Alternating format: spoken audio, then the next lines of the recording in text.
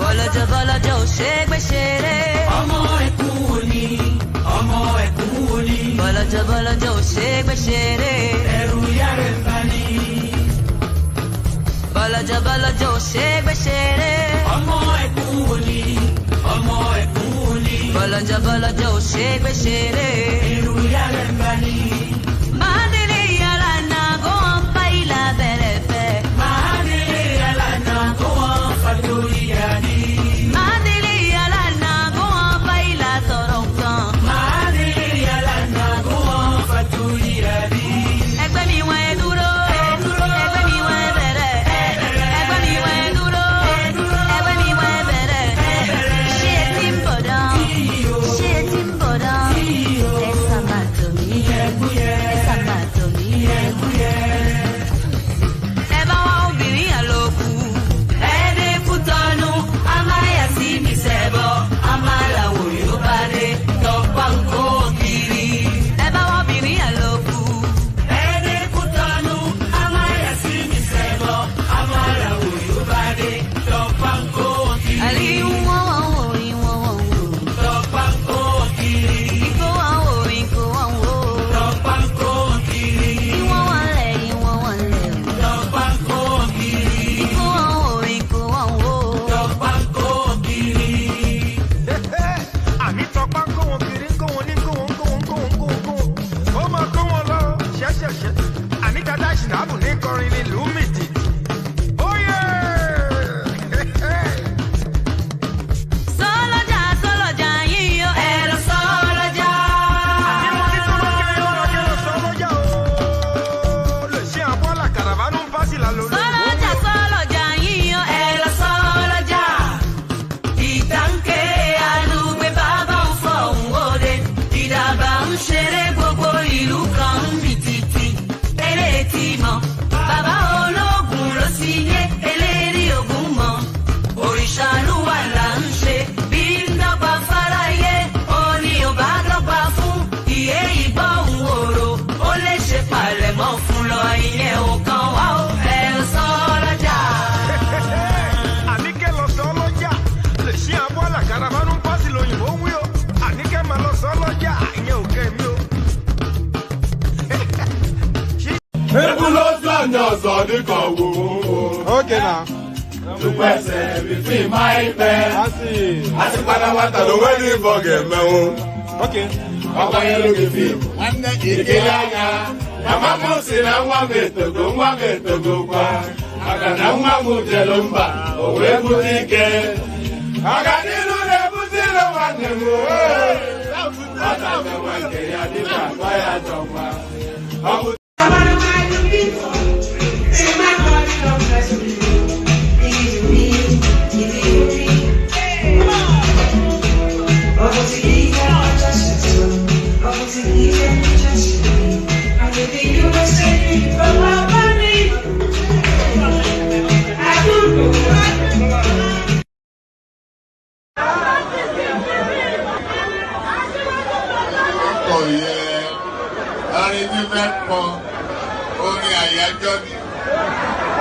Orin àyájọ́ ni.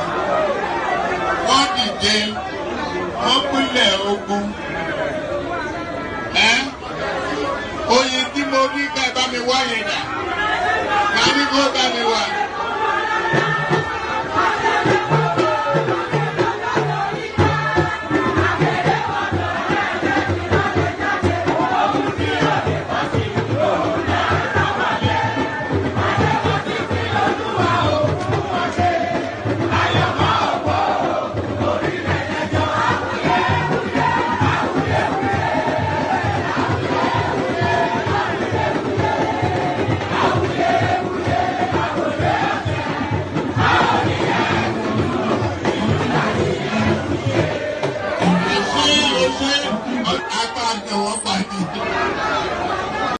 Ẹ̀jẹ̀ mi ni ẹ kí n gbọ́, àkànbí ewé ayò, ewé tún méje, ìtún ló ní ọtún ẹ ṣe, ìfà ló ní kan fà ẹ mọ́ra, àìbínú gbogbo àtàrẹ, gbogbo méjì ọkà bàbà, Ogun mẹ́ta ọba wá sẹ́.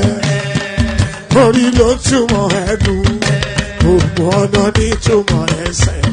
Akọni ìmọ̀ tú ìmọ̀ jọ. Ìmọ̀ èmi ni wọn kì í dálẹ̀. Bọ́ba lọ mẹ́lẹ́mọ́. Wá fi jóye ẹlẹ́mọ́. Akọni wọn bá lọ gbé fèrè. Wá fi jóye olùkọ́. Bọ́wọ́ wọn bá tẹ̀ mí. Wá fi jóye aláre. Àwọn mẹ́tẹ̀ẹ̀ta parapọ̀. Wọ́n wá jọ ń pẹ́ mọ́. Ẹ̀ẹ́mọ́ olóko jẹ. Wọ́n pa Akíntọ́lá. Akíntọ́lá ọmọ Ògún.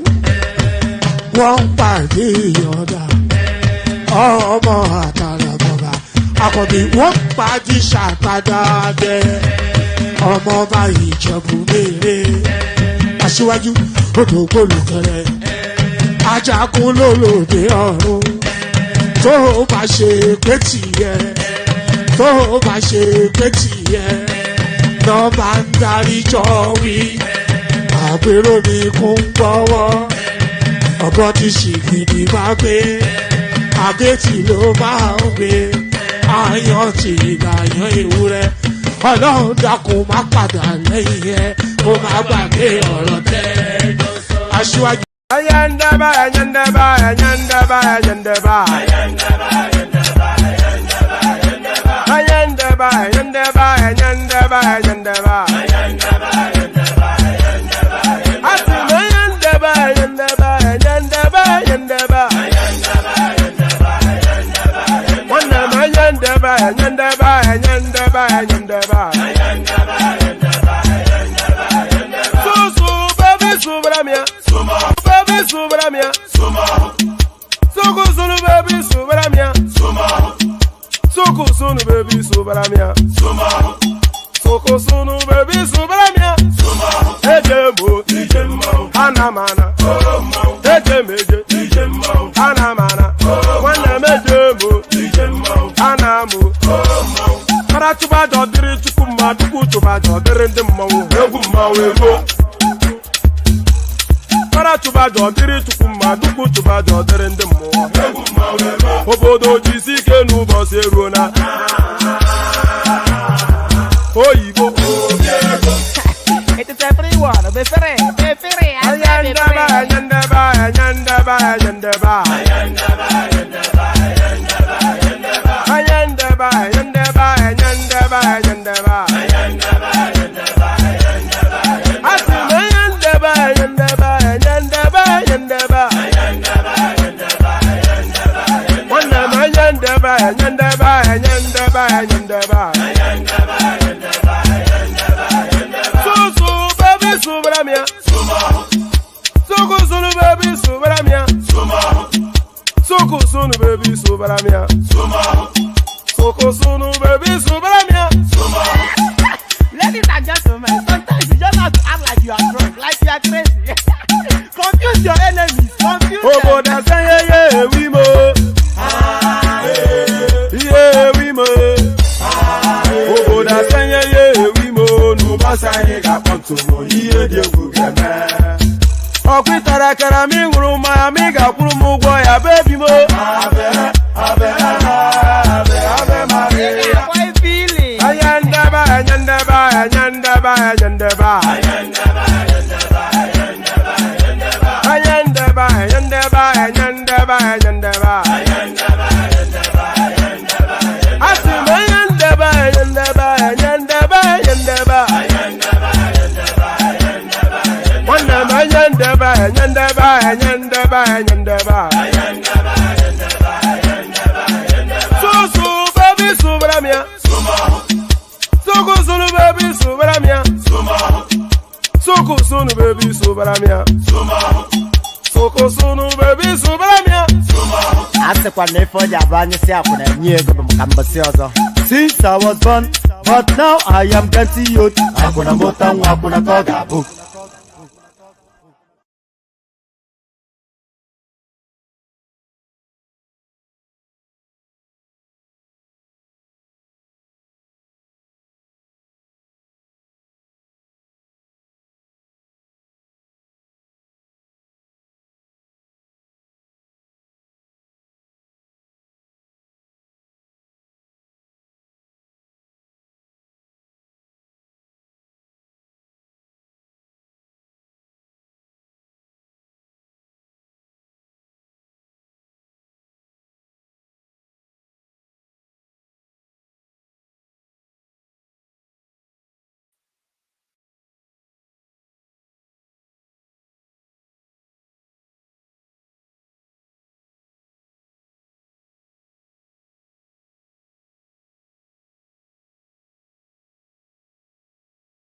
ebulu otu onye ọzọ dịka ọgwụgwụ. Okay now. Tupu ese bifi ma ikpe. I see. Asịkwana nwata na onwere ife ọ ga-emenwu. Okay. Ọgbanyelu gị fim nwanne ikiri anya. Mama m si na nwa m etogo kwa. Maka na nwa m jelu mba o wee bute ike. Ọganiru na-ebute ilo nwanne m. Ọ na-emewe nke ya dịka akpa ya chọkwa.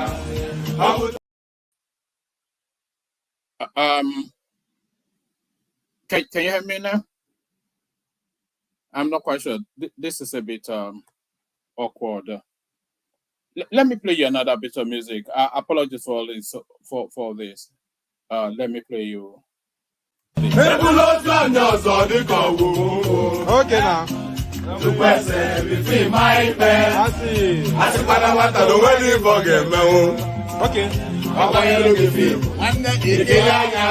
Mama m si na nwa m etogo kwa. Maka na nwa m jelu mba o wee bute ike. Ọganiru na-ebute ilo nwanne m. Ọ na-emewe nke ya dịka akpa ya chọkwa.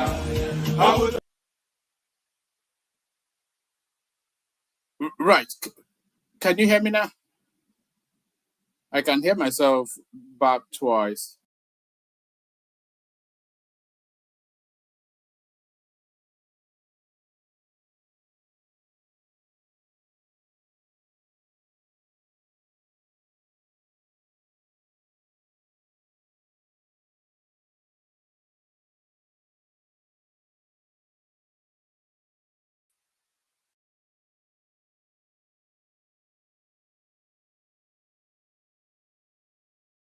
ẹ̀jẹ̀ mi nìyẹn kí n gbọ́ àkànbí ewé ayò ewé tún méje ìtún ló ní ọtún ẹ ṣe ìfà ló ní kan fà ẹ mọ́ra àìbínú gbogbo àtàrẹ gbogbo méjì ọkà bàbà gbogbo mẹ́ta ọkà wáṣẹ́ orí ló túmọ̀ ẹ̀dùn gbogbo ọ̀nà ní túmọ̀ ẹsẹ̀.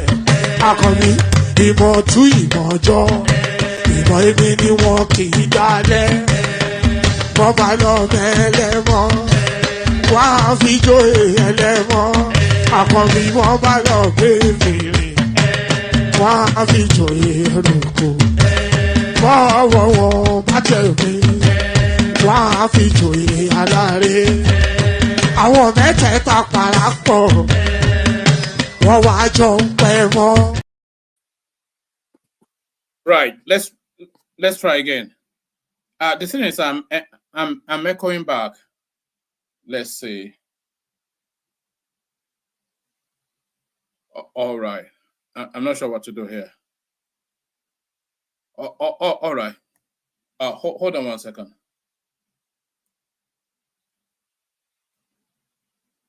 Can you hear me now?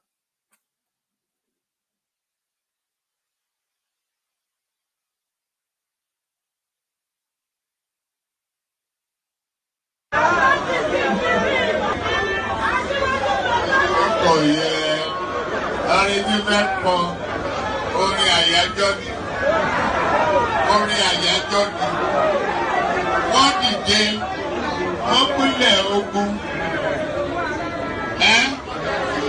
oyin tí mo rí ká bá mi wá yẹn dà ká ní kó bá mi wá.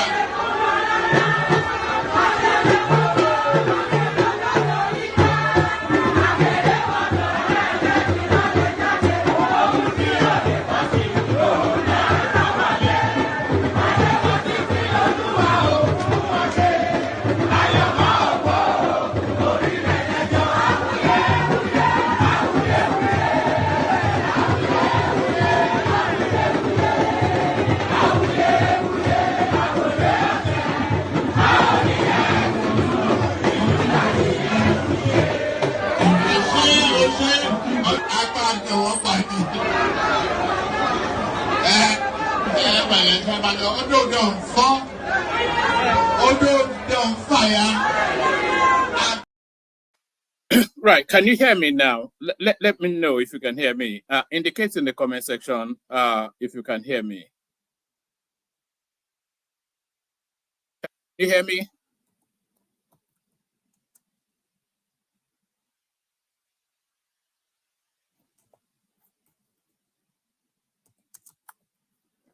All right. If you can hear me, then it's all systems go.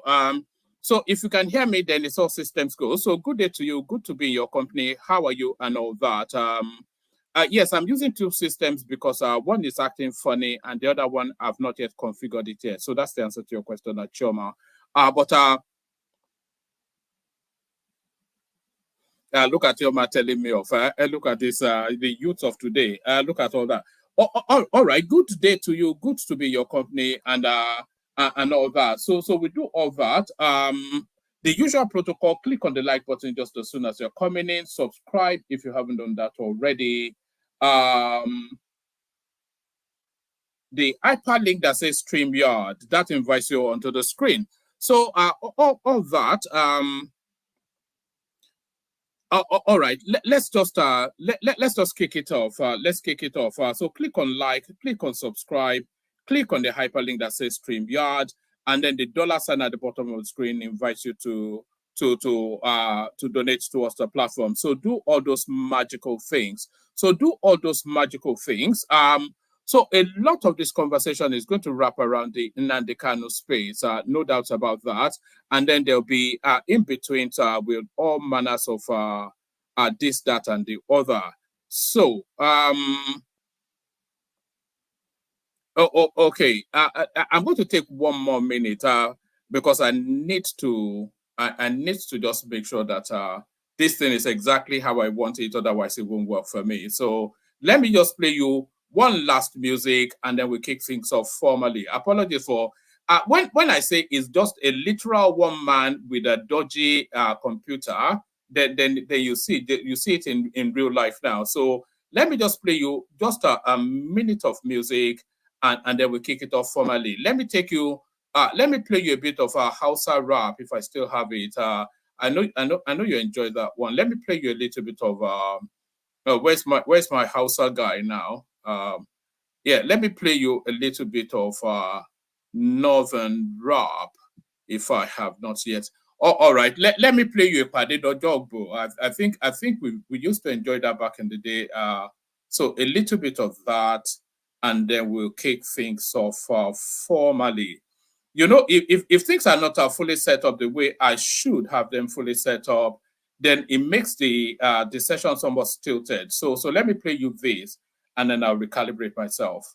Ẹni bàbá ilé, bọ́lábọ́lá, ọmọ sùúrù, ìgbàlódé yọ̀dù, ìgbàlódé yọ̀dù, báyìí lẹ́nu lùdì, báwa lẹ́nu lùdì, ìgbàlódé yọ̀dù, àtẹ̀lù lùdì, àtẹ̀lù létí, àtẹ̀lù lẹ́ta, àtẹ̀lù bẹ́rí, àtẹ̀lù bàrí, àtẹ̀lù jẹta.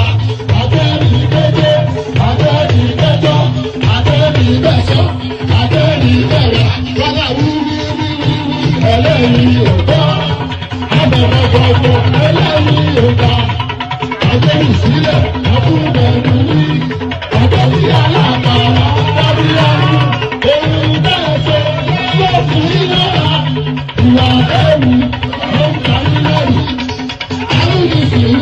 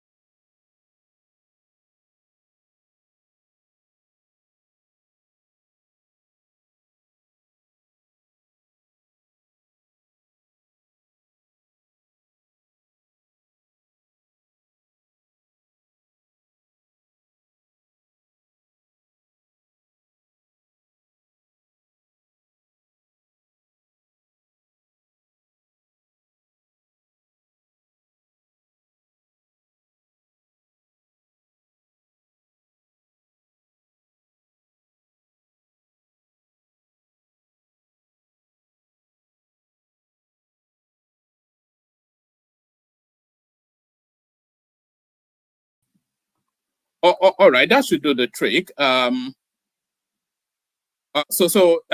if that has done the trick. That should do the trick. It's going to be an awkward session. But I will go with it however it goes. Let me know. Can you hear me now? All right. Can you hear me now?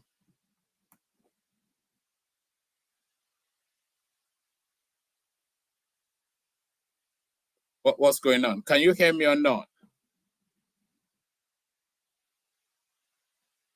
Uh, all right, brilliant. All right, brilliant. Okay, so we kick it off. So we kick it off. Apologies for that. I'm straddling two systems just to get things. I promise by tomorrow I should have sorted it all out. So we just go with it how it is today. So we go with it how it is today. So good day to you. Good to be in your company.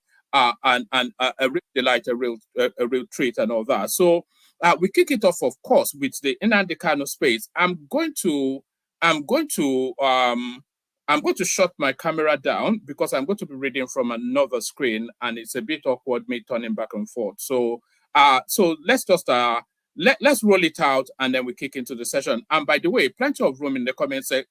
Plenty of room.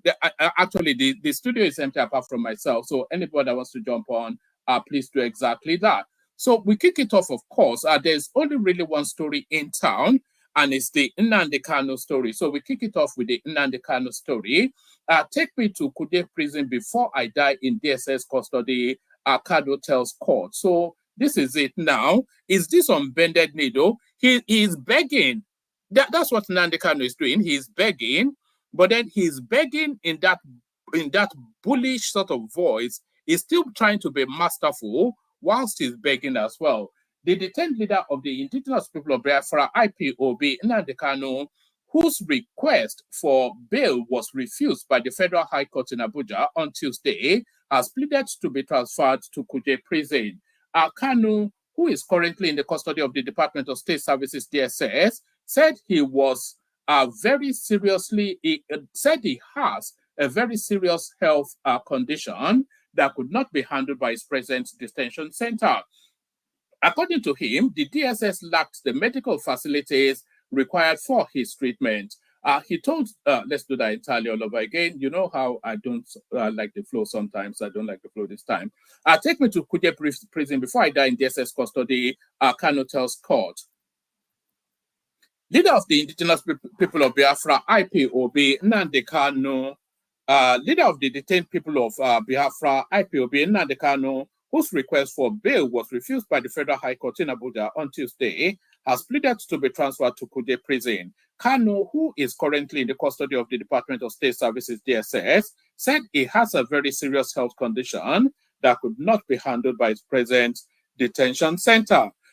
According to him, the DSS lacked the medical facilities required for his treatment. He told the court that his ailment had to do with the heart, a situation he said has started manifesting in his physical appearance, especially his feet, F-E-E-T. Besides, he decried that the security agency had continued to restrict his visitors from having access to him. Speaking from the dock, shortly after his bail application was denied by Justice Binta Nyako, Kanu alleged a conspiracy to allow him to die in custody of the secret police. He said, "People will come to see me, they will not allow them. They don't have the medical facility. I have congestive heart failure. They are patching me up. My feet is swollen. I asked them to conduct surgery and they said they couldn't. There is a conspiracy for me to die in detention. I want to be transferred to Kuje," he told the court. Kanu is answering a 7-count treasonable felony charge that was preferred against him by the federal government. It says that though the Court of Appeal quashed the charge and ordered his immediate release from detention, following an appeal that was lodged by the government, the Supreme Court vacated the judgment and ordered the resumption of his trial. So everything happening to Nnamdi Kanu at the moment, still very much within the ambit of law. So everything happening to Nnamdi Kanu at the moment, still very much within the ambit of law. Southeast, peace will return 2 minutes after my release. So that's Nnamdi Kanu being bullish there. I have a clip of that, so I won't do the readout on that. So we go on from there to this one. Putin wants NATO of World War III. So the looming darkness that is coming from those quarters. Russian President Vladimir Putin says a direct conflict between Russia and NATO would mean that the planet is one step away from World War III, according to Reuters. The comment came as Putin claimed a landslide victory in Russia's presidential election with 87.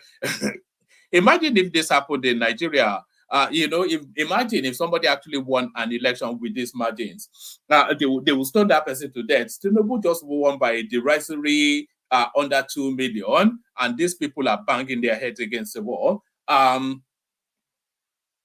Let me see. All right. If I'm looking in this direction, I am reading from a different screen. The comment came as Putin claimed a landslide victory in Russia's presidential election with 87.8% of the votes. The United States, Germany, United Kingdom, and other nations have said the election was neither free nor fair due to the imprisonment of political opponents and censorship. During his post-election briefing, Putin said, "It is clear to everyone that this will be one step away from a full-scale World War III. I think hardly anyone is interested in this." French President Emmanuel Macron previously stated that he could not rule out the possibility of deploying ground troops in the Ukraine. So if they are making that threat to possibly deploy ground troops to the Ukraine, that means they have tested sufficient enough of Russia's military capacity.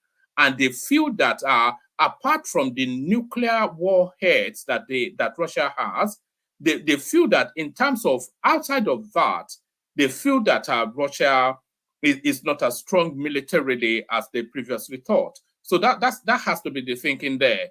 And they think they can deploy, it's a gamble, isn't it? So if they deploy those ground troops, they are deploying it on the gamble that Russia would not escalate it to a nuclear war.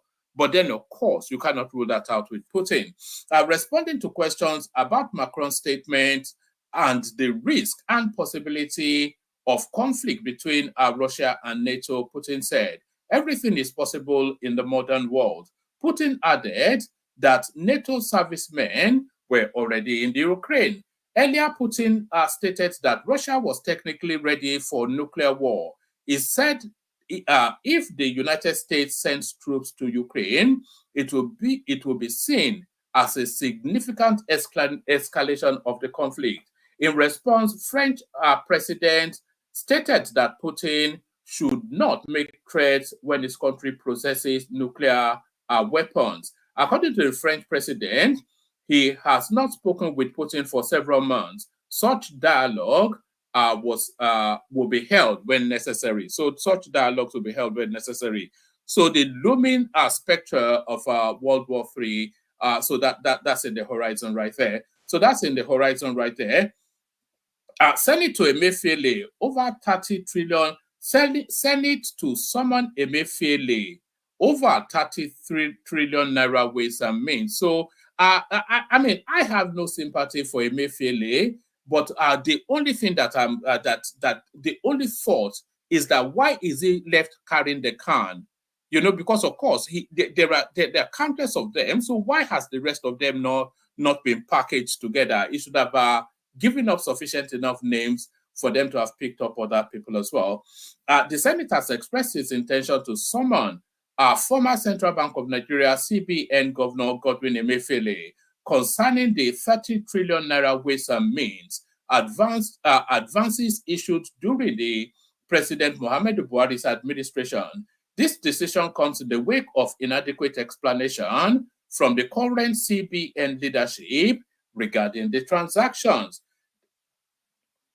The chairman of the Senate Committee on Ways and Means from Kogi State, Senator Jibrin Issa, made this known after a session with CBN officials, including the deputy governor at the National Assembly in Abuja. The Senate's move is part of a broader inquiry led by ISA's ad hoc committee established to scrutinize the acquisition and utilization of CBN's Ways and Means loans under Buhari's tenure. The committee is tasked with delving into the intricacies of the financial mechanism known as Ways and Means, a facility that allows the CBN to cover government budget deficits. So there it is. It says, they said the CBN made a presentation on Ways and Means and on Anchor Borrower Scheme, and we are able to extract so much information from them, and that will prepare us for the next line of discussion with them. Basically, we were able to make presentations on Ways and Means with regards to the beneficiaries of those loans, but we had issues of approval. We discovered that the CBN governor unilaterally gave approvals, and we feel this is abnormal. We asked them for explanations in that regard, and they don't have immediate explanations. And I want to believe that they want to go back home, check their records, and at the next meeting, they will be able to provide us with those explanations. We believe that every approval must be given by committee members, the governor and the deputy. That is the standard. Where the governor alone gives an approval, that is also confusing, and that they will provide answers for. So essentially, what this is telling us is that Emefiele actually just ran the CBN. It essentially ran it as a personal, or like a personal bank. That seems to be what is. Dewale pop into the studio. Come and keep me company. So Emefiele essentially ran the CBN like a personal bank account. So he was actually unilaterally signing approvals almost to the tune of really to the tune of 30 trillion naira. So that's that. So that's that. Let's go on from there to the next one. What are we looking at? Kanu 6 transfer to Kuje prison from DSSR facilities. I think we've read that. Let's go on to this. Murder of 16 soldiers not from Niger Delta. So this is Pabio chiming into the present ongoing situation in the country. The Senate President Godswill Akpabio has stated that those responsible for the massacre of 16 officers and men of the 181 Amphibious Battalion at Okwama in Ugeli South local government area of Delta State are not from Niger Delta.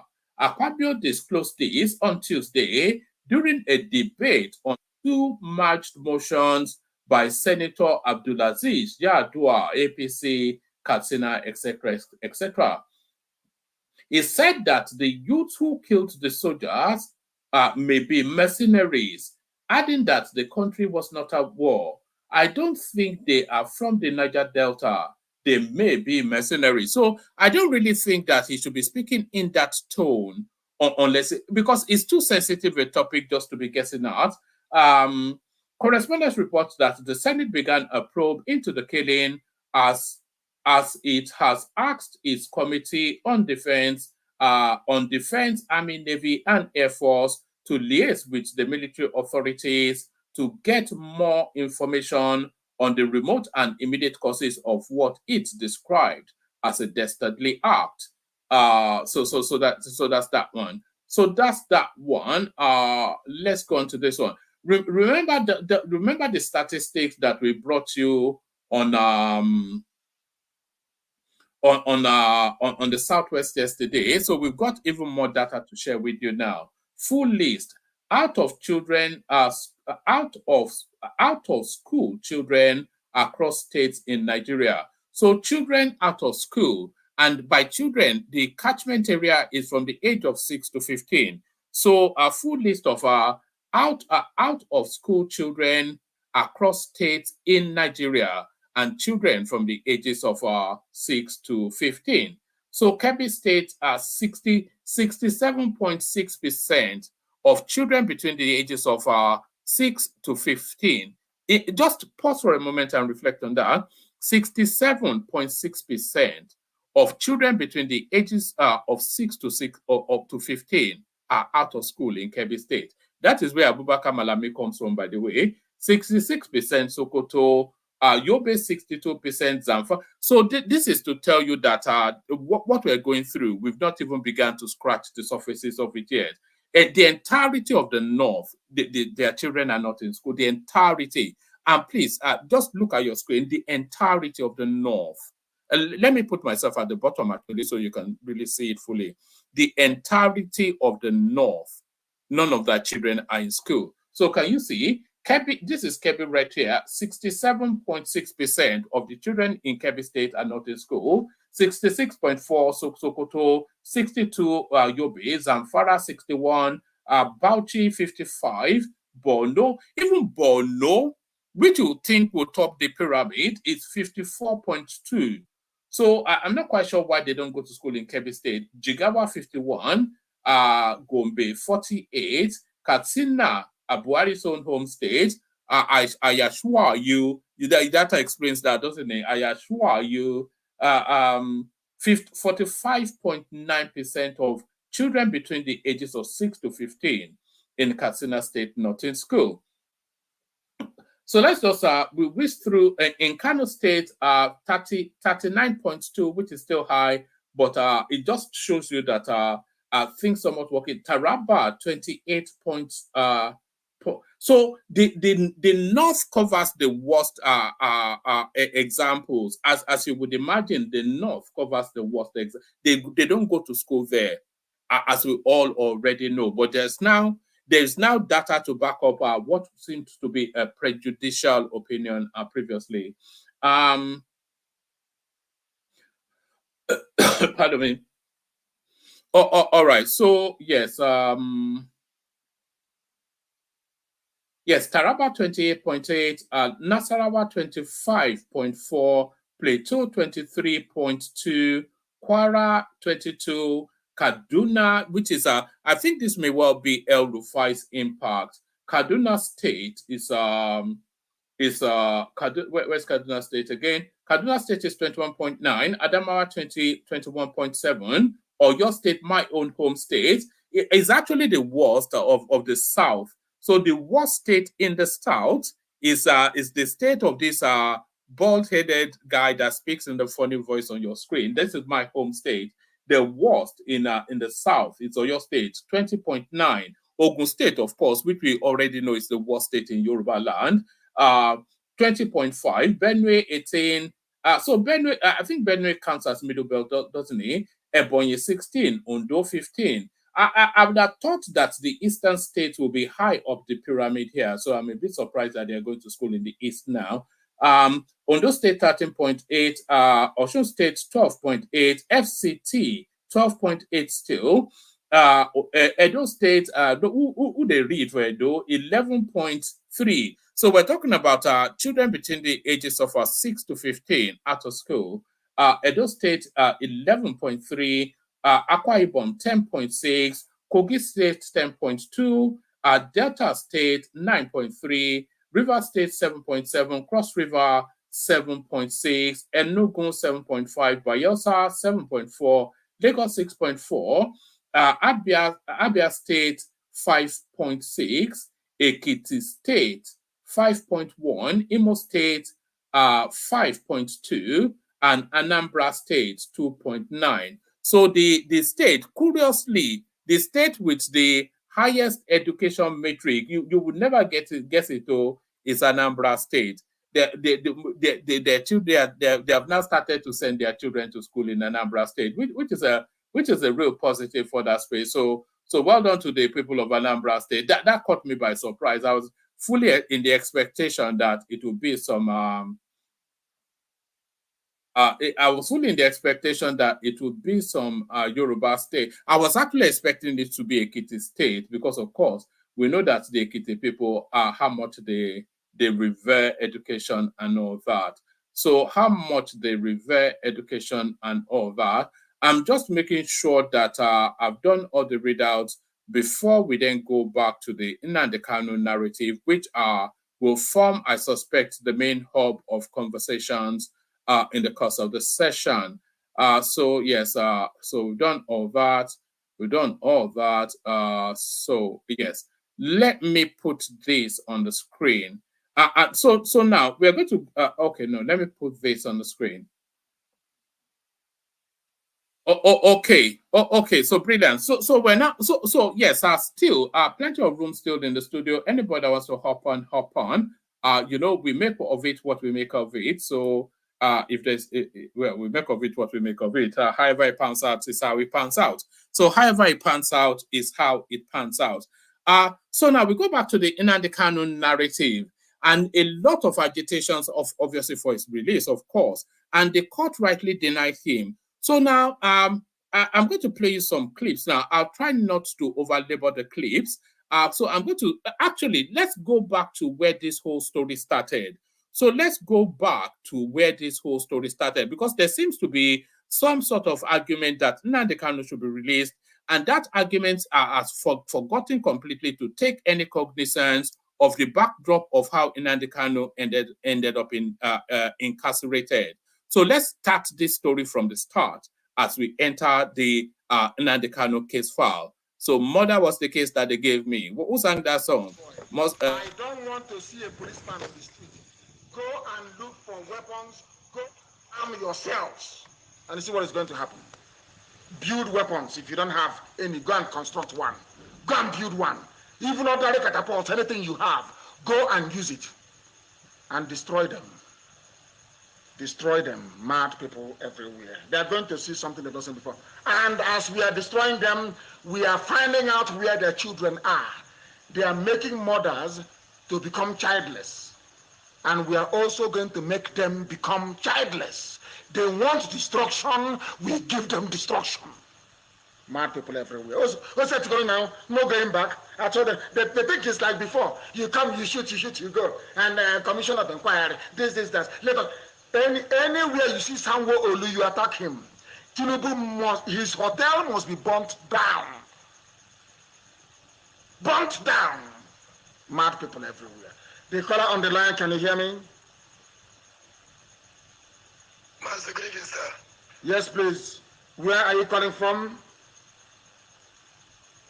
Master, my name is Kele Padabuchi. I'm calling from Iguacha. What is happening? You lost your voice. Were you leading the protest today? Were you the one leading it? Because your voice is no longer there. Yes, sir. Yes, sir. We are generating at Oyibo Express as I'm talking to you right now. Amazing stuff. Yes, sir. So, sir, the protest in Oyibo today was something else. I know. We walked all the way from Oyibo to... It is Obibo, not Oyibo. Remove that Y. It's Obibo. Yes, Obibo, sir. Obibo, right away now we are at Obibo Express, generating and singing. Even the police, they couldn't do anything today. They were just looking at us. And right now we are at Express Obibo, generating right now. I'm talking to you, sir. If the police moves, you move them. You know, that's what they used to say to us before. If you move, I move you. If the police tries anything, get hold of them, kill them, and burn down the police station. That is the price they're going to pay. Anywhere they kill somebody, every police station around there should be burnt down to the ground. Every police... Where are you calling us from? All right, I'm calling from Ikeja, precisely, sir. What is happening in Ikeja right now? Please tell us. The Allen have been blocked since morning. I was there live. It has blocked since morning. I left them there around that kind 7:30. And secondly, we didn't have any attack whatsoever. In fact, our voice was one. And secondly, the NSAS of 18, the strategy the federal government want to use, they're going to tell you they end those SARS, and they're going to send those SARS to start robbing people, and they will turn around to say, you people are the one that asked us to stop SARS. So stopping SARS is not even the end. The main thing is complete, the end of Nigeria. That's what people want. Now people are not even talking about ending SARS anymore. They are saying now what they are singing today now is Tinubu must go. That's what they are singing, even all the Yorubas. Tinubu is in trouble. Tinubu is in very, I'm telling you the truth. That man is gone. Anywhere Tinubu runs to, if he likes, let him run to England, we will find him. Anywhere Tinubu runs to, we are going to find him. He's going to.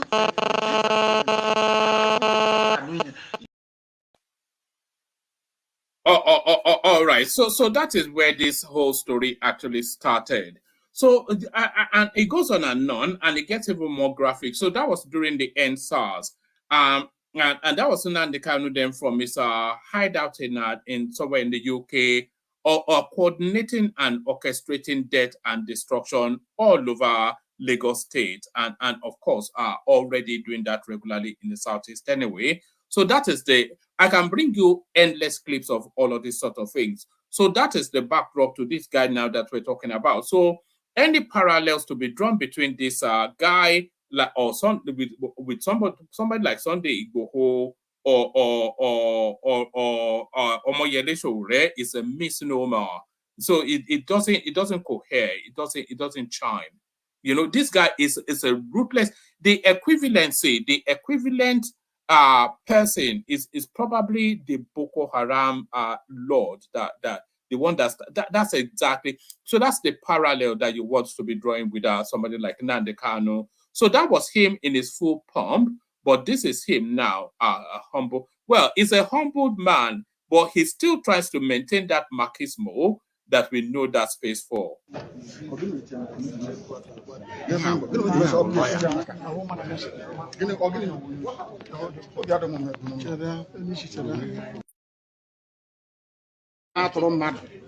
na-egbu mmadụ kwee n'ihi Biafra onye ahụ onye ohi onye ọbụla pụtara na-ezu ohi na-agba ama na-atụrụ ndị mmadụ na-eme ihe niile ndị a niile kwere na ohi IPOB onye ahụ onye ohi ka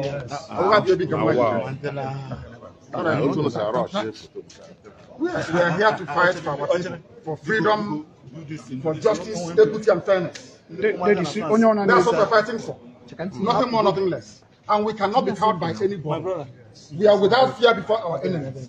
And we speak the truth always. I want all the journalists here arrayed to go and ask government of Nigeria, what happened to treasonable felony? Where are those charges today? From 2015. They have just disappeared because they have no evidence against me.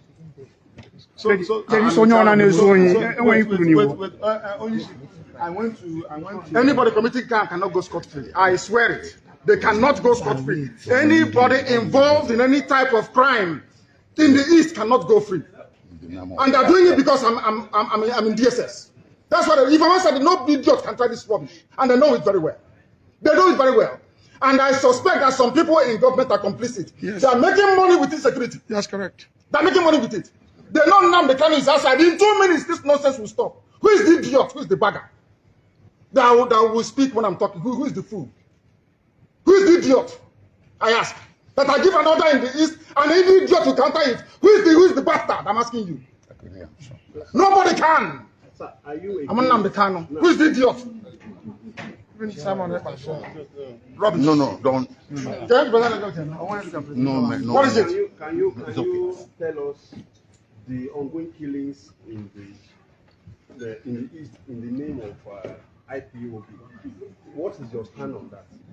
Anybody involved in any form of violence or insecurity in the Southeast, In the name of IPOB. in the name of IPOB, is a gunner, and they know it. Let me come out of this nonsense, this mess. 2 minutes only. There will be peace Only 2 minutes, I guarantee you. and tranquility. And there will be peace in the East, not just Southeast. Everywhere in the East, if not the entire South. Huh? Yes.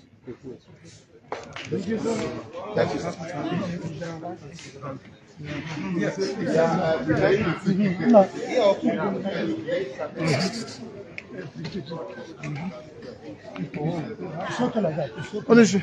Calendar. No, I want the hand in one here. There will be justice. There will be justice.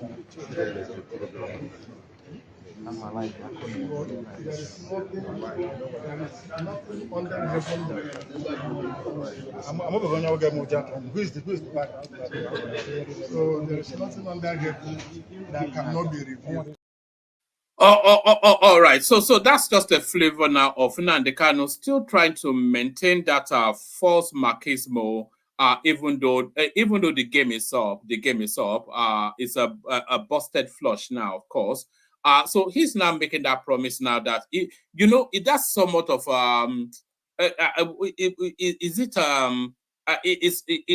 we call it echo in Yoruba land. A bit of subtle, a bit of slight of language. Yes. Let me put it like that because I can't find the words to express it. A slight of language. That's what that is. Is somewhat is double entendre. That's I think that might well be the term, or double entendre. If you want to be a bit picky. So they call that a double entendre. So if you say something but mean something else, it's actually dog whistling to the government that if they let him go, then very quickly there will be peace in the east. So it's telling us now that within 2 minutes of his release, there will be peace in the east. So he can whistle to the wind. That guy is not being released anytime soon. I can bring you even more clips of the atrocious things that is said just over the years before they yanked him off the streets of Kenya and slammed him in a DSS facility. A little bit more of Nnamdi Kanu, and then we'll bring the panelists on.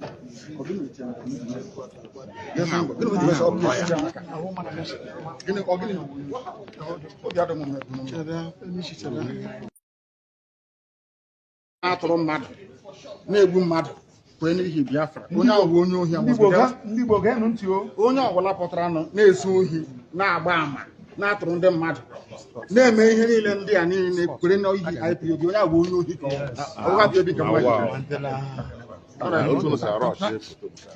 we are here to fight for freedom, for justice, equity and fairness. That's what we're fighting for.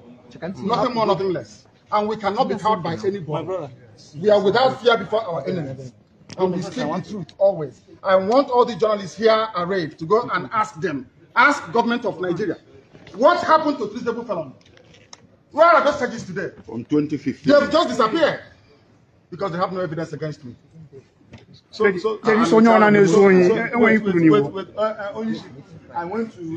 Anybody committing crime cannot go scot-free. I swear it. They cannot go scot-free. Anybody involved in any type of crime in the East cannot go free. And they're doing it because I'm in DSS. That's what if I said no idiot can try this rubbish. And they know it very well. They know it very well. And I suspect that some people in government are complicit. Yes. They are making money with insecurity. That's correct. They're making money with it. They know Nnamdi Kanu is outside. In 2 minutes, this nonsense will stop. Who is the idiot? Who is the bagger? That will speak when I'm talking. Who is the fool? Who is the idiot? I ask. That I give an order in the East, and any idiot will counter it. Who is the bastard? I'm asking you. Nobody can. Sir, are you I'm Nnamdi Kanu. Who is the idiot? No, don't. No, man. No. What is it? Can you tell us the ongoing killings in the East in the name of IPOB? What is your stand on that? The court is also entitled to change its mind as well, depending on the strength of the argument. Thank you. So we hope that they'll change their mind. They are using it to do experiment against us. Exactly. So there is no way we're going to allow that to happen. My rights must be respected. It's important. My right to fair hearing must be observed and obeyed. Understand that. They brought him to Kenya into this dock and allowed him to talk with that. You were talking about your health condition. What exactly is wrong with you, sir? I have congenital heart failure. Congestive heart failure is called. From the medication, you can tell. So they're basically trying to keep me alive. So that when they calculate that I'm about to give up, that my heart is about to pack up, they will now say go. So when I go outside, I will die outside. That's what they're trying to do. The medications they've been giving to you has not been working. It's not working. If it's working, why would I have all these lumps underneath my? And he has written a petition to the Nigerian Medical Association where they brought one quack doctor, somebody who is not a doctor, to treat him. To come and try and treat. But up to now, they have not. They don't know what they're doing, and they know they don't know what they're doing. Or else, why would I have this? As long as it remains in DSS custody, there won't be no trial. So what is your application? is seeking for a non-custodial arrangement by the court.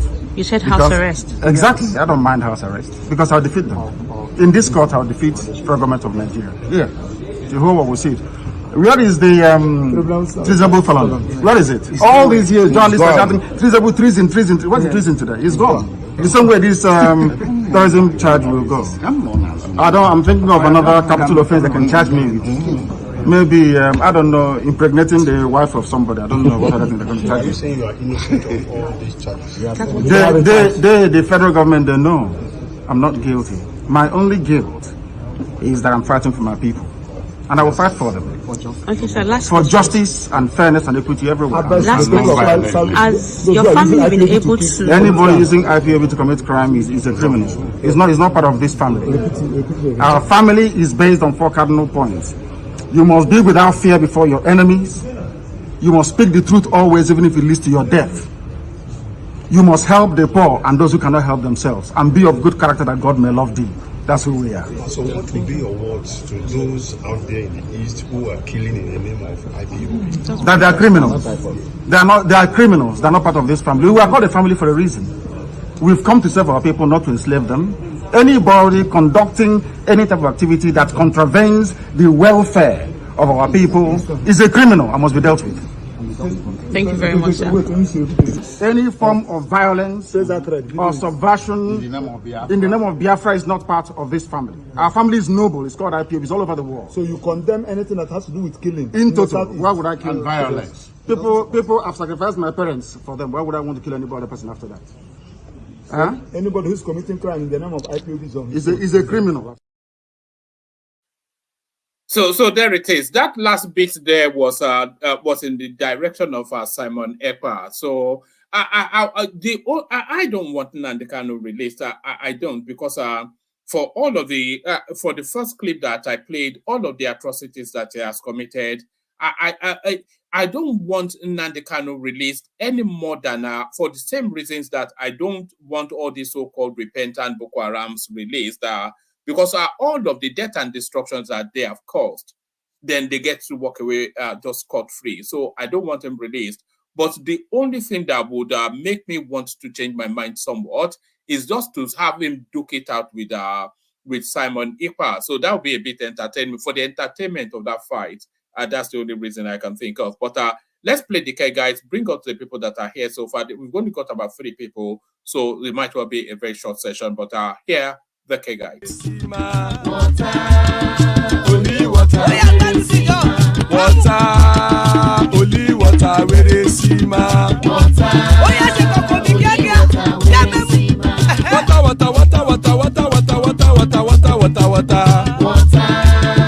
only water, where they see ma. Hapa o naido.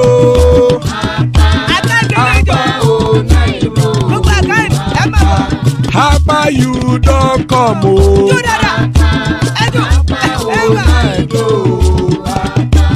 Hapa o naido.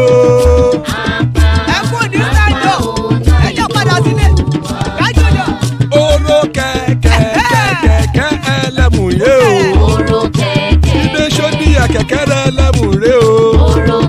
Bobby master kẹ̀kẹ́ ẹlẹ́mù re o. Chief Waila ti kẹ̀kẹ́ ẹlẹ́mù re o.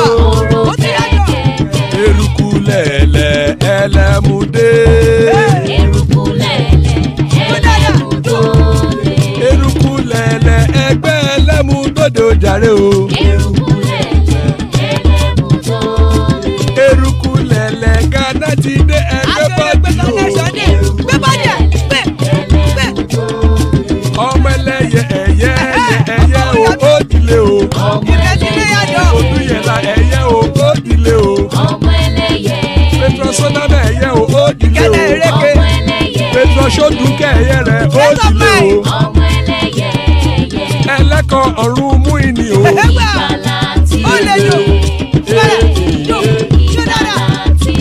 Àkùkọ ọ̀run mẹ́kọ̀.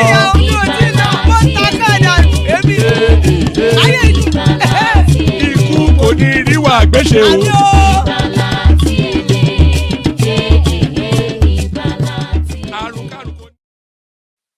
And there it is right there. Ikuko Neru Agbesheme, death have nothing to do with us. So amen to that on behalf of myself.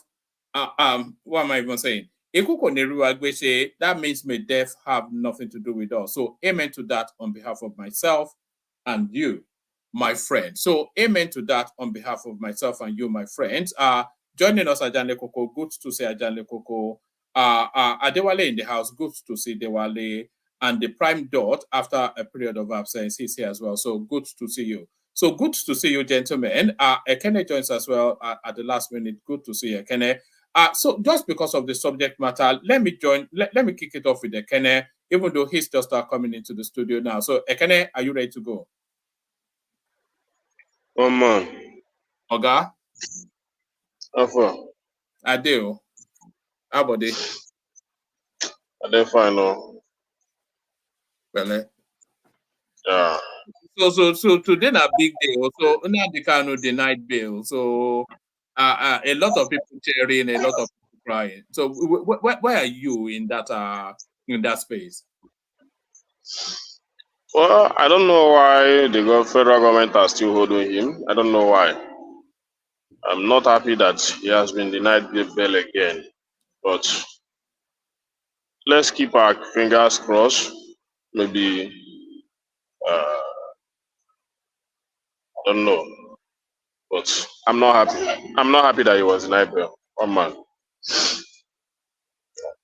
Right. What reasons was given for him not being denied, not being granted bail? You said? Do you know the reasons they gave for not granting him bail? I didn't read that the judgment they gave today. I didn't read it because I was too busy today. It's just the video that he made a speech. I sent it to you. So yes, dissociating himself with what is happening in the southeast concerning Simon Eba and his atrocities. So I sent you the video. So that's the only thing I watched, and I just saw the headline that he was denied bail again. So I didn't bother myself reading it. That's it. But I'm only I'm happy because of how he spoke, and that he's still well and hearty, and that making that speech so that people like Simon Eba, he made it clear that people like Simon Eba is being used by the government. So he made a statement today. You cannot say that you are fighting freedom, you are fighting for freedom and all those stuff, and at the end of the day, killing your people. Which I always say, if you kill everybody in the southeast, then who are you fighting the Biafra for? And the people like Simon Eba has caused a lot of problem in the southeast, and I'm happy that he dissociates himself from people like Simon Eba, and he made it clear that if he comes out today, within 2 minutes, you will not hear anything like insecurity in the southeast. So I'm happy. How is he able to make those? How is he able to make that statement? He made it because you see, everybody knows his popularity before he was taken away by the federal government. So people like Simon Eba came in and used that popularity to be cashing out, doing a lot of atrocity and all those stuff, being used by the politician and all those stuff. So they are riding on his popularity to cause mayhem in the southeast. You know the amount of money they are gaining since this man was taken into prison. Yeah, they opened their platform, contributing money for Simon Eba, and he using the money to take care of himself and his own personal ambition. And people that are not wise are following him. So that is it. You know, most of the people, whenever they hear that name Biafra, they don't think straight again. They will just want to do anything. Whether the person that is mentioning that Biafra, whether he's a fraud or not, they don't want to know. But as far as you mention that Biafra, a lot of people want to just follow you without knowing your ideology. Let me play you. Let me play you 2 minutes of a clip, and then I want you to react to it. Let me play you 2 minutes of a clip. Well, we are here. I don't want to see a policeman on the street. Go and look for weapons. Go arm yourselves. And you see what is going to happen. Build weapons. If you don't have any, go and construct one. Go and build one. Even ordinary catapults, anything you have, go and use it. And destroy them. Destroy them. Mad people everywhere. They are going to see something they've not seen before. And as we are destroying them, we are finding out where their children are. They are making mothers to become childless. And we are also going to make them become childless. They want destruction, we give them destruction. Mad people everywhere. What's that going now? No going back. I told them, the thing is like before. You come, you shoot, you go. And commission of inquiry, this, that. Later, anywhere you see Sanwo Olu, you attack him. Tinubu his hotel must be burnt down. Burnt down. Mad people everywhere. The caller on the line, can you hear me? Master, good evening, sir. Yes, please. Where are you calling from? Master, my name is Kelly Padabuchi. I'm calling from Iguacha. What is happening? All right, it gets worse from there, Kenneth. So when you are saying release this guy, can you see why some people would disagree with you? I see why people like you disagree with him, but this is during the NSAS, which I never participated and I didn't know anything that happened in that time. But for me, I think that dialogue should have been made by now. So if this is the only reason why they should keep him, I don't know. But because of peace and the unity of the nation, I want federal government to release him. That's all I'm at. So if we keep on relying on spite of what, hold on. In spite of all of the killings that he facilitated. Killings like what? In spite the of people all that of is killing people, the people that is killing people. No. I'm not talking about. Oh, hold on. So you understand? During his reign, he was ordering the killings of people, telling people how to get weapons, organizing weapons for them, and supervising killings of men in uniform. I've got about 10 clips. If you want to hear them, you can hear them. So in spite of all of that, you want him released. I know that he formed his own security, but you know that our government, our state governors lack insecurity during that period. You understand? They lack insecurity. They lack the power to protect the people, and the bandits are coming inside the bush, chasing away women, our women out of their farms and all those stuff. He was asking them to kill policemen. You heard him telling them to go and kill Sanwo-Olu, to go and burn down Tinubu, to hunt down Tinubu. If I play that clip further, he'll tell them how to get weapons, how to fashion weapons, tell them to go and register to collect weapons, to kill soldiers, to kill policemen, anyone in uniform, kill them. And people were phoning in, taking direct instructions. I can play the clip if you want to hear it. How many people follow this directive? One man, you know, there are some things. It was just a comedy skit, Abi. It was a comedy skit. Well, if you say that if that is the reason why you want him to be kept inside there, no problem. You can keep him now. But I'm saying that a lot of people are coming to this issue. You see the chiefs and the kings that followed him to the court today, that go to the court because of him. It's just because of this peace in the southeast, nothing more. And that's my only concern. Nnamdi Kanu has nothing to do with peace in the southeast. because what is going on in the southeast is nothing to do with Nnamdi Kanu. It's criminality and people using opportunities. It's absolutely categorically nothing to do with Nnamdi Kanu. If they release Nnamdi Kanu today, things will carry on as they are, get worse. Well, when they should first of all release him. They should first of all release him. That's my own. But if you want to keep him because of what he said, a lot of people have said more evil words than him, and are still moving around in the society today. A lot of people have done a lot of things, acted in a manner that is not building the unity of this country, and they are still walking around today.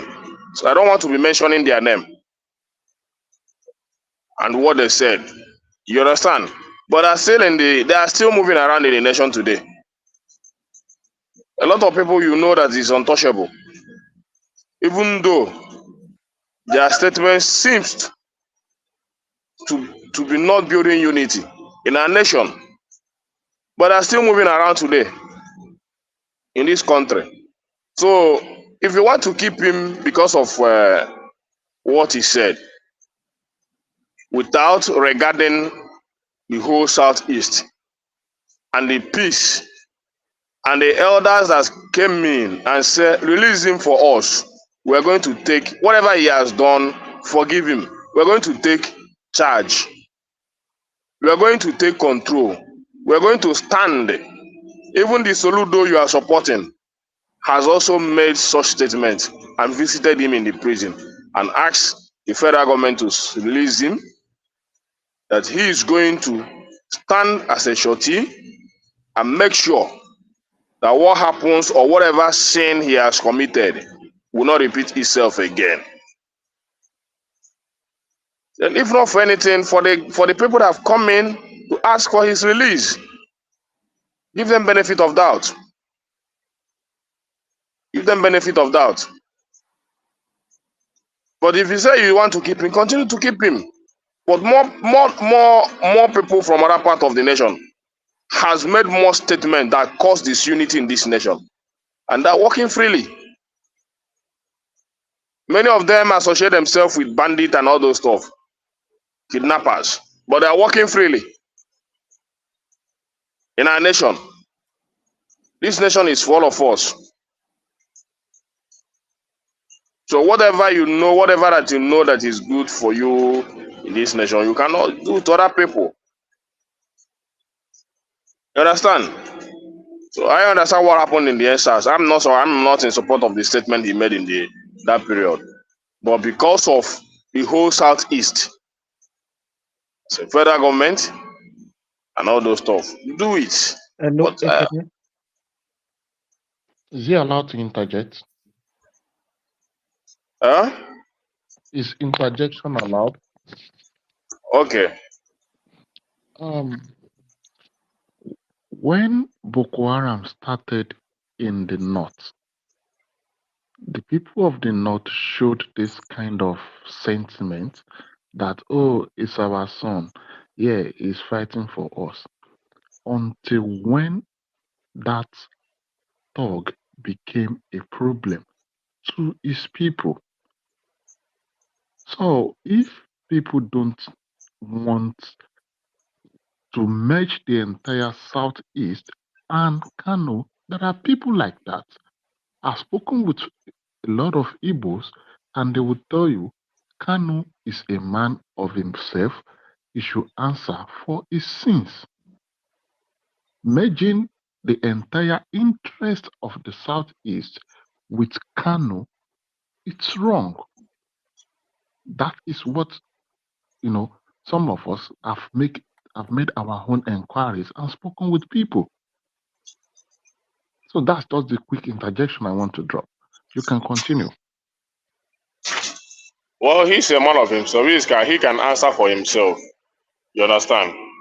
I don't know the people that say that. I don't know why they say, but they should not say that there is nothing like Biafra.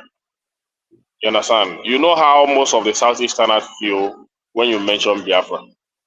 So that is still using that sentiment to generate sympathy or seek for some sympathies in the other part of the nation or the country. So, but for me, we are still building a nation of unity. Many things have happened, but I still maintain that he should be released. I still maintain that he should be released. Especially that guy Simon Ekpa that is using him cause problem in the southeast. I want him to be released. Because that guy Did he sound repentant in those clips? That's the first time we're hearing from him, by the way, I think in 2-3 years. But did he sound repentant? Did he sound remorseful? Did he sound like he regrets his action? Did he sound like he's sorry?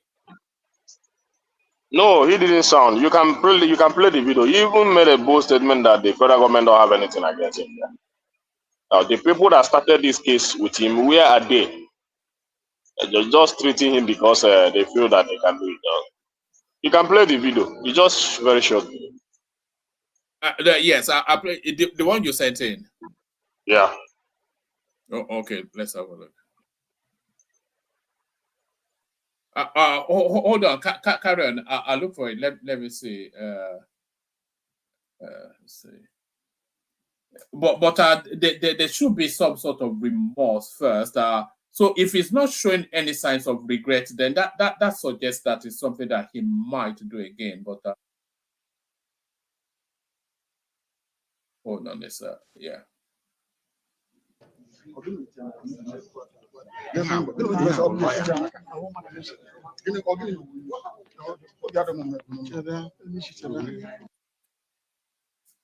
atụrụ mmadụ na-egbu mmadụ kwee n'ihi Biafra onye ahụ onye ohi ndị Igbo ga-enụ ntị o onye ọbụla pụtara na-ezu ohi na-agba ama na-atụrụ ndị mmadụ na-eme ihe niile ndị a niile kwere na oyi IPOB onye ahụ onye ohi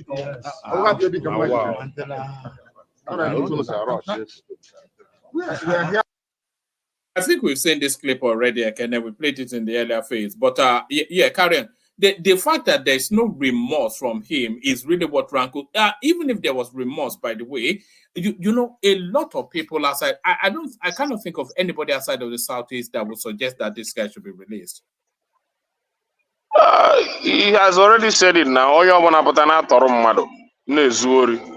And all those stuff. Is an enemy of the Southeast. Which means if you are kidnapping or you are stealing or you are doing a lot of atrocities in the name of Biafra, you are the enemy of the Southeast. So what else do you want him to say?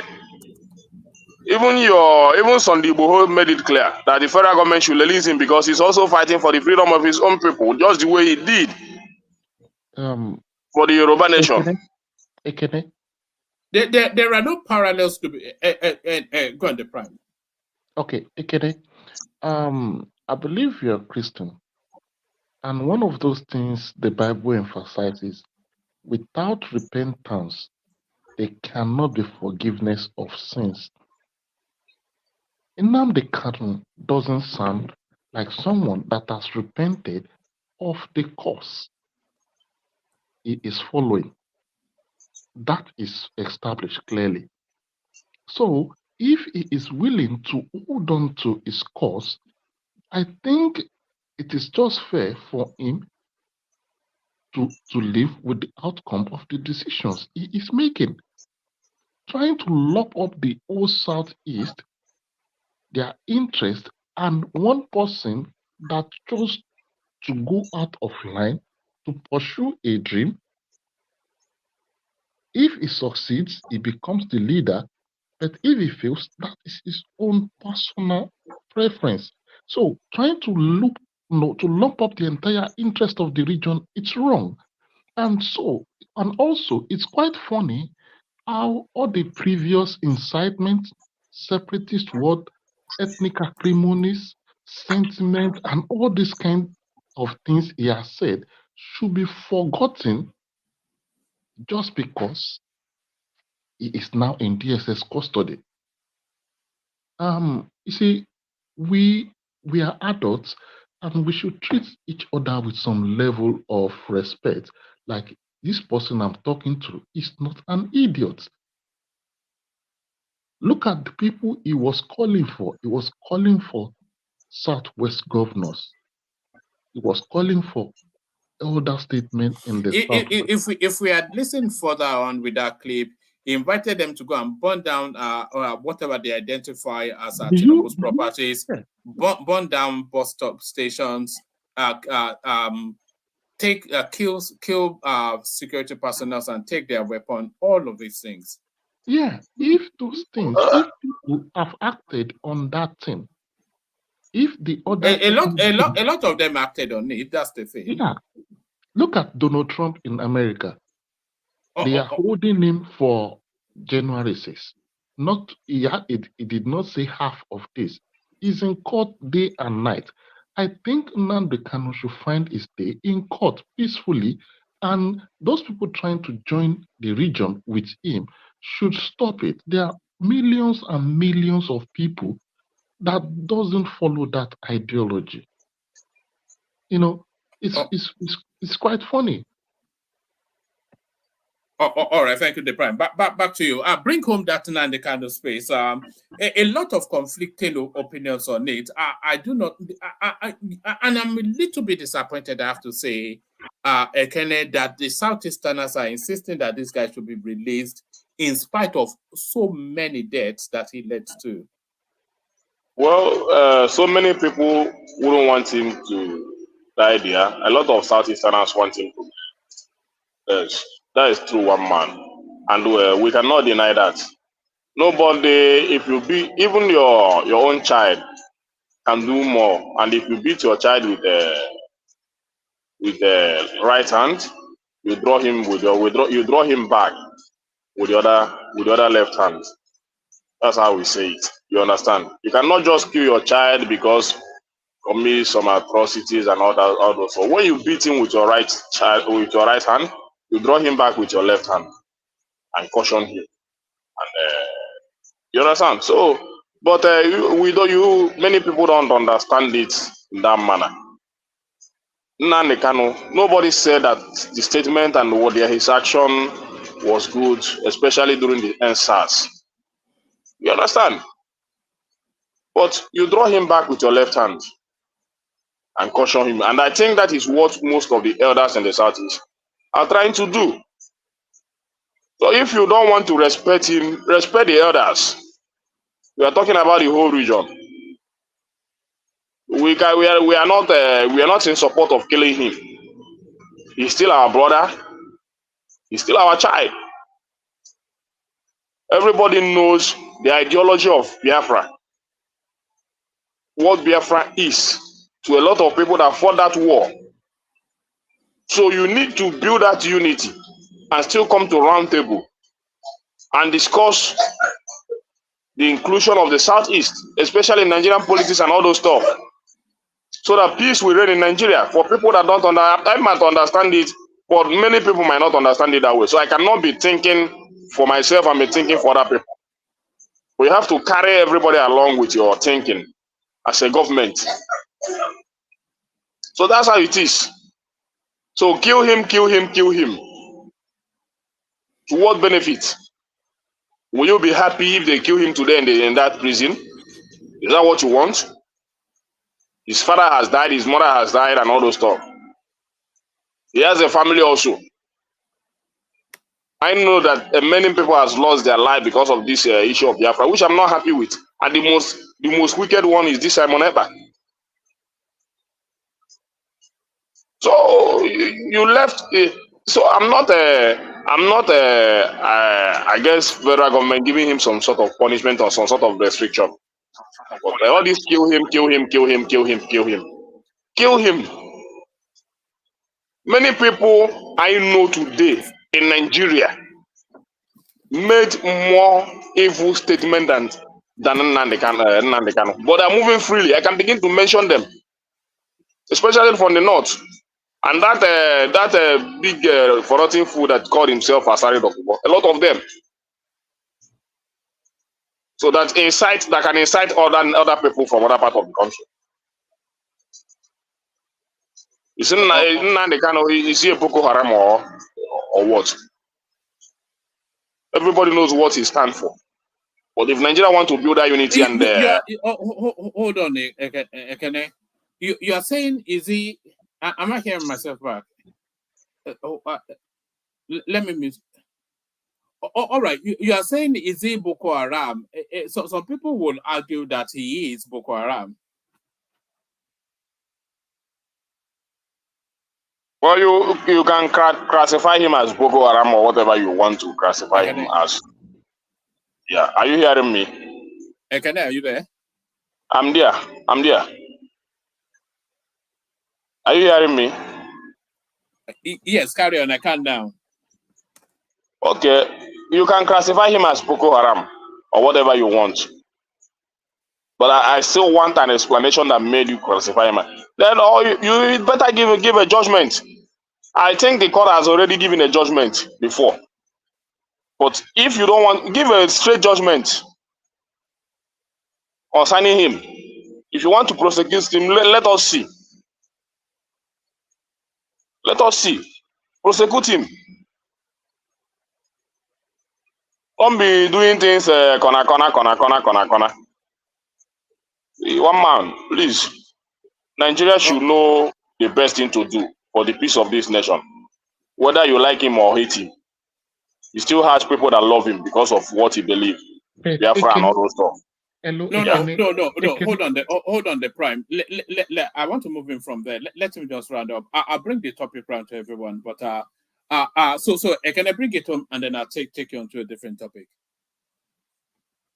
That is all I have to say. One man. Many people can like it. Many people cannot like it. You can say I'm a bigot or whatever you want to say. But that is my stand, and I still believe in that. Release him. If you want to go and kill him, then go and kill him. Let's see. But for me, the best thing for the federal government to do is to release him. We have gone past this nonsense we are doing in this nation. We have gone past it. We are still playing some nonsense politics and evil politics that brings disunity and disorderliness in our nation. The ruling class are still using the minds of many to divide this nation. So just release him, have a round table, bring the nation together and all those stuff. Even since the end of that Biafra war, what round table, what discussion has Nigerian has about the unity of this country? Nothing. Every time you want to show power because you are a federal government. People have the right to express their opinion. If not because of the violent speech he made, he has the own right for self-determination. He has the right.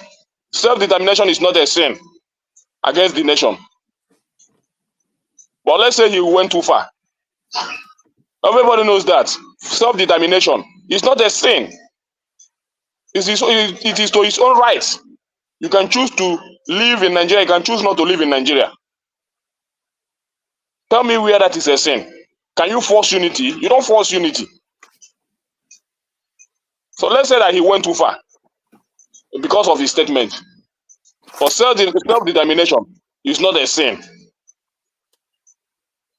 So if I don't support it, if I say that self-determination is a sin, is that when you are going to love me? When you know that it's not a sin to seek for self-determination and say I don't want to be a Nigeria, I want to be a Biafra. Is it a sin to make such statements? It's not a sin. If somebody come out and say I want to be a Biafra, I don't want to be a Nigeria, it's not a sin. Yeah, but Kennedy, that's not why he's been locked up. They're locking him up for saying he wants to be a Biafran. They are locking him up for orchestrating armed insurrection against the state. That's why they are locking him up. Okay, let them continue to lock him up. So if he had just left it as saying I won't be Biafra, nobody would have listened to him. Everybody knows what happens when you say you want Biafra, starting from the Civil War up till today. So don't just forget that one. Let's not go there. It's a very long topic to discuss. So they're locking him up because they think that they don't need Biafra. You don't force unity. I've never heard them play this sound bite you are playing because that is the reason they are holding him. If that is what they are holding him for, let them prosecute him now. So self-determination is not a sin. If you kill him,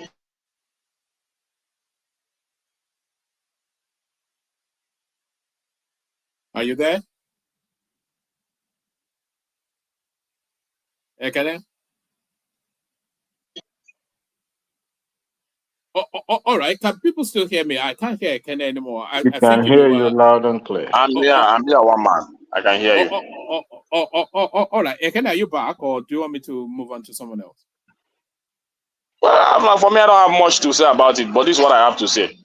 I want him to be released, so I still stand in that. He should be released. Yeah, you can hate me for that. Yeah, but you're not even a fan of Nnamdi Kanu.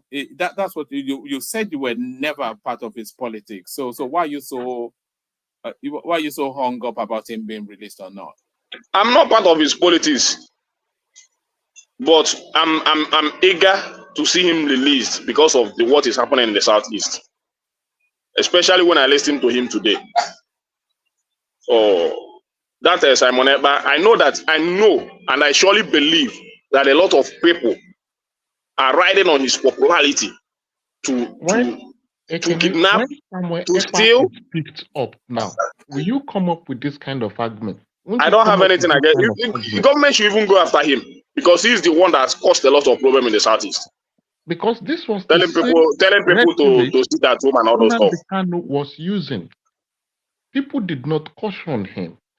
People that tried to caution Nnamdi Kanu, he shunned them. He never had regard for any elder from the southeast that told him, boy, you are crossing the line. Now you want the south, you are now using the southeast elders trying to plead for leniency for his punishment. You are trying to hang it like not yielding to releasing Kanu is like an insult to the elders. Those are the things I'm deducing from here. But when those elders were telling Nnamdi Kanu, boy, you are stepping out of band, he never listened. You see, this is one of the problems we have in our country. We are the group of people that knows our rights, but we often forget that right comes with obligations. We don't like to do the time, but we like to do the crime. Whatever you want to say against him, or whatever you want to say why he shouldn't be released. If you have his day in you know why you are saying that. You understand? But I don't want to go around with you. My own is that you are a lot of people causing this unity in Nigeria. Boko Haram, you have not speak against them the way you speak against Nnamdi Kanu. I've never saw you speak against them. Maybe because of political lineage you have with them. You understand? Hold on. You don't speak. Just like the person that is speaking now. You don't speak against them. You don't speak. Those are the people you ask your government to go after and kill them. You saw them when they arrest them. At the end of the day, they release them and put them back. Even if they recruit them as an army or police. The records are there. Do you want a response? You don't speak against it. You speak only against one man. Because he's there at there.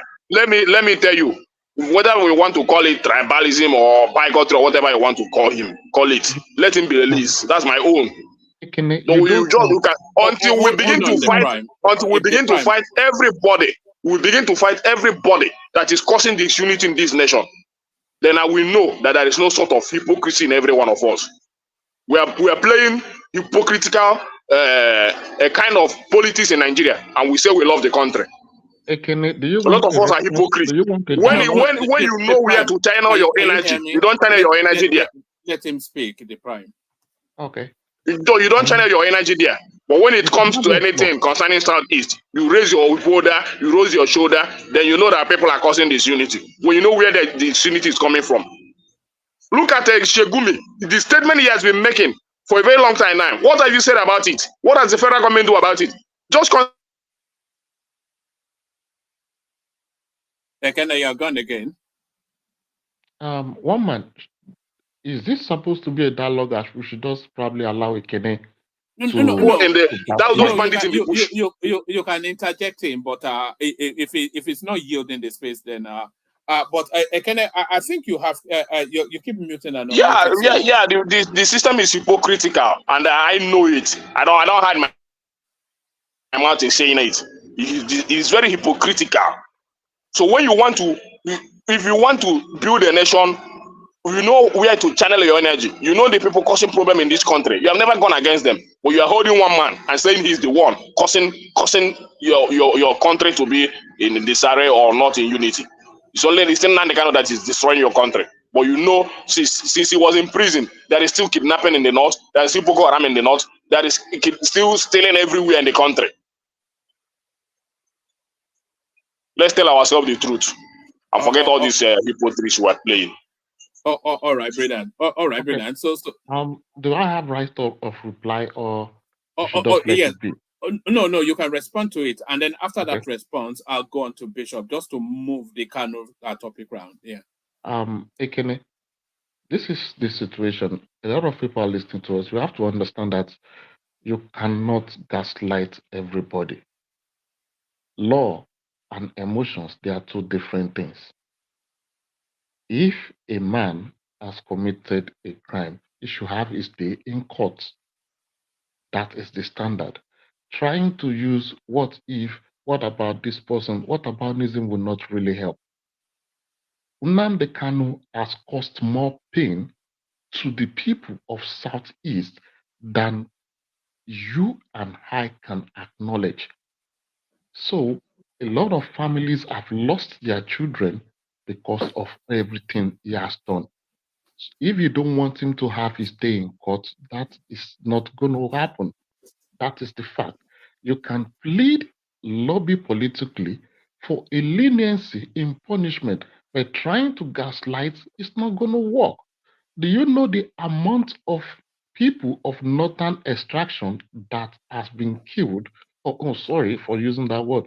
That has been the number of people of northern extraction that the North has lost. They are not trying to defend Boko Haram. They tried it initially and they gave up like these are our own enemies. Until people start seeing the likes of Kanu as the enemy of the region, the earlier they do it, the better. You have political class. Look at what Obi did. As much as I might not like Obi's political idea, but it brought out the region. They made an impact. They made a statement.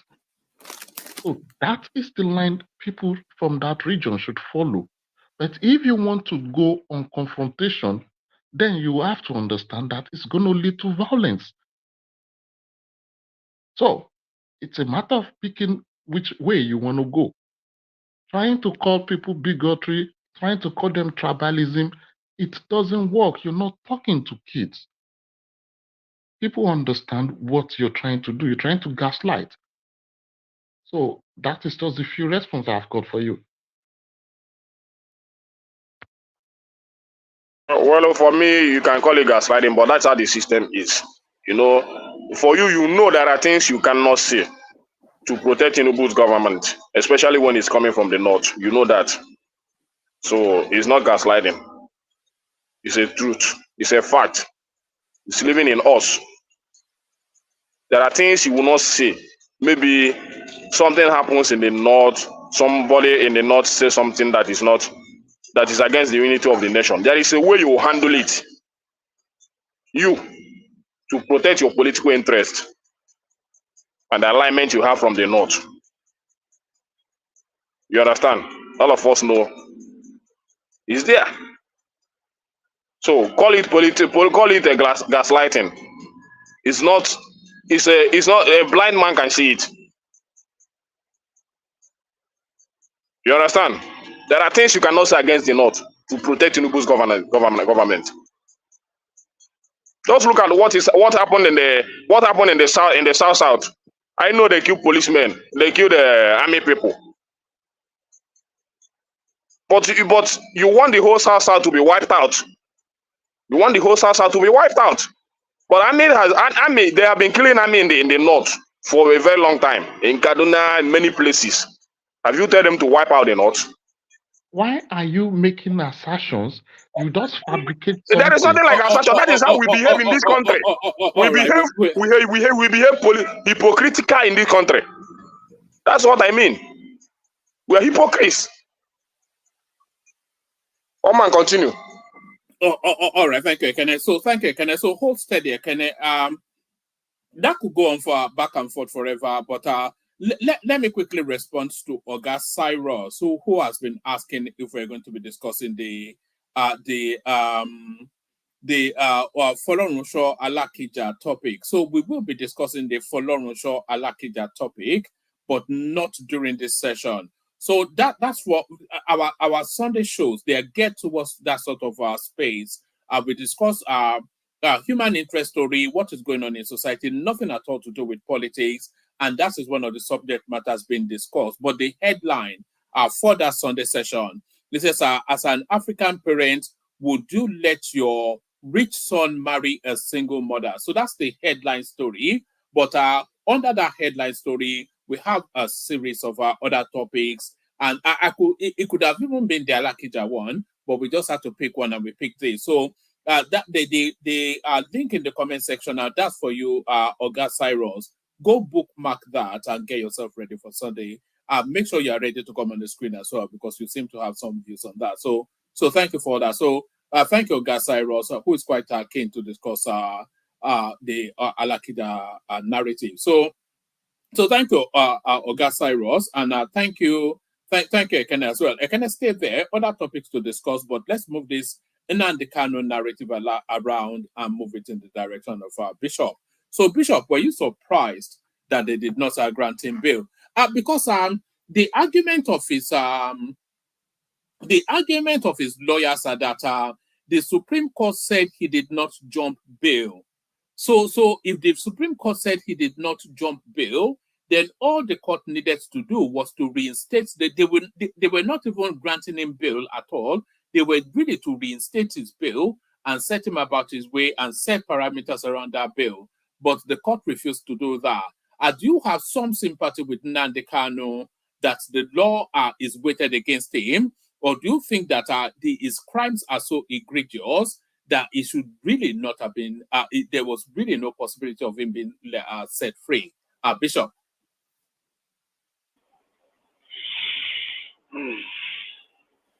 Okay. Good evening, everyone there. And, good evening. Welcome once again. I will just say that, let me just state that I have advocated for the release of Nnamdi Kanu on this platform, probably about 4 times or thereabout. Well, let me be very clear. My advocacy is not because Nnamdi Kanu deserves it at all, not one bit. But listening to arguments like the argument of Ekene will make people like me to want to have a rethink. I am advocating for the release because perhaps, peradventure, is going to grant some people some respite. People that have been subjected to the harrowing criminality that is going on in the Southeast. It is not because he deserves it, not one bit. But when you listen to this kind of very, vexatious, to say the least, argument, the whataboutism by Ekene, which many other people are likely to do. They actually want to. But Bishop, does Ekene not have a point? Because somebody like Sheikh Gumi, yeah, 0 point, 0 minus 0 point. He has no point at all. I don't like Gumi. I don't advocate for Gumi. In fact, I dislike him. Let me not even be neutral. But Gumi is not calling for the killing of security officers. He's not calling for the killing of people. He's only advocating for is any Gumi in any way different from Ekene? If we are saying they should arrest Gumi for asking for people to be lenient and give bandits some little bit of leeway, then we should be calling for the the arrest of people like Ekene too. So they are not the same. I don't like Gumi, but comparing Gumi and Nnamdi Kanu is too far. We have on record things, despicable things. I called for the release of Nnamdi Kanu, and I not because he deserves it, but because peradventure, let's just give some.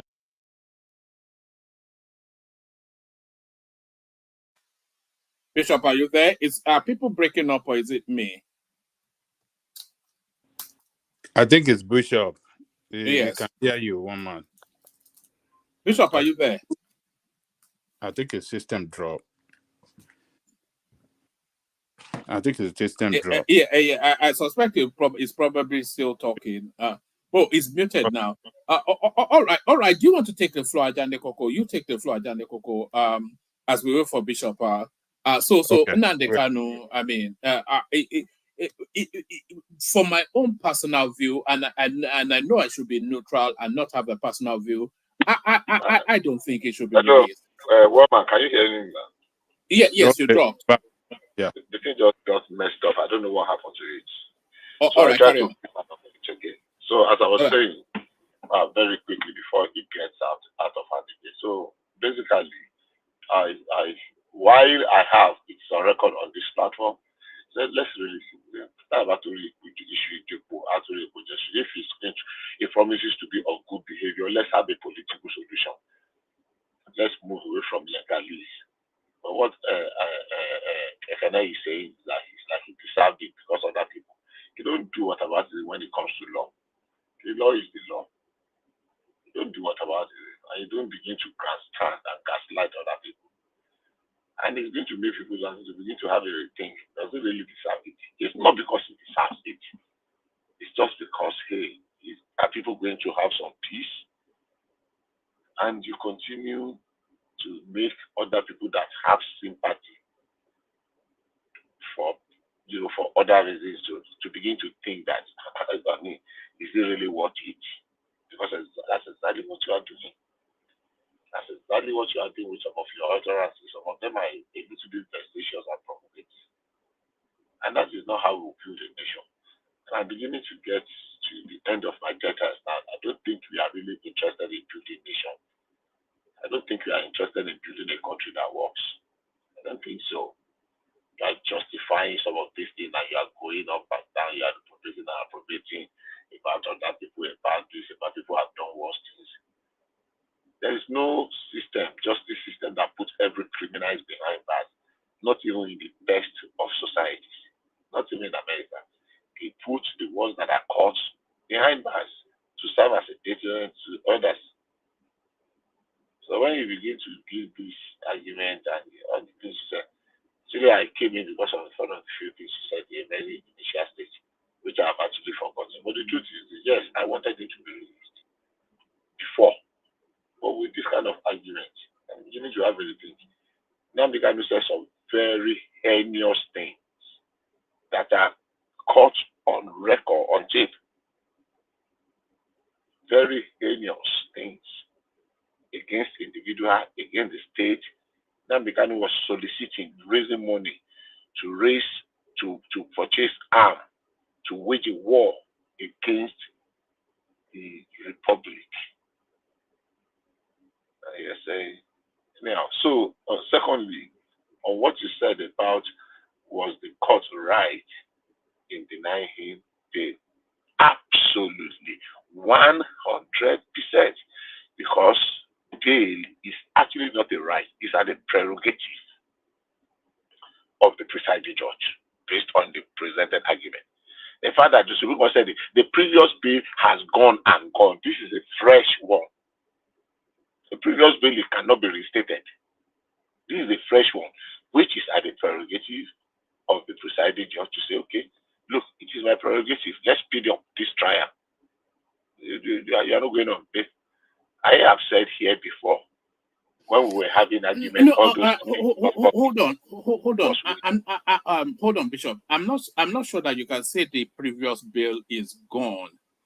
Because if the Supreme Court tells us that he did not jump bail, then there is no. Hold on. If the Supreme Court tells us that he did not jump bail, then there is no reason for him to be in custody. So if he did not jump bail, then that would suggest then that he's still in conformity.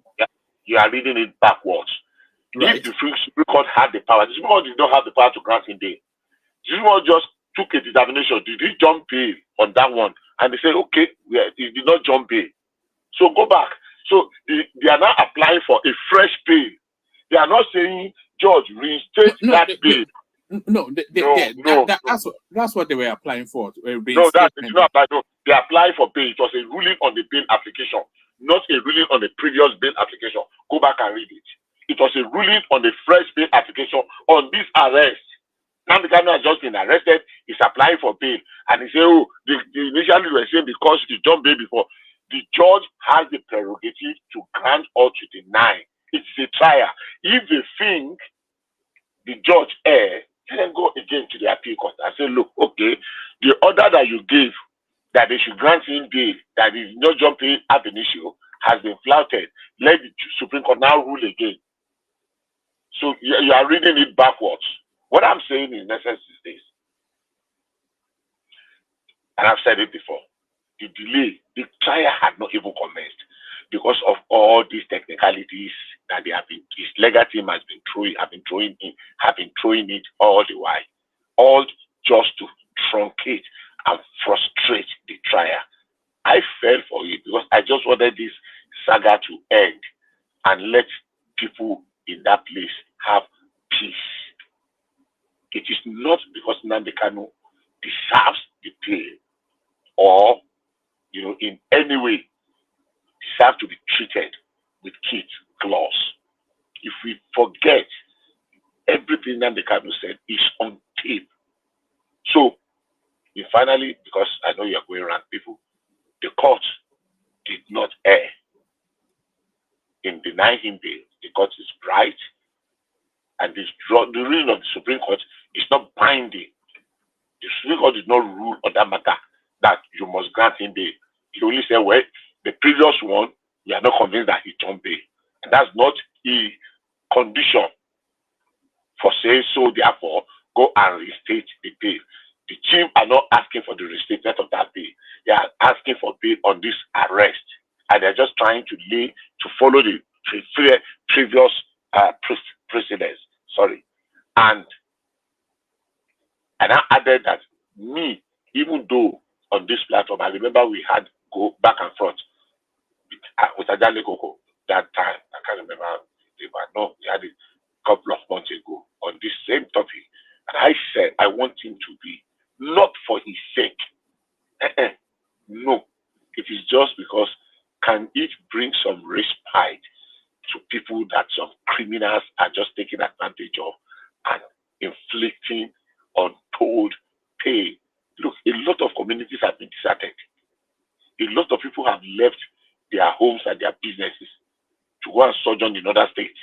Many to other states completely. Some just went to their neighboring state in Delta State, Asaba, and the rest. Many people came to the West. Many. I say many. That's a fact. So can we just give people some respite? It's not because it deserves it. But the argument of the likes of it will make people to want to begin to have a rethink. Am I really thinking right? Because if this is the mentality, then we are in big trouble. Thank you. All right, brilliant. Excellent. So let's go from Bishop. Let's go to Ajale Koko, see if he's ready. Ajale Koko, are you ready? Nnamdi Kanu denied bail. Okay, thank you, one man. Greetings to our listeners around the world. Click on the like button, share, and subscribe if you haven't done so. You said it was denied bail, or what did you say? Yes, it was denied bail. They went back in the full confidence that because the Supreme Court said he did not jump bail, all they needed to do was just to file the paperwork. They were not expecting him to be sent to Umahia or back to the UK. but at least to leave the DSS custody and be maybe in an apartment. So, but the court just told them to get lost. So the whole space at GOG that is being denied. You see, one man, justice delay is justice denied. This guy has been in detention for over 3 years now. Isn't it? I think I'm correct. I think it's over 3 years, if not even going to 4 years.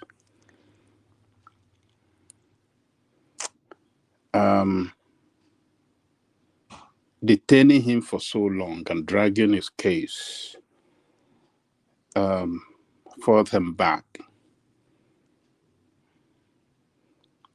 I think it's not good for a judiciary system in a democracy to be run like this. It is a mirage that judiciary system have subdued themselves to political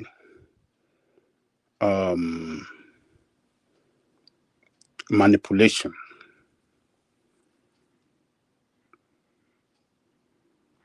This case, if the administration really, really have a good case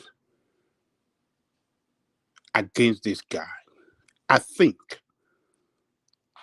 there's no need for this dragging of this case for so long and no conclusion has been reached.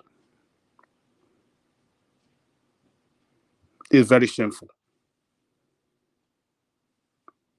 Injustice against one of us is an injustice against all of us. Nigerian state is known for this kind of maltreatment against their citizens. Once that you are fighting for one interest in that country that Nigerian state is not happy with, or Nigerian state by one way or the other feel threatened, this is the kind of treatment that they will take that person through. It is not good. I mean, why do we have attorney general? Why do we have the court system? Why arrest somebody? And after arresting that person, that is when you say you want to carry out investigation.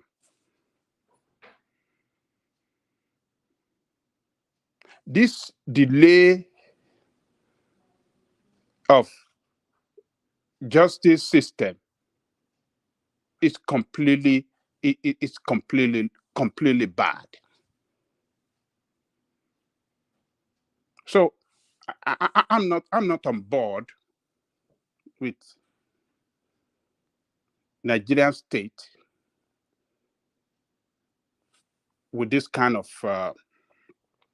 maltreatment against a citizen. If you have a case against this guy, take him to court, effect justice immediately. If he's guilty, let him start serving his time of imprisonment, and they can start to count his days in prison from there. But taking somebody through trial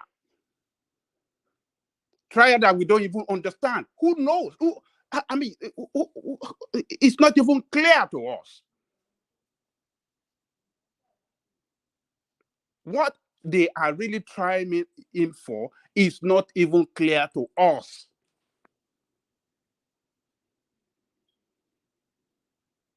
The elders from the region where this guy came from, went to the president, the former president, who in fact not a good president, a bad president, a man that almost bankrupt the economy of the country, a man that destroyed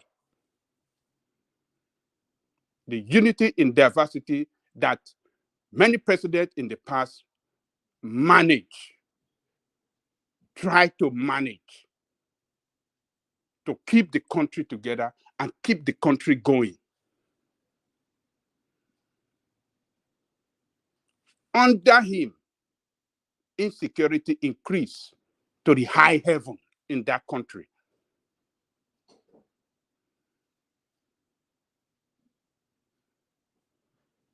So I don't.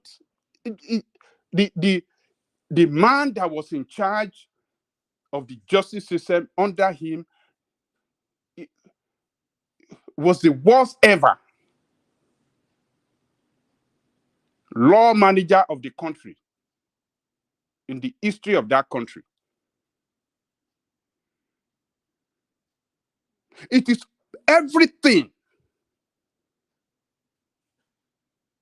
Every court case against Nigerians, particularly voices of opposition against their misrule, they have to build lies upon lies and propaganda around that case.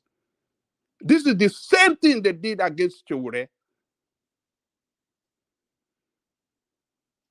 They lied that Chowore was engaging in terrorism against the country.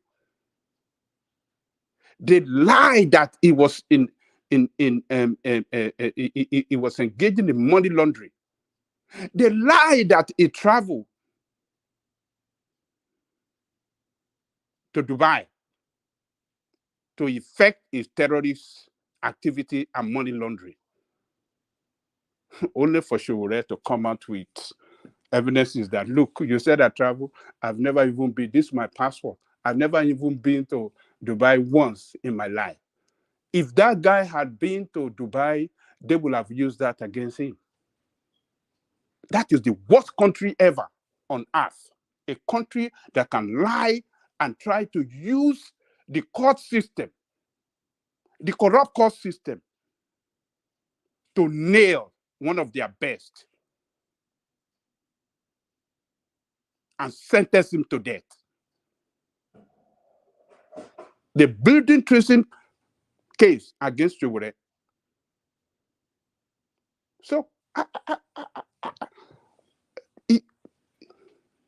if they have case against Nnamdi Kanu, it shouldn't take this long.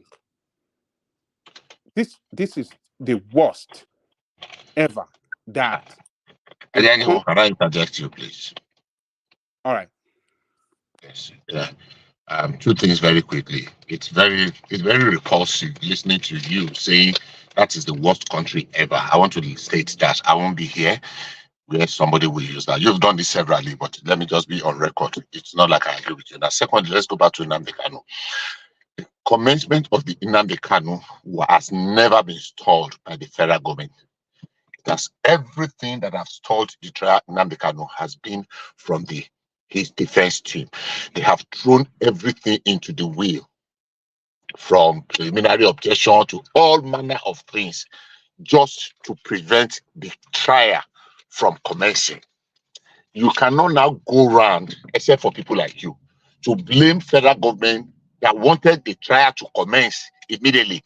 Now to blame them for not bringing the trial, because it is his right. If he say you cannot try me and is bringing objection for the reason why it cannot be tried, they cannot jump those procedures. It's a process. If Nnamdi Kanu is so sure he has not committed any crime, let them stop all these preliminary objections, interlocutory objection. Let us stop it and let the trial properly commence. So throwing it back, the blame that it is the federal government, it shows either two things. Either you are deliberately doing it or you don't understand how this trial thing works. Go back. I can go and do a small research and bring to you every objection that have been thrown in the way. The only reason why the trial proper has not commenced is the defense team of Nnamdi Kanu. But of course, people will laugh on it and will jump on what you have said. And I know many people will not believe, but just to state it out there. And I want to say once again, you saying that is the worst country ever. I don't know how you feel when you bandy this word. To me, they are very disgusting and disrespectful of that great nation. We have our challenges. But for people like you to use this platform to disparage and say these kind of things, I will never stop saying it is completely unacceptable. But well, freedom of speech is what it is. So thank you. Right. Yes. You can defend the country in any way you like, even when the country is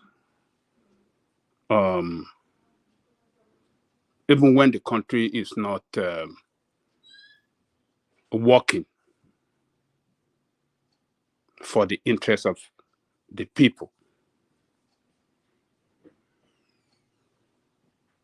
Yes, all of us, we're not going to be follow or just any government in power, just support them no matter what.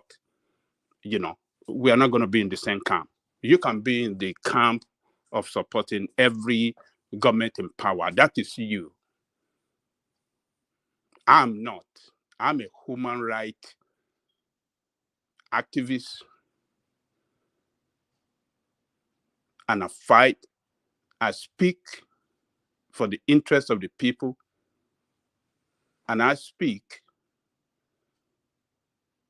for justice and not humiliation. A country must not humiliate or effect any illegality against her citizen. What they're doing to Nnamdi Kanu is illegality. Using the justice system to commit a legal act against him. Yeah. I have a quick question, please. Good. Yeah.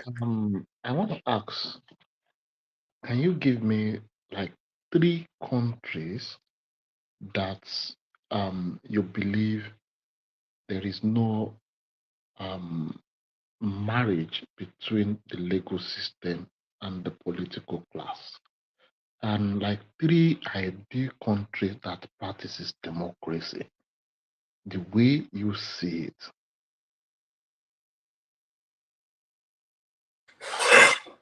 That's the question. Hello? Baba. Yes, Yeah. Baba. Repeat the question again. I said I just many times I've listened to you. You talk highly of democracy, human rights. So I'm a bit confused. So I want to really pick my hands on like 3 countries where you think democracy is working perfectly and where you think the judiciary or the legal system doesn't play politics. Well, I live in one country, United States of America. When it comes to the judiciary in this country, judiciary is independent on their own, and they carry out their function independently and in accordance to the Constitution. Your judiciary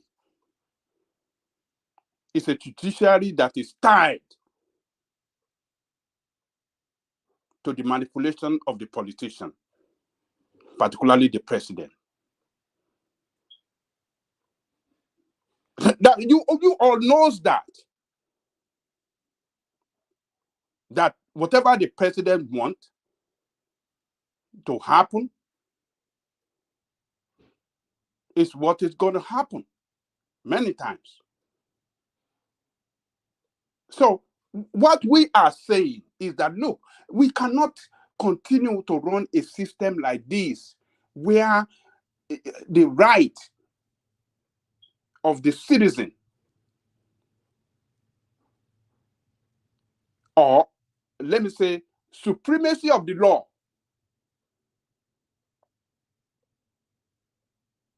is not where supremacy of the law is not given the chance to prevail because of the how do you call it, the politician or the president or the people that are holding the executive office in that country. Okay, Baba, can you accommodate violate the law, for me? the constitution the most in that country. If they don't use the police against you, they will use the court system. Even when the workers are fighting for their right, a workers' pay, they will rather use, if they don't use the court to stop the demand of the worker, they will use the arbitration court. They will use I mean, look, a country should not be run like this. All right. All right, brilliant. Thank you, Ajane Koko. So, not land. Yeah. All right. Sorry, I thought you landed.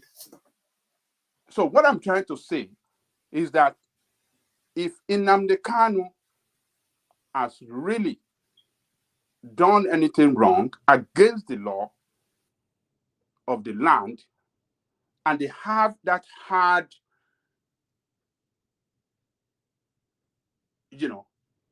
evidence against him,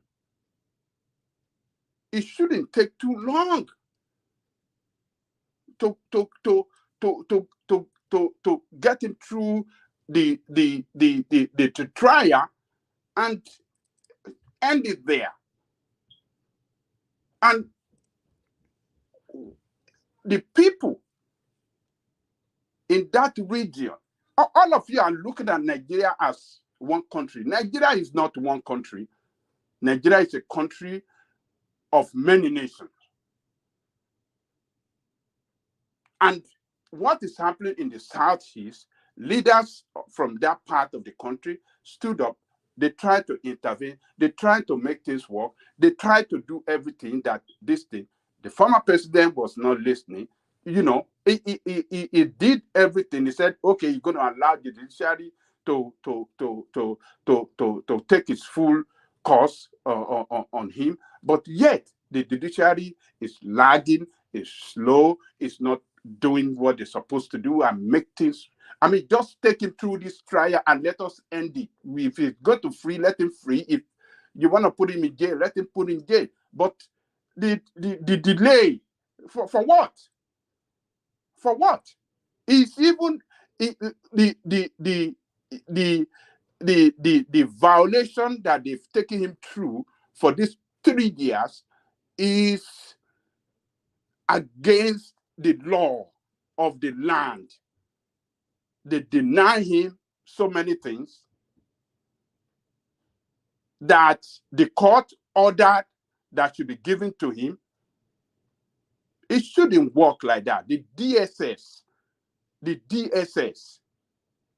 is the worst security organization in that country. They don't respect human rights. They don't respect anything about anybody. Particularly, once you are arrested, you are against the president. This DSS work for the president. Once you are against the president, you'll be in big mess. And that is what they have done to this guy. I mean, they should get this case done as quick as possible. Let us end it and let him do whatever you want to do to him. If not, release him. But Tinubu, the current president, should not take the route of what Buhari did. It should enter into, a peaceful way of resolving this matter, listening to the leaders, and if possible, let him do a political, what do you call it?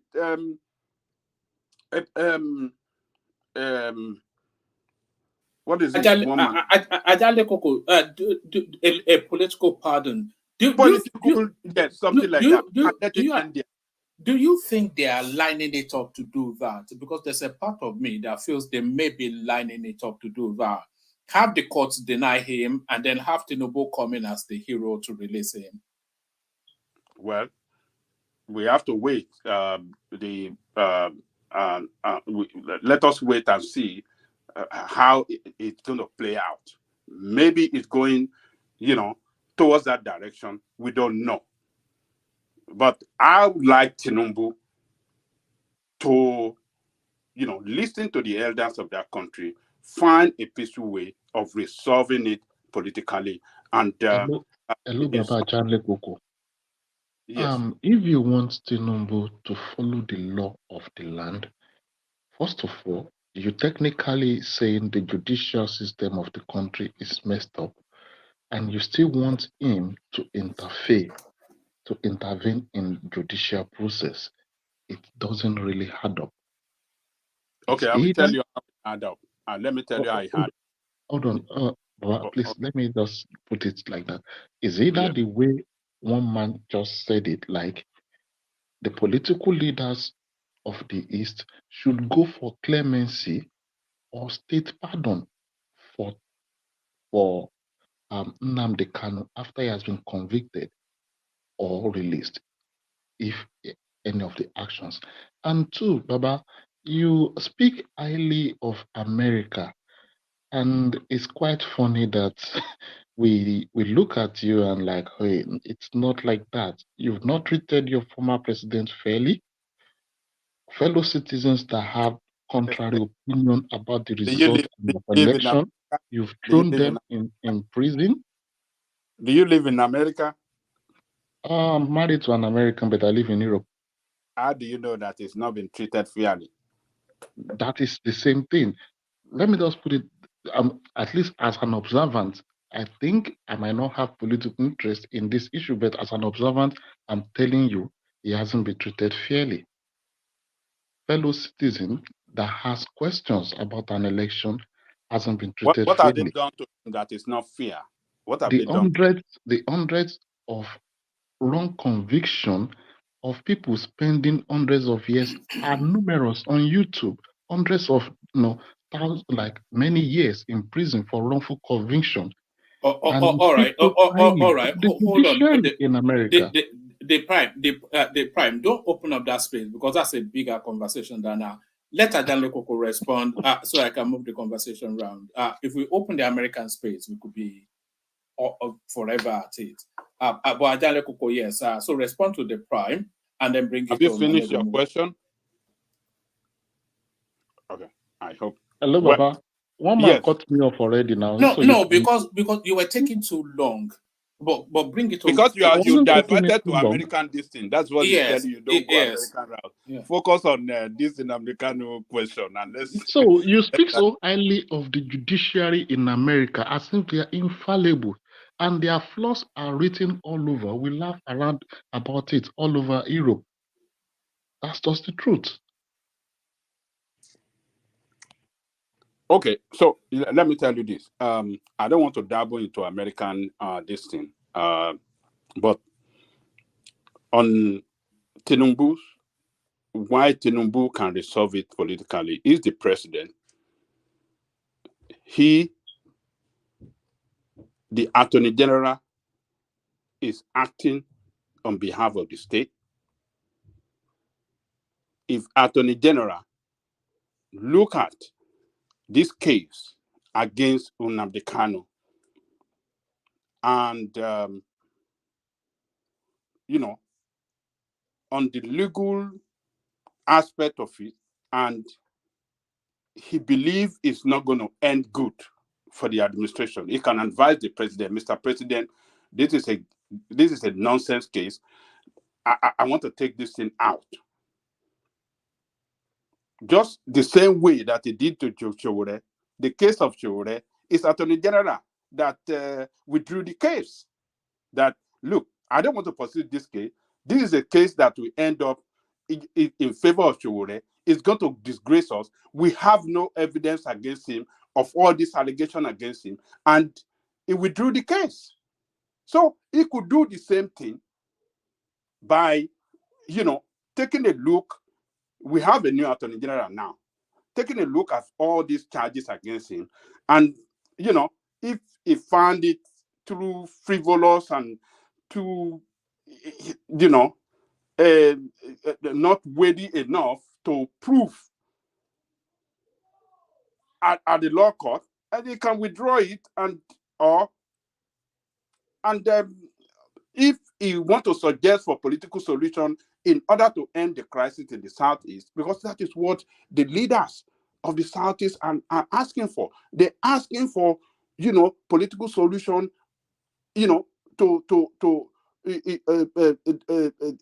will satisfy their people and possibly get this situation, put it to an end, the crisis in the north, in the Southeast, to an end.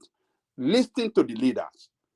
Listen to the leaders. And that is the best way forward. Nigerians must look at the situation, look at in any part of the country, and the leaders, particularly in that part, whatever they want, whoever that is the president should work with them, to make sure that, everything comes to amicable conclusion that will bring happiness to everybody. So I think the president should go the route of political solution instead of dragging, because the punishment that they are effected on him for the past 3 years is enough. They can let him go. The president can use his good offices, to go the route of peace and political solution to this problem and put an end to this situation. That is what I'm suggesting. Thank you, woman. All right, brilliant, excellent. So thank you. Omar, can I ask Anyali Kuku one question? Very important. No, it's not argument. I'm not even. Hold on. It's just a statement question and that's it. I'm not going into back and forth. It's just one question. Yes, but Ajane Koko has to be very brief with the. Yeah, it's gonna be brief. It's gonna be a simple question, a simple answer. I won't have to explain it. Okay. All right. Okay. As Nnamdi Kanu and these leaders calling for his release, have they agreed with the government that it will not continue? And have they negotiated that he will not continue what he was doing? That's my question. Yes, good question. Well, that has to be a condition for release. Look, let me tell you, the government will surely bring this point before them. And if I can remind you, when that older Baba Amechi, when he was alive, that was what he guaranteed Buhari. That Buhari, I guarantee you, Nnamdi Kanu will not continue the struggle.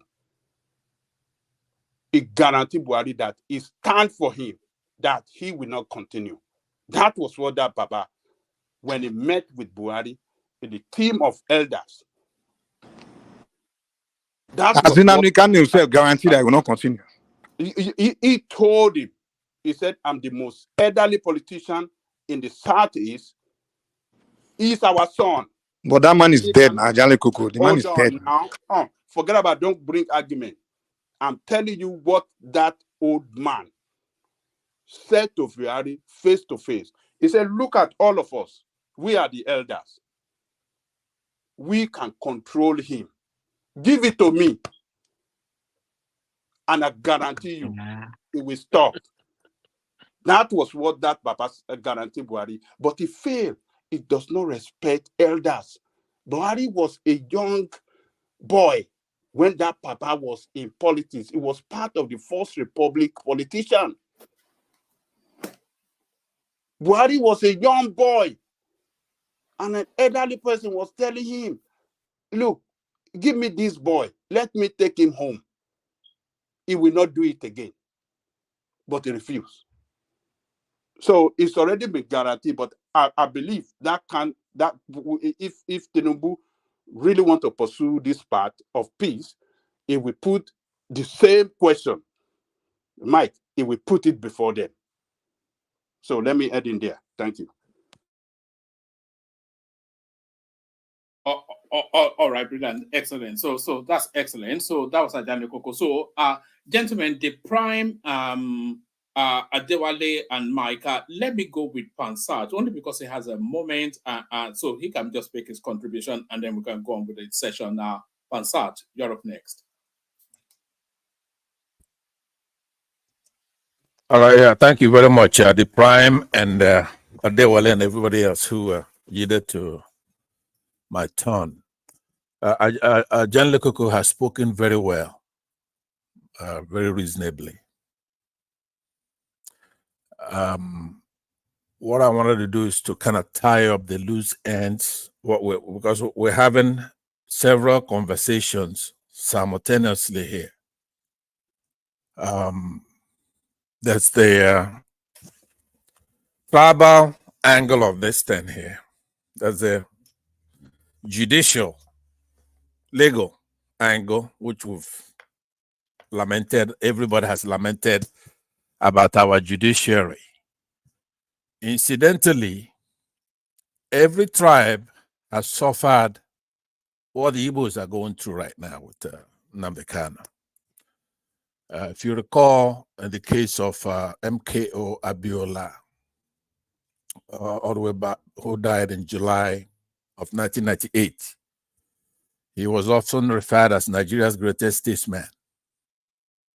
Of course, we remember his second wife, Alhaja Kudarat Abiola, was assassinated in Lagos in 1996 after declaring her support for her husband, Moshood Abiola, who was detained for 4 years in solitary confinement with Quran and Bible as his companion, because he won an election, obviously. So now people such as Bishop, I don't know if I could ask him questions directly. He may eat up a lot of time, so I could make him rhetoric. I know he's not saying, because he loves the country so much, he loves Nigeria, the government, that the government can just do whatever he wants, that we should all support the government. If somebody ran for office and a northern, maybe military guy, slams him in prison, if his people, we should all be all of us, but let's just narrow it down to his people. I cry and I say, hey, look, try him or release him, release the result of the election. Just for that, they should be condemned. Because if he says that, then he's been a hypocrite now, which is the worst vice. So I suppose your bigotry, your deceit, dishonesty, fraud, mockery, insincerity, that's what it will be. We saw Nnamdi Kanu has been through that justice system. He's won a lot up to appellate level. So maybe you're ignorant of these rulings and what technicality is holding him. He's won. And actually, the government admonished by the Supreme Court, because they're playing some kind of game with this Justice Binta, Yaku Binta.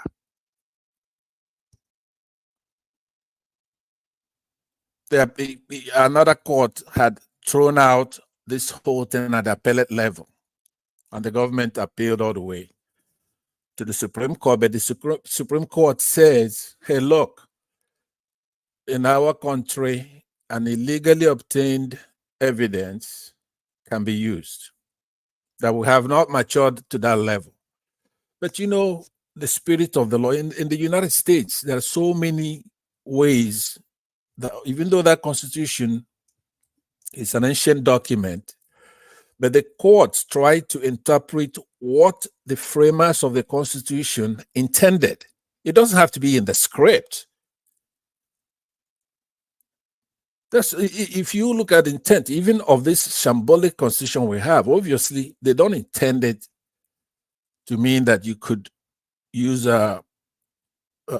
bypass the doctrine of the poisonous tree, the fruits of a poisonous tree. We copied our constitution ipsissima verbatim from the United States. And here in this country, you cannot use illegally obtained evidence, especially if it's challenged and the Supreme Court itself says, hey, look, this is illegal, going over there and apprehending Nnamdi Kanu. But more importantly, the court ruled that Nnamdi Kanu did not jump bail. If you look at, maybe I will post for one man, let me post something in the private chat for you. Maybe you could show it here, because a lot of the comments that people make here are basically out of ignorance, right? And there's nothing wrong with being ignorant when it comes to the law. If you're not a trained lawyer, you really don't have to know certain technicalities. But you should first admit that you don't know. Don't put your mouth in something you don't know. I'm posting now for you a Vanguard article. If you also want another source, I could give it to you, but I believe you will accept Vanguard. The Supreme Court has ruled, and the appellate court also, that dismissed even the treason charges against Nnamdi. All those has been dismissed. It was ruled that Nnamdi Kanu did not jump bail, that the Nigerian government acted illegally by invading his house. And a lot of things germinated from that right there. So what I want you to now, let's then look at small things. I believe Ajan Lekoko covered what's called in law nolle prosequa,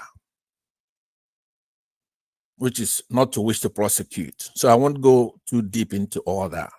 It's just a legal note that the government can decide.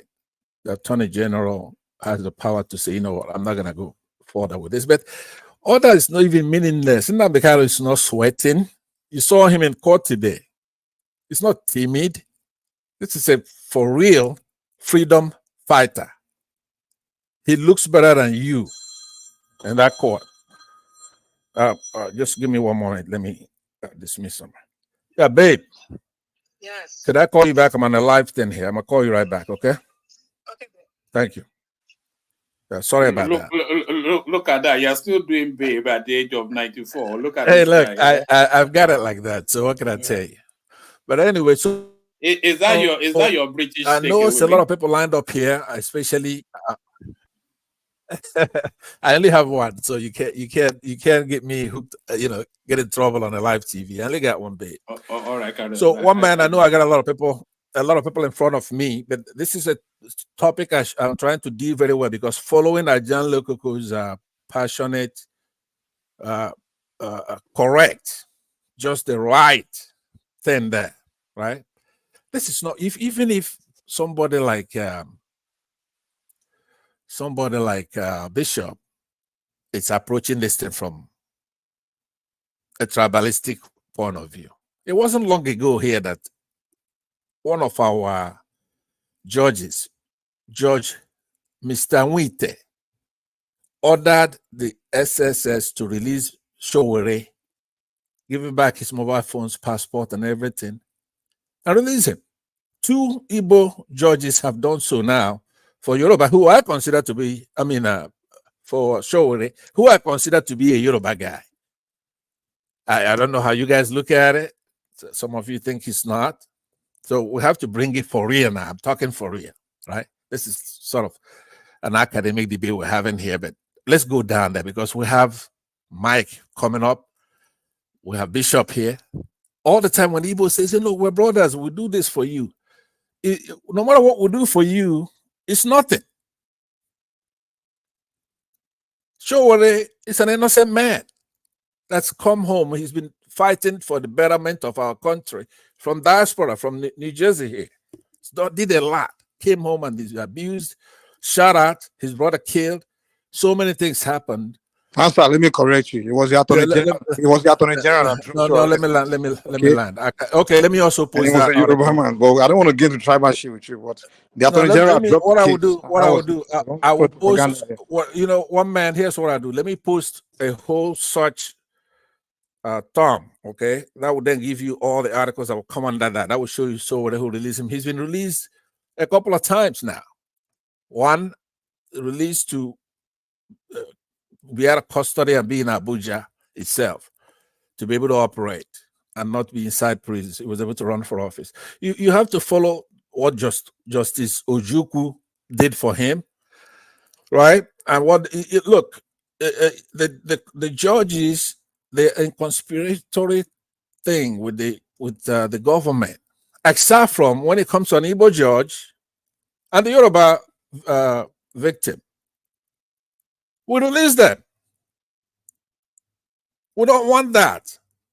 The Yorubas are our brothers, and we do everything for them all the time. We didn't want Abiola in there or killed. Now, if you challenge me, I will show you the result of the Abiola election because a lot of you peddle a lot of lies. I have the results for that election. Now, he didn't get 100% in every southeastern state.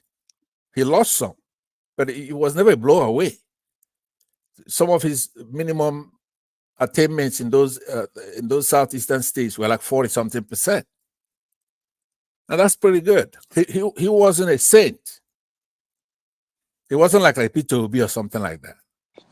Pastor, But if I remember, a month ago, he said he wants to go to war with Yoruba people. He said he won war. Now today we are brothers. Oh man, what changed? Could you let this guy let me land? I'm almost done here. You have to swallow what you're telling us there now. No, I'm posting him. You have to remember that Mike is a co-host, so he has special privileges. Yeah. This guy was preaching war. Even they were in 3 different platforms. You are a super moderator. But today we are family because you want your brother to be released. You think we are mumu? Look, Mike, show your face and let's show Nnamdi Kanu. Let's see who is under stress. Are you gay? Are you gay? Why are you talking about how men fine boys? Are you gay? Are you sure that your girlfriend are called us? One man, he's trying to it's not a transvestite. You know, the voice sounded a bit butch anyway. So this guy want to see another man's face. Are you gay? Or that lady now? I know you're in California. San Francisco is the home of the LGBTQ. Maybe that was a transgender that just spoke just now. I'm on this thing and chicks are calling me left and right. What about you? Has any girl ever called you since you've been on here? You said I was not a transgender.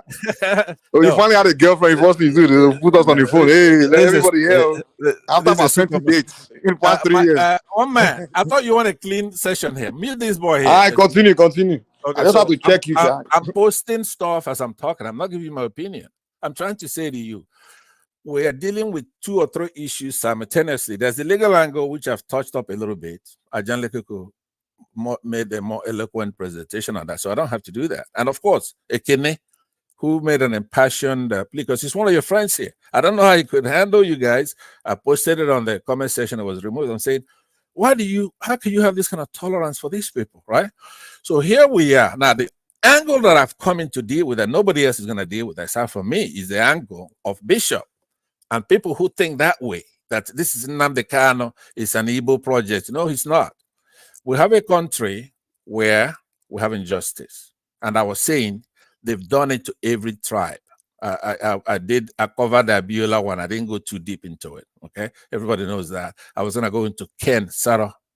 We were for the South people over there, Ogoni people, right? He was denied into Ogoni land a day before. There were some murders there, but he was arrested and accused of inciting them. He denied the charges, but was imprisoned for more than a year before being found guilty and sentenced to death by a special convened tribunal. Northerners, they're picking us off one by one in the South.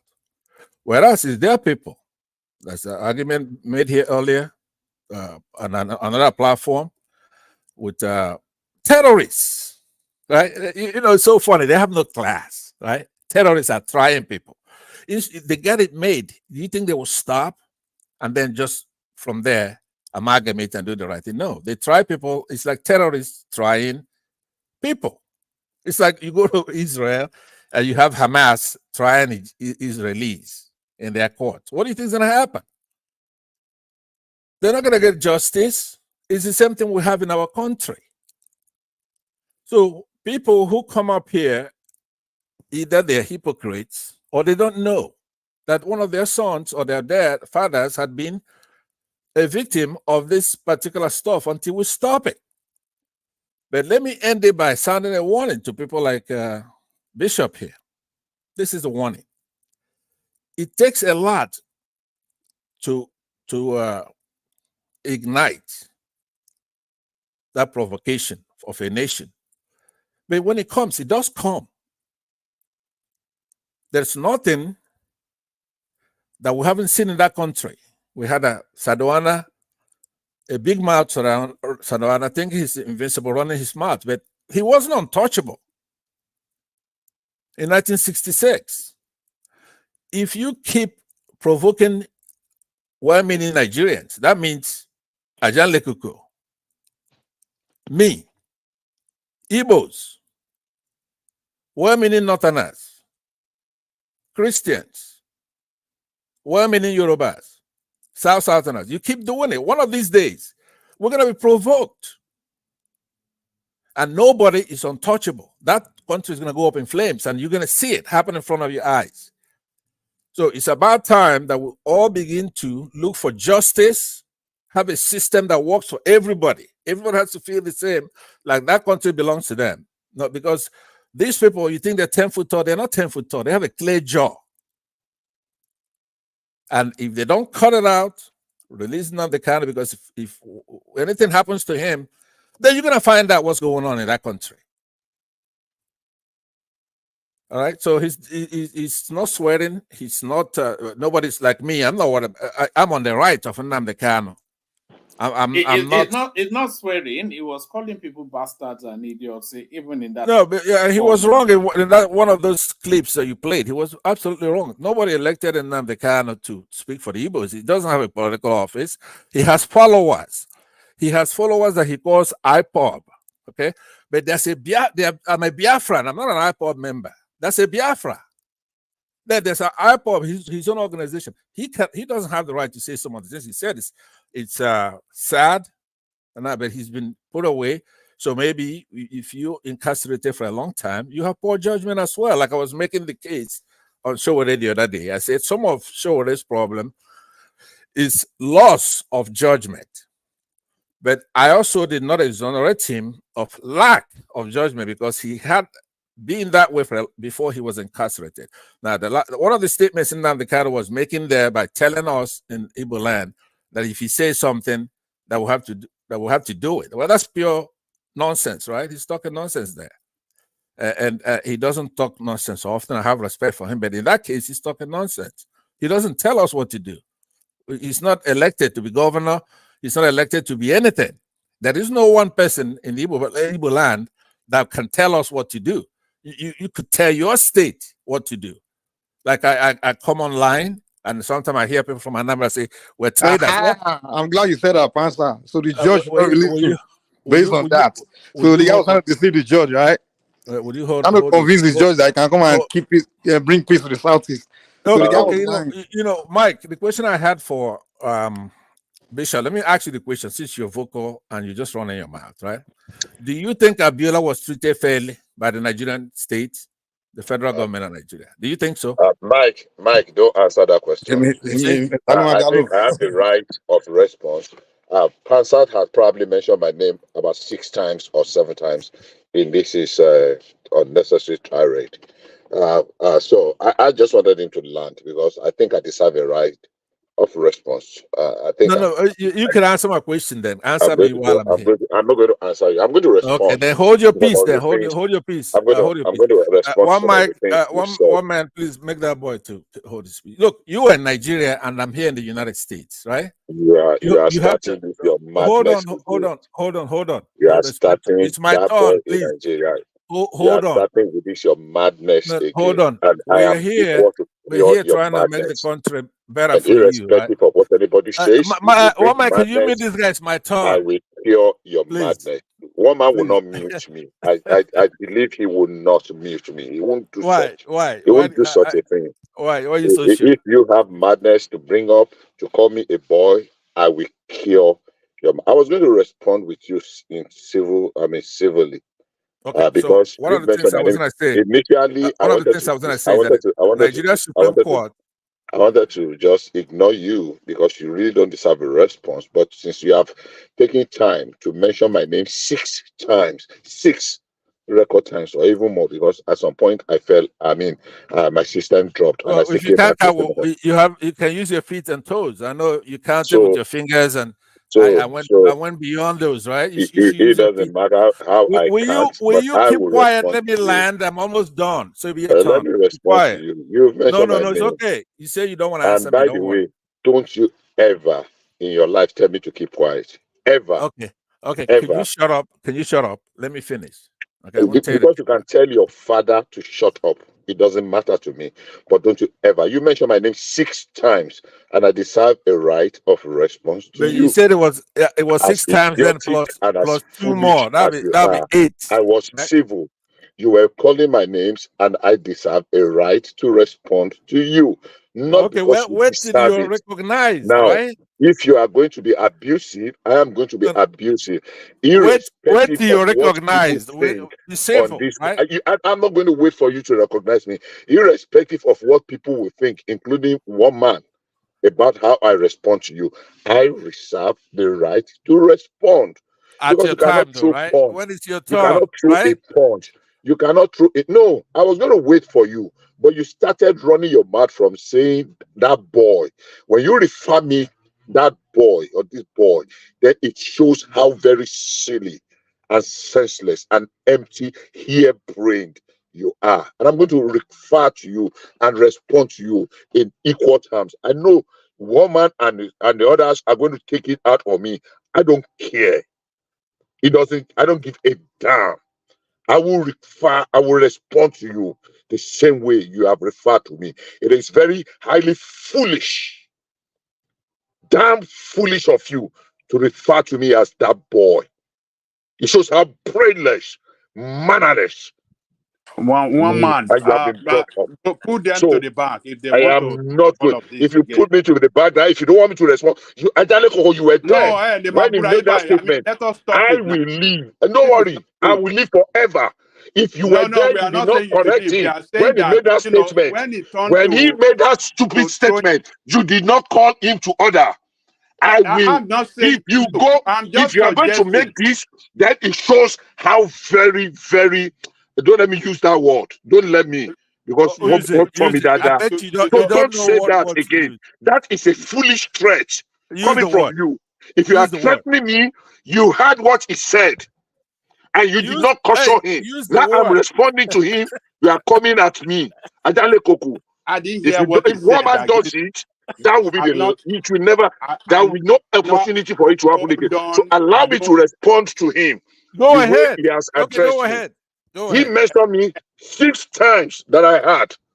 So if I'm going to respond, allow me to respond. You said it was 6. Why are you coming to his defense? Hey, you said it was 6 and why are you coming to his defense? That'll be 8. Count properly. I'm not defending him. You are. That if you put me in the background, you did not say that when he said the nonsense he was saying. Since both of you want to start going, nobody is going anywhere. You were there when he said what he said. Anyhow, let me just avoid. I don't want to get into this unnecessary. Thank you very much, everyone, and good night. Thank you. It's fine. Don't let the door hit you in the ass. Good night, one man. Good night, Ajani Koko. Let me just avoid that. If he was addressing me, and you did not caution him, No. 6 times. you know what I heard him That say. one boy that is talking from Nigeria, is that me he's referring to? That he doesn't know. Did you hear him? No. When it was going in the direction of throwing abusive and I was not trying. I was only responding in kind to what he said to me. What is abuse is there? All right, let me What is abuse is there? let Anyhow, me thank you very much. Have a very wonderful deliberation. no, That's fine. That's fine. I have a lot of other I things to do. think So thank you. Pansat has been speaking so well tonight. He tried to control his anger, never tried to offend anybody. So why all this stuff from Bishop? That's over. Would I have expected No, better from Igbo man can do wrong too. Would I have expected better Yes, from I you? know. We are not surprised. Would you have said anything Nnamdi better Kanu never do wrong. Pansa never do wrong. He has tried to Would speak I so have well tonight expected better from you? without Does fighting that make anybody. sense? So Would I have why expected the better war from from you? Bishop? All right. Let's cut it right out. Now, the only abuse that we're talking about here is the abuse that Pansat, Nnamdi you Kanu can is move taking on. You from don't the need court. to say anything Yeah. against it. We don't want No, it. no, I'm It's not. I've moved on. I've moved just on. move on. I'm talking. Don't say And I'm anything actually against it. I'm gonna conclude in 1 minute. Don't So go after him. Go no. after the Anyhow, thank you. If I cannot respond, thank you very much. Have a very good stay. I'm celebration. gonna be leaving We'll in a see some minute. other You time. you Thank could you. Good respond night. after me. Anyway, so the abuse that Nnamdi Kanu is taken from the justice system, the breach, that's a crime even against him. Discrimination that we all suffer, inequality, inequity, infringement, because of malpractices, maltreatment, oppression, the prejudice, transgression, unfairness, violation, and the wrongdoing that all of us take in this sectional country. That it's not a government, it's a government of terrorists. So I would urge everybody to not to be hypocritical. Just remember when your own son was under assault by the Nigerian state, and let's try to work together. If you wanna, I reminded you, I posted to one man where Igbo judges has begun to stop this nonsense. When it comes across one of their desks, somebody like Shoro is thrown out from that jail and released. Right? But you often the ignorant Yorubas, not all of them, but the ignorant ones, they keep taking umbrage. I remember Baba one day saying here, "Oh, you want to have us fighting your Fulanese for you?" It's like when the Igbos are fighting the Fulanese, they're just fighting it for themselves. When they're fighting the Fulanese, like Nnamdi Kanu does, they're fighting for everybody. Who's been their victim in the courts, in elections? They did it to Abiola here. Less than a year ago, they turned off the beavers. They're not doing that to the Igbos. It's just, it could have been a Yoruba guy. Could have been a South Southerner. Could have been a Hausa. A thief. So please, let's have the rest of this discussion as I go to have dinner with my baby doll here in a minute here. I'll be listening in. Don't make it an Igbo thing. Don't think you're antagonizing Igbos or Ekene. Ekene comes here as your friend. I don't come here as your friend. Ekene does. It's one of you here. You can't gang up on him. You have no shame. You see him struggling to, number one, keep Nigeria one. Number two, not have his people discriminated against. I see him straddling that fence. And it's a difficult thing to do. I wouldn't do it. I won't put up with that nonsense from anybody here. But he does. So I'll be watching. I want to be proud of you. Ajan Lekoko, on days that he takes his vitamin, I don't need to be here because he's here. But when he forgets to take his vitamin, it's very painful. So I don't know if one man fell asleep. I go ahead and yield back to you guys. Don't let Mike and Bishop shine as I'm gone. Thank you very much. All right, brilliant. All right, thank you. So thank you, Pansat. So that was Pansat. The platform does not endorse Pansat's opinions. We dissociate ourselves from it. We dissociate, but the right to express it, we don't dissociate from. But an opinion will always associate. Oh man, you're so funny. I'm Yes, still here. So. I can see you're still there, Pansat, but we still dissociate. In fact, anytime Pansat comes here, the platform dissociates itself from anything. Even if it says no, the platform dissociates itself from it. But we don't dissociate when it comes to Adewale. Obalola, you are up next. Oh man. One man, I think I need to go because I think I came here very early and you've omitted me severally, even to the, even for Pansat that you quietly, you're very sure it's just Okay, come go across ahead. you You come go out ahead. abroad. Go ahead. All right. Adewale, it's too late. No. I respect Go you. You ahead. can give your opinion. No, I just go. want You to tell go ahead. one man, like, one man got me wrong tonight. So another day we'll talk. Adewale, thank you. No. You go ahead. Go ahead. Hold on, the prime. You go first. I was. It was really a toss up between the two of you. It was just the first name that came to mind. Because you came in roughly around about the same time. But you go because we've not heard from you for a good while. So the prime. You're up next. Okay, I'll just make it very fast and straight. Concerning Nnamdi Kanu, as long as we want to have a country, we cannot allow sentiment to rule every time. If Nnamdi Kanu has done something wrong or right or is wrongly accused, he should have his day in court. If he is found guilty, then that is where the elders of the land will lobby the presidency for clemency or state pardon. That is how it's done in even America. That's the first point. And the second point, Pansat, is quite painful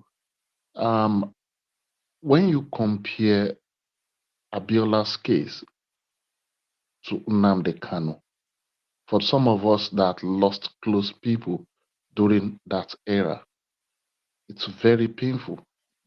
So I don't know how you see things, but I won't want to go too deep. I just have to register that they are two different things.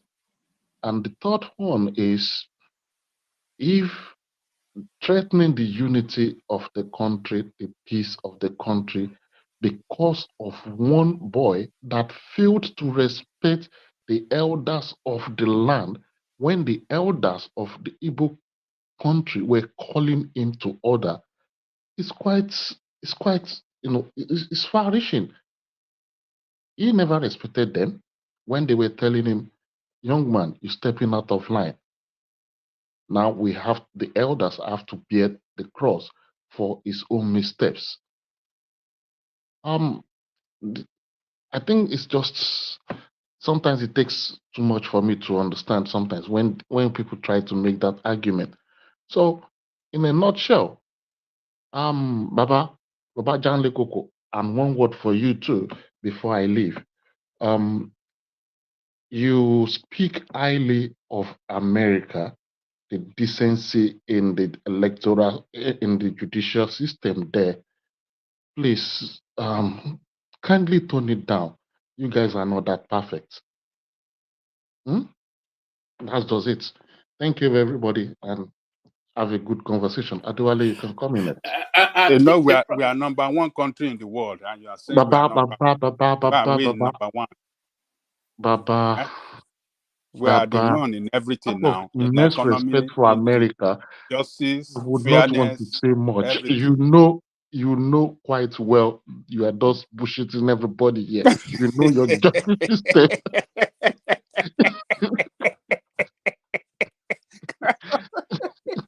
But the prime, you said something. You said that threat of disunity against the country off the back of Nnamdi Kanu. That's not the first time that's not the first time we've had that threat. It looks as though and we had this threat a lot. Anything that happens and then we go to the streets. Even when the Peter Obi lost the election, they would disintegrate the country. When Nnamdi Kanu, they would disintegrate the country. When this and that, do you think that card is being played too often? Is it a blunted weapon now? Every single thing we will blow up The only people that fall for it are Yoruba people now. Woman, you see, had it been Obi's case, he won the election, and that is a valid threat. I can look at it like, okay, they've done these people wrong, so we should not go there. But this is someone that has been threatening the peace. A lot of young Igbo men have died because of this guy. You think Obi won that election? No. I'm just saying, let's assume Obi won that election, and that threat of, if you don't give it to him, that is valid. I will understand that. But in the case of Nnamdi Kanu, he has no more harm to the economy of the region, to the people, to the psyche. Look at the clown in Europe, dancing around, saying all kinds of unprintable things under this ideology. And Nnamdi Kanu is not showing remorse in court. Otherwise, if it's not showing remorse in court, then the court should have his day in court. If it's not guilty, he goes home free. If he's guilty, then the elders will now come in and negotiate with the president, like, hey, can you give this our boy state pardon? I think that is the right route to go, rather than threatening the whole country at all junction. It doesn't make more sense. There are too much stake in the country by everybody, especially the Igbos. There are billions and billions of dollars spread across the nation. So why are you threatening? It's like a wife threatening to leave you, and every time you guys are building your houses together, writing your names on your wills. So what are you doing? It doesn't make much sense.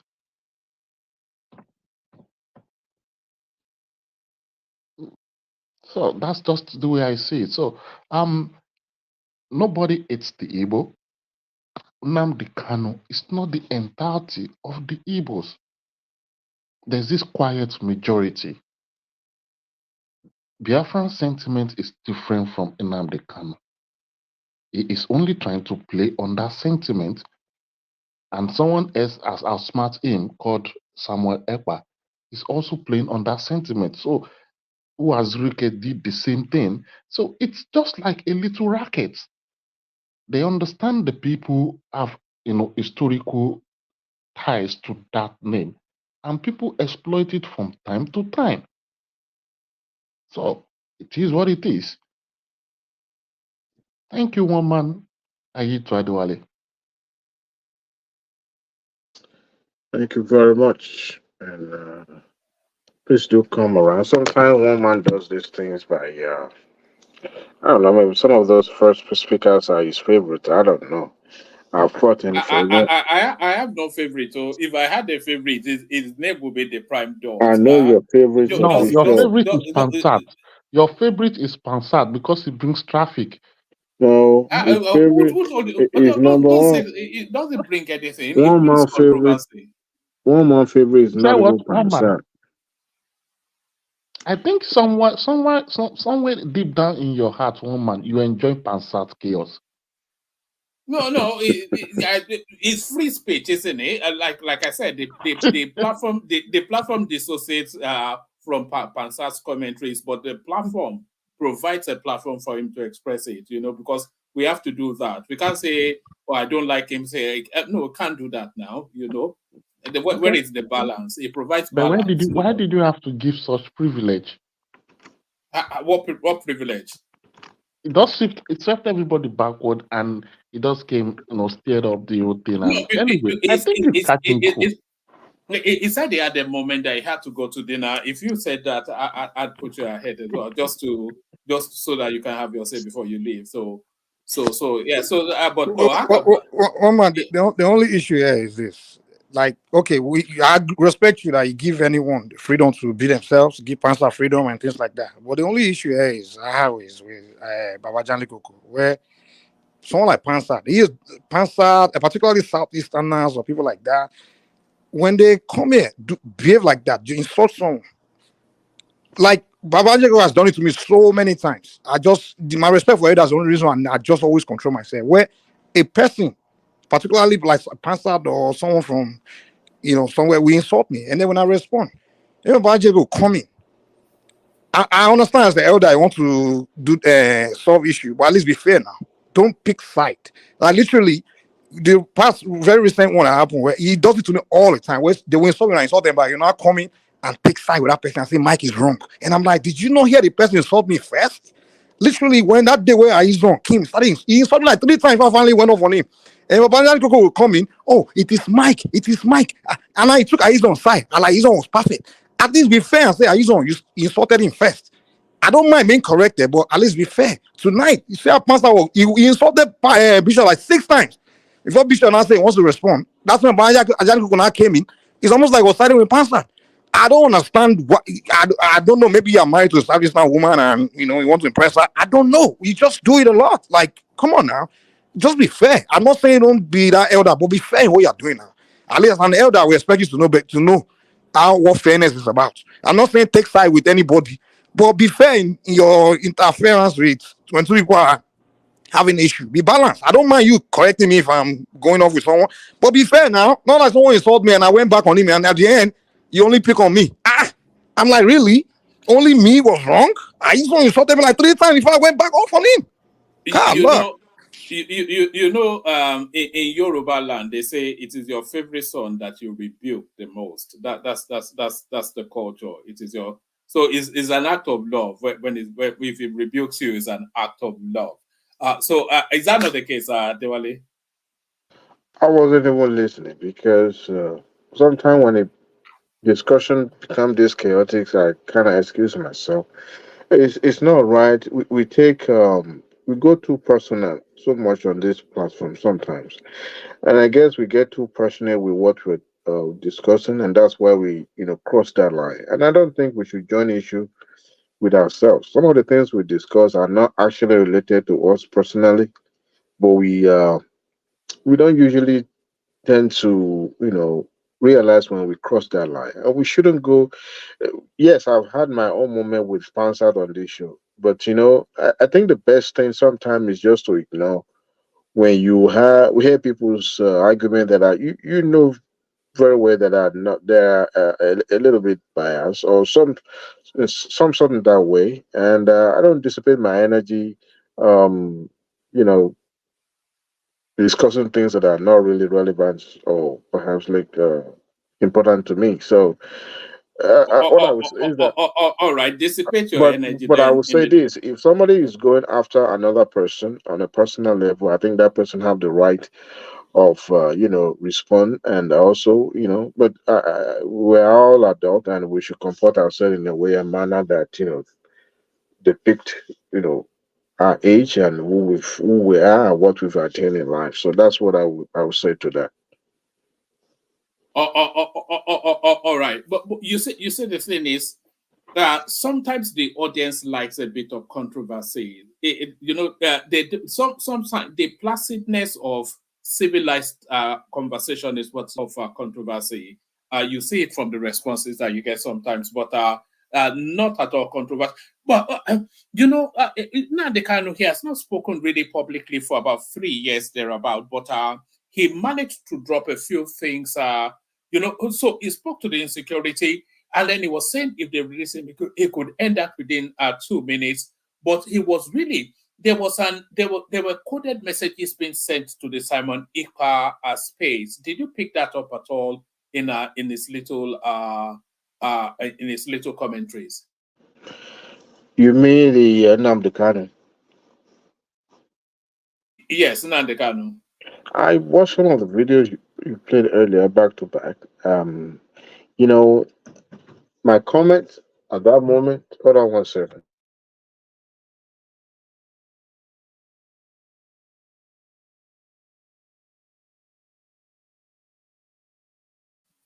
All right. Do we have you, Dewale? There's nothing what that. Let Mike take the floor whilst Dewale is gathering himself. So Mike, I'm sure you've I'm been here, one. one man. I'm All here, right, one you're man. back. Okay, Yeah. back to you. I won't even take that much long time. So, at first, you pay attention to my comment when I said that they should let him go, and but I can later get a grip of myself. I guess I was reacting on emotion. But if the government want to let him go, they also have to, work with time. I realized that, it was one time during the show that bishops, trying to shed more light on how Nnamdi Kanu and his defense counsel were trying to stall the case by, requesting for bail or something like that, and the the court objected. Federal government objected, and I tell you, federal government was right. Um, you can't jump there, or under the circumstances that you left the country. Number one, you've put yourself in that position of not trustworthy for the court to grant you another bail. Now, is this continuous incarceration justified? I don't think so under the democratic system. But you see, you can't continue to store your own case and say that the prosecutor is the one delaying or incarcerating you illegally. The circumstance that brought him to the country is another case. But the fact that you even left the country, you know, um, I've seen people trying to equate what Nnamdi Kanu, stand for together with the Igboho. Igboho never for once called for a certain tribe or anyone in his own state to take up arm against another. The only thing he did was to give ultimatum to the people that came to his state, and he, as a Nigerian, does not have that right to proclaim or to declare that certain people must not live where he is on his in his state or in his hometown. He does not have that right, and that was where he crossed the line.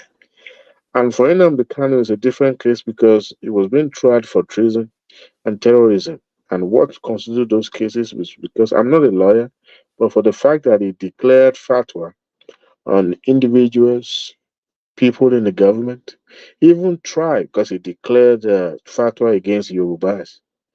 His utterances, I was told that, I've heard, that this man utterances does not amount to anything.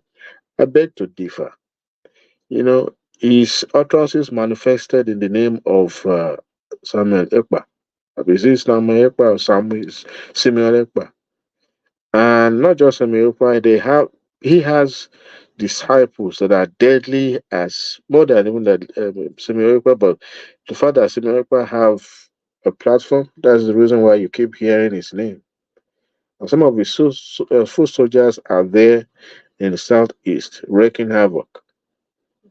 And when you hear somebody saying that certain people should be eliminated in the same country, such person does not deserve to be among us. People trying to link his agitation with political agitation. I beg to differ. In the United States, you have a called what is his name? Dr. Martin Luther King, and on the other side, you also have Malcolm X.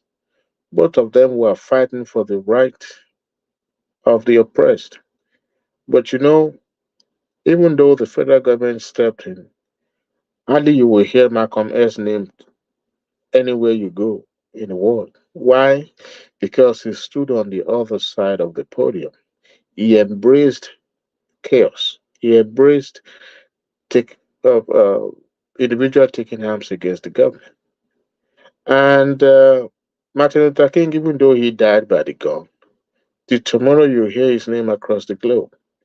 So even when you're trying to score some cheap political scores, you don't go in the route that Nnamdi Kanu went by it. If I tell you should have learned for the people who actually agitated for the democracy that we have. If you claim to be fighting for your people, you don't have to even join politics.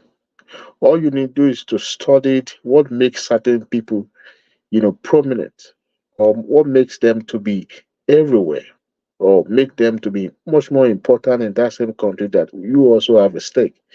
But the moment you proclaim that you are fighting for people and you're taking up arms, declaring death upon people, you lost it. You missed the point. And even if you have followers, this won't take much time before those followers will turn against him.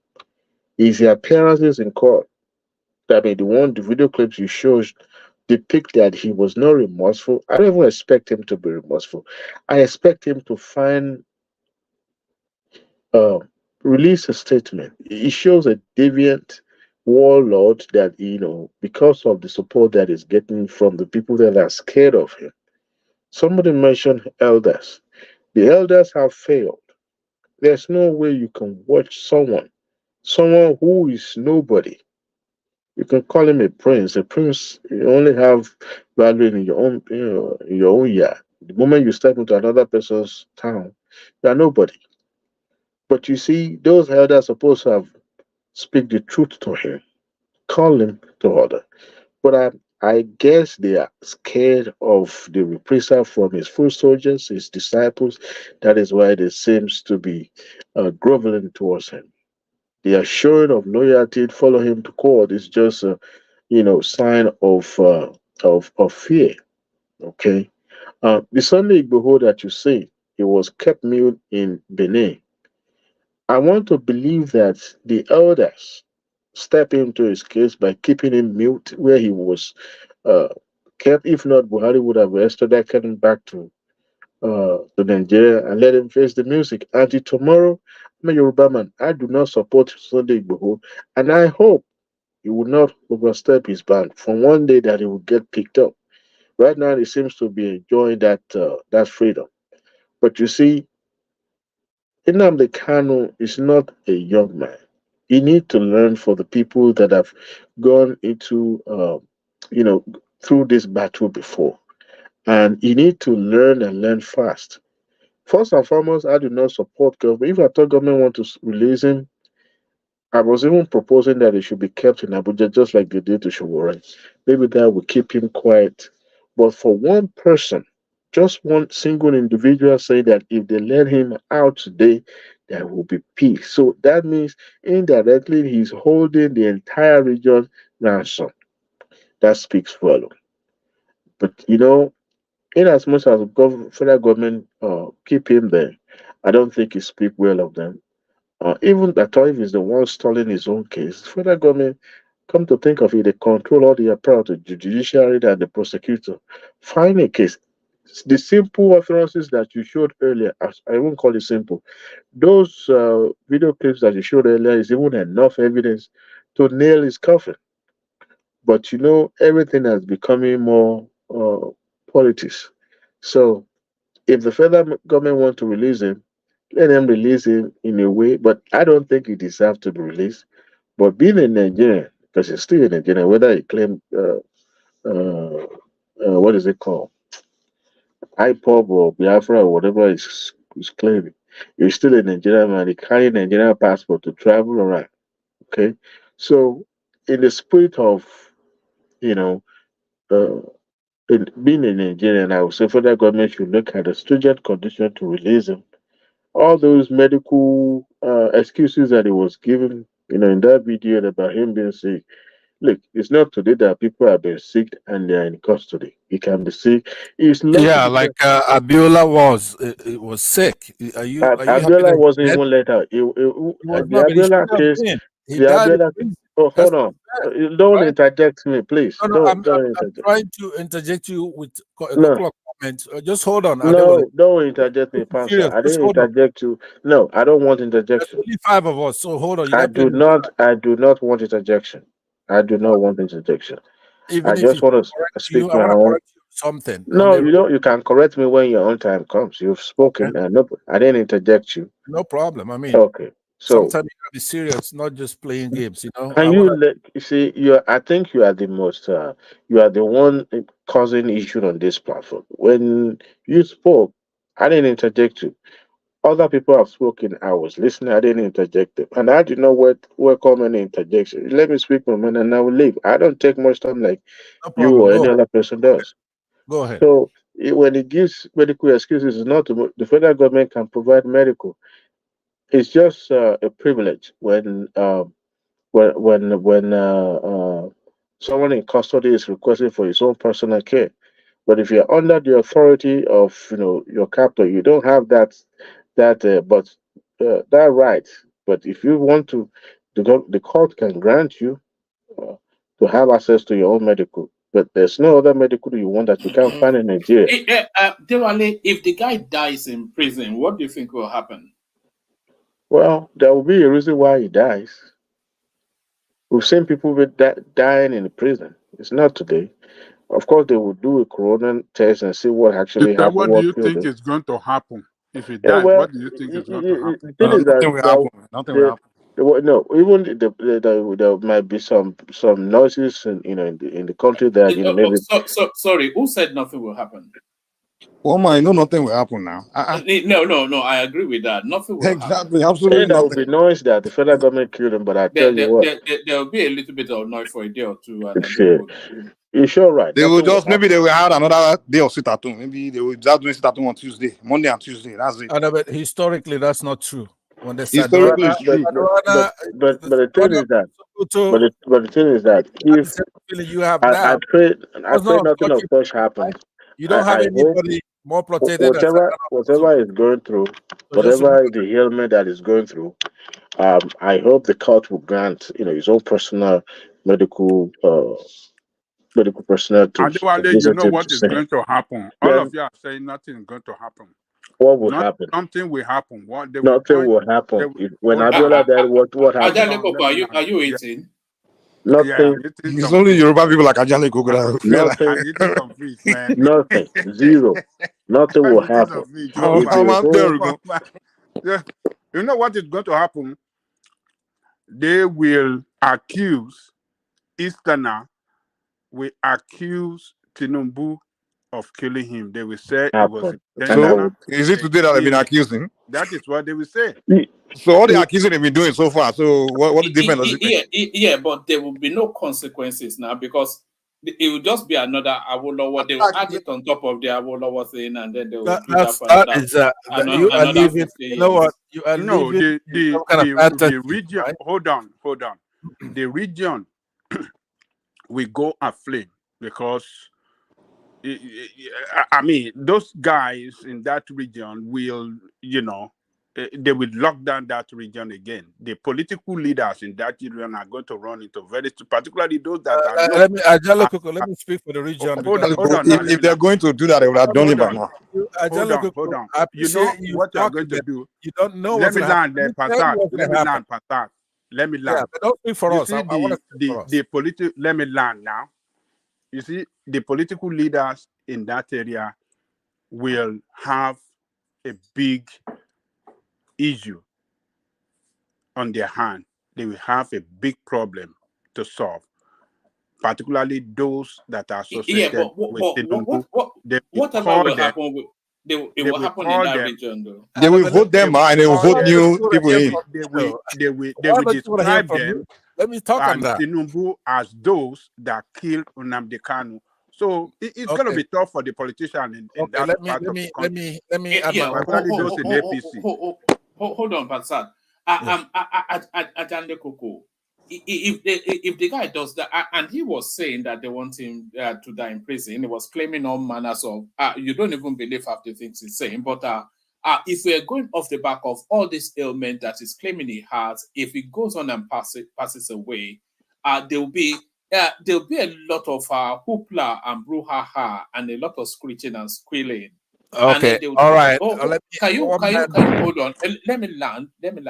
There'll be a lot of hoopla and brouhaha and a lot of screeching and squealing. But then that will not be a new thing, because that's the convent that we've come to adjust to. That sound coming from that space. That will add to the crisis. Hold on. Hold on. Yes, a bit of unzobu, and then they will do an autopsy, and then they will bring the results to say, look, it's the result of the ailments that he had always been carrying. There'll be another round of screeching and squealing, and people will move on. Nothing will happen. There'll be if anything will happen, it will probably happen in that region anyway. But that region is like, it's already aflame anyway, so it won't really impact on anything in any significant way. All right, then let me add my own 2 cents. Ajalepuko, this time, would you hold on? Hold your peace. Hold your peace now. It's my turn. Okay, go ahead, Mr. Pansad. What I'm saying. No, it's not a wahala. People make me make wahala. If you let me talk and you talk, you wouldn't hear it. There'll be no problem here. But what I'm saying, though, is that how can we be so silly, in this kind of diagnosis? We know that in 1967, the same problems that we have now, the whole country has been Igbo-nized, right? So every other region had the problem we had in 1967. But at that point, we went to war. You cannot say you've ever done. You can't even protest. Even when Abiola was white, you didn't protest. Yeah, you cried and you squealed, but that doesn't mean that's what we're gonna do. We went to war for 3 years, and before we went to that war, they had a Saduana. You learn your lesson now, and you never go to war again after that. You don't want to hear the truth. Hear the truth. After that ass kicking you, I don't think you ever go to war again. One thing I know you guys have learned is a lesson from that war. Tell them the truth, because these are facts. Any war, you just single Zobu. Just Google it. You see there was a war. I'm not making it up. I know there was a war, but after that they've humbled you and you never fight war again. We know that one for a fact. I have 3 things to say. I just told you about the war. We went to war. We didn't protest. We didn't square. You didn't go to war. Ujuku went to war. Could you please hold this boy down, please? One man. So now what I'm saying to you, you could be, over here in fairyland because it's been a while. It takes a lot to bring that provocation to where a nation decides to do something. All right. See, you've been here. I can tell you right now, even by observation, Nigeria doesn't want to have a census, right? There are at least 100 million Igbos, men. Like you saw, like when Ekene is speaking here, it's not like Mike talking. Ekene comes here, he enjoys your company, but when he has an outrage, Ekene is not like me, right? You have a lot of Igbos like that who really want the country to work. Like I told you before, I'm a Biafran, I'm not an IPOP, because what IPOP wants is small. The country belongs to us. We brought it. We brought independence. We're going to take that whole country if it comes down to it. And we have the men to do it, resources, technology, whatever it takes. If they're touching Nnamdi Kanu, right, you're going to find out, because now, let me give you a little insight. It's going to happen. That's what you said before they arrest him. If they arrest him and they arrest him, he didn't do anything.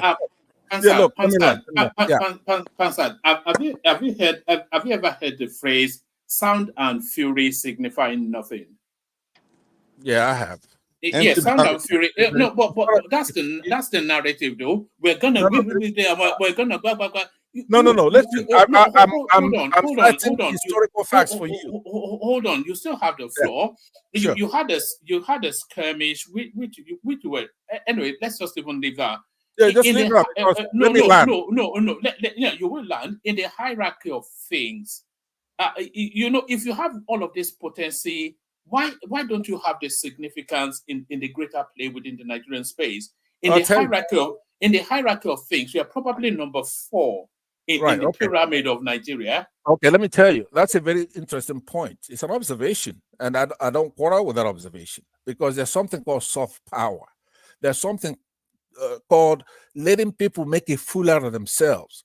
People don't go to war easily every day, especially since we've already been to war once, right?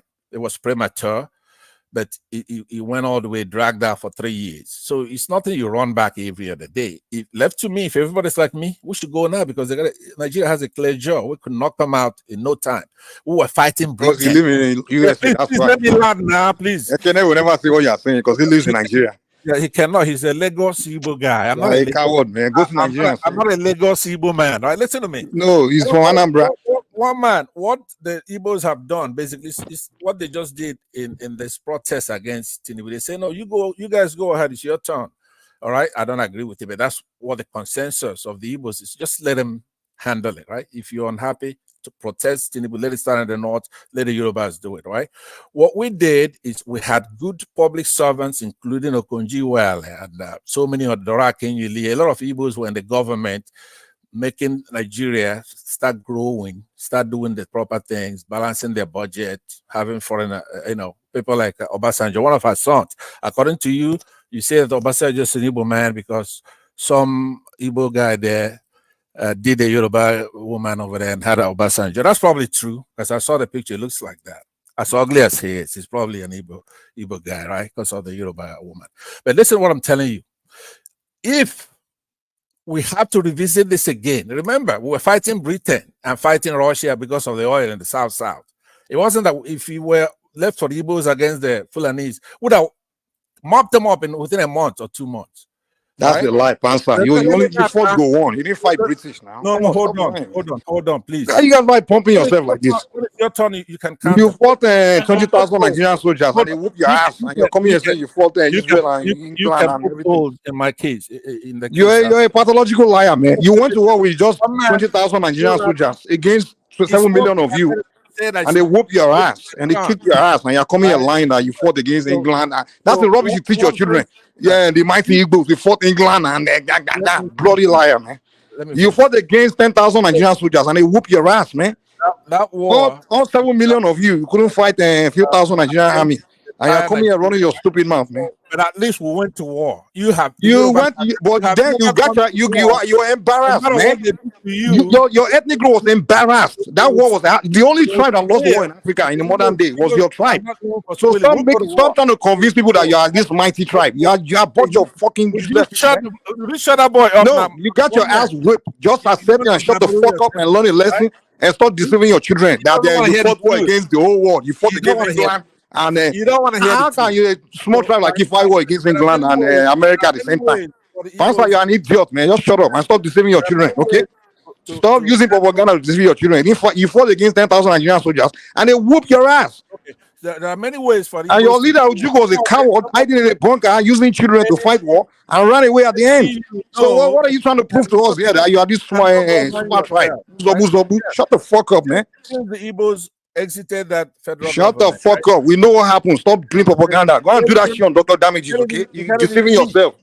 You aren't seeing him and all those idiots. One man. You have to do something. One man. Please. One man. Mute this guy. Let me get my point across. Well, one man, we had enough of Pansa, man. I think you already have a flaw. Why are you still having flaws, sir? Let other people talk, man. In fact, it's my turn to talk. So shut up and get lost, man.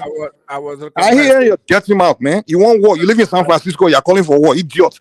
Go to Lagos and say one word so they can someone who can put you in jail without useless Igbo man. I'll say we bring IPOP to Lagos.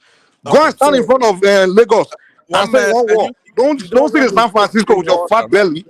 You sit in San Francisco with your fat belly eating hamburger, toasting transvestite, have LGBT transgender. All I said is that we went to war. And come here to tell us you want war. You are ready for war. You are this. Right? We did. Master, shut up. You're a coward. Get lost, man. We just get lost. You're a stupid idiot. Shut up, man. For 3 years. Shut the fuck up. Stop. Go and do your propaganda on your radio Biafra, okay? Mike of 10. I don't even know where this guy is talking about. This is you don't give brother, don't come. You don't come. I don't even know where you talk from too much. Okay, now you two are here with your own. Go to radio Biafra and go and replace your propaganda. You are cowards, man. You're not fighting anyone. Nnamdi Kanu will die. You won't do shit, man. You talk from here. You talk from here. You talk from everywhere. One man, let me have my floor, man. Let's not turn this to rowdy session. Get this Onyami idiot out of here, man. Stupid idiot, man. One man, can we take control? Come on, get these idiots out of here, man. All right, thank you, Bato. Mike, the floor is yours. Thank you, I haven't landed yet. Get lost, man. I don't want you to land rubbish, man. Idiot. Bloody liar, man. Big mouth. Dude, shut up and go to Radio Biafra and go and preach your propaganda. We don't want to hear that shit here, man. We want to have really rational, intelligent conversation here. We don't want to hear propaganda. Who is intelligent? Are you intelligent? Who is intelligent? Yeah, bro. How about you shut up and let me have my floor, okay? Watch it. One man. We're watching you show some Which intelligent are you? display fairness in your moderation of your show, right? IPOB. Want this guy to be calling your guest, IPOB. IPOB, the most useless terrorist group in the world, man. How can you call them a terrorist? They're only killing your own people. What the? A terrorist sitting at home on Monday. Have you heard of Al Qaeda or Boko Haram sitting at home on Monday? What kind of useless cowards are you people, Steph? You call yourself a terrorist people and you're sitting at home. You're forcing your children and women to sit at home. What kind of useless people are you people, man? Do you have shame? Do you have shame? And you're singing a song behind this. Your Nnamdi Kanu leader that promised you everything. Why can't you allow people to leave? Oh man, let me have the floor. So let me have the floor. Let me put these two guys in the back so I can talk. Let me land. All right, everyone. So Mike, to the topic, Nnamdi Kanu. Yeah, thank you, Jerry. Bail denial. Okay. Woman, you remember in the courtroom, the guy, he's trying to play his wayo, saying if he comes out, you're going to maintain peace, you're going to keep it, you go after anyone that's doing criminality in the south. And then somebody asked him about Samuel Ekpa, remember? And he quickly said, hey, no. Mike, it wasn't actually him that said no. I think it was his lawyers. His lawyer, but he heard it too now. It was throwing jibes at the Simon Ekpa space, but they didn't want him to take a Simon Ekpa question directly, and that's what I thought. Yeah, if you really say it's coming out to go and keep peace in the southeast, well, you roll on, but that's how they're just deceiving people. See, my thing is this. In Nigeria, it seems like we don't learn lessons from history. They always say history is the best teacher. And even when you're making the same mistake over and over, it's like you don't learn any lesson from the past. That's insanity. This is not the first time we had a character like that for the same cause. We had Ojukwu, we had Wazirike, now it's Kanu. Like, okay, it's the same thing. Let's do political solution and pardon him. And exactly the same way. You're not saying, okay, they have agreed that, okay, they will stop what they are doing, whatever, or even agree on, they just, and people that usually campaign for them the most is usually some Yoruba liberals. And at the end, the people, the same idiot that you release, is people that they will go and stab at the end, they will still hate the most. That's still the Yorubas. We also Ojukwu. This guy, oh my God, this guy literally committed war crimes. He was the first African warlord to use child soldiers, war crime. And till Ojukwu died, all his interviews in his book, he still maintained that he didn't commit any crime. He did the right thing. And every Igbo man, just like Kenneth came today, trying to tell us that Nnamdi Kanu didn't do anything, they will still tell you Ojukwu didn't commit any crime. He's a superhero. He did the right thing. And Ojukwu came to Nigeria, still maintained that he did the right thing and he didn't do anything wrong.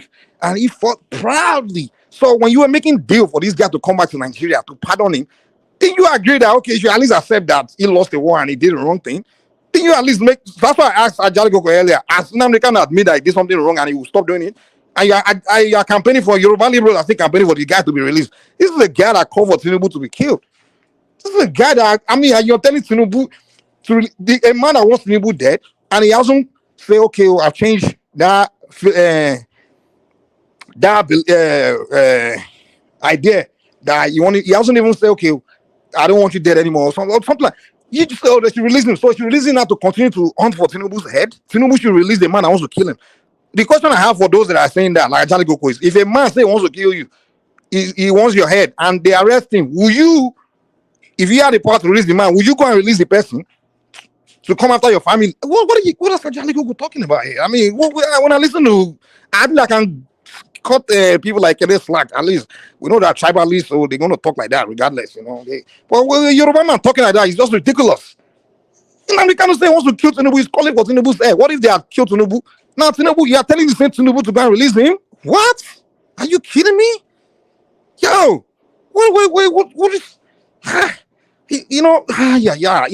One thing I've been traveled around the world, interact with different races of people. The one thing I've noticed about we Africans is we when it's time to make decision, we pick emotion over logic. we make decisions on the basis of emotion rather than rational thinking. You know, right is right, wrong is wrong. I don't know why African, when we start to make decisions, we don't focus on doing the right thing. We just want to do what we feel, not what is right. Obviously, you can't release this guy. I'm just giving you several reasons. You are repeating the same mistake over and over. You want to pardon terrorists, someone that literally how to commit atrocity for the same reason. Biafra. What is Biafra? Does Biafra even make sense? There's some people say it's fighting for his people. All those people is calling Biafra, are they his people? Are Akwa Ibom people his people? Are those Ijos, are they his people? All those tribes, many of them, you are fighting for who? A cause that cost millions of lives. And the person that created the Biafra, he ran away. And then he begged to come back. They pardon him. They say no victor. Okay, they say no victor, no vanquish. I mean, the war wasn't over. So now you want to continue the war. That means, okay, it's an act of war. So the war was, if there's no victor, no vanquish, then that was a ceasefire. That's what that means. So now, if it's a ceasefire and you want to continue, is that no war that Nnamdi Kanu is declaring? To me, if you ask me, if they want to use the book, they should use military tribunal. Because it's a war, it's a case of war. War crime. That's a war crime that he's committing. And it should be tried for not in a civilian court, it should be tried in a military tribunal. And we don't know what would happen to him. You have to make example of somebody. You can't continue to do the same thing, doing the pardon and pardon for the same stupid thing, repeating the same thing over and over, expecting different results. That's insanity. Insanity. I mean, come on, who will come after him? And I don't even give a shit what he does or what. But the fact that my ethnic group are the one we the one being affected by this thing now. Ujuku came back and he just brainwashed the entire generation to believe it's Yoruba people that caused their problem. Like, it wasn't him. It wasn't him that created their hell. He started making fake story. We could have conquered them right away. Victor Banjo, Yoruba man, stab us in the back. We could have went. Awolowo told us, he was coming. He allowed to go to where he turned around. He started fake. He just put everything on Yoruba people, and you got generation of Igbo just hate Yoruba people. Yeah, the same Yoruba, all of them. They were the one that campaigned for him to come back, doing liberalism, without thinking. We are liberal. We are Molabi. Come on, let's use our head now. At least, if we can't, at least mind your business. You see, if the guys in prison concern Yoruba people, I don't see Northerners coming out to say, God, mind your business. You see Igbos coming out to say, go and release a Yoruba man. I mean, what the heck, man? You guys land us in all this mess. Same thing with Victor Banjo. He went to join Biafran army to invade his own region. I mean, why do we have Yoruba people like that? One man, please, I don't know. They just make my stomach turn. Mind your business now. Leave these people alone. Jesus. You know? Mike, can I interject? Hello, Mike. Can I interject you, Mike, please? Go ahead. Yeah. I think the only thing Tinubu will do for me so I can be so happy is just to let these people go. I don't want to be in the same country with them. They are so toxic. Thank you, my brother. No, we don't want to use that sort of language, Ganil. But one man is not an insult now. It's toxic. Toxicity is too much, man. Like, I mean, Yoruba and Igbo no business in any country, to be honest. The culture is just complete opposite. Complete opposite. This one, I mean, like, one of the things I regret about being in Nigeria is the fact that I share country with Southeasterners. I'm sorry. Like, I've enjoyed almost every ethnic group growing up in Nigeria. They are the only people that give me headache. I've lived around Northern, I lived around the Benin's, every tribe. We all lived together. They were, even as a child, the only neighbors that give me headache. Like, literally, like, what the hell? I mean, I don't enjoy sharing country with Igbos. I'm sorry. There are few, cool, whatever. But they just, I mean, look at the country, the problem of the country, how we got here. I mean, they have their fingerprint and footprints all over the creation of all the problems in Nigeria. The first coup, the civil war, the unitary system. I mean, one man, please tell me, what do Yorubas benefit from Igbo land? Absolutely nothing. What are we benefiting from them? Like this ethnic group? Nothing. We have nothing that we're benefiting from Southeast. If the job person is talking now, you can say, a lot of oil coming from the south, something like that. But what is coming from the Southeast? No. We benefit a lot from the zone. The From Yoruba who? says from the Southeasterners, we benefit a lot. Southeast. What's coming from the Southeast that we're benefiting? We benefit from their culture, which is one of the richest, not just in Nigeria but on the planet. Okay, tell me what we are benefiting from their culture. Okay, the money But this guy got which money? Which money do you have, man? No, I wouldn't say money because there's greater wealth in the. You coming to make money, Yoruba, and you're telling me, you're benefiting from my money, not your money. We benefit from their culture, which is one of the richest, not just exactly. What is the culture? Can you tell me that we are benefiting? What in the Igbo culture am I benefiting from? The Atilobu dance, to watch them dance. Not just their worldview, the doggedness, the determination. How am I benefiting from that? Shut up this guy up. Let allow you to talk. Shut up this guy up. You benefit from it because it serves as an example of something that you can adapt to. Maybe not take wholeheartedly, but the richness of the wisdom, Woman, come on! I know you are doing this for traffic. Come on. Wisdom. Which wisdom am I getting from Pansat? Woman, please. No, not Pansat. Now, Pansat is not an example. Yes, if you come and think like Pansat now. Everything come and reason like Pato here, Pansat. That's what they reason. Which wisdom comes out of these people that are? So which wisdom is the Igbo land? There's no Yoruba land. Please, woman. You can't. Okay, for me, wait. For me to benefit from someone's wisdom. Hold on, Mike. You can't pick from the lower rungs of society as an example of what that society is. Okay, I get that. Okay, let me ask you this: which wisdom? People like Pansat, they are, it's not an example of anything. Look at somebody like Prince, for instance. It's a good example. Look at Saki Fada. He's a good example. Look at Ekene. He's a good example. You learn from Ekene. I can't accept that he's ethnic man. Tell me which wisdom came out of Ekene's has ever come out of Ekene's mouth. God, Lord have mercy. One man, for me to say I want to benefit from someone's wisdom, that person must be maybe wiser than me. Can you see and tell me that the Igbo ethnic group have more wisdom than the Yoruba people? I wouldn't say they have lesser wisdom. No, I would not say that. I would not say that. I don't know anything I can learn from the Igbo tribe. No, absolutely. There's nothing. I'm sorry. There's nothing. Personally, I don't see anything I can benefit from. If I look at the Southeast, I don't see anything I can go there to go and do there. Honestly. And when I look at Southeastern and the Southwest, I can't look at them and say there's something they can do that Yorubas are not doing. Is it education? Is it anything? Is it... what is it? There's nothing. I benefit from that ethnic group. They just bring nuisance to my space. That's all. I'm not saying all Igbos are like that. There are many good people, but let me not say many Igbo people are good people. But there are too many toxic people that just there are too many. Every ethnic group have toxic people, but they have too many of them. Just too many. Do one man put this bros. You have your time, okay? Let me get my own tongue, okay? One man, is it the image of Nigeria outside of Nigeria? Look at today. Look who's on the internet destroying the image of Nigeria. Where God, Lord, man. Look. Who's like literally they just like I'm like, dude, can these people just disappear where I can have space to breathe? Lord, is it the image of Nigeria outside? They're just destroying it.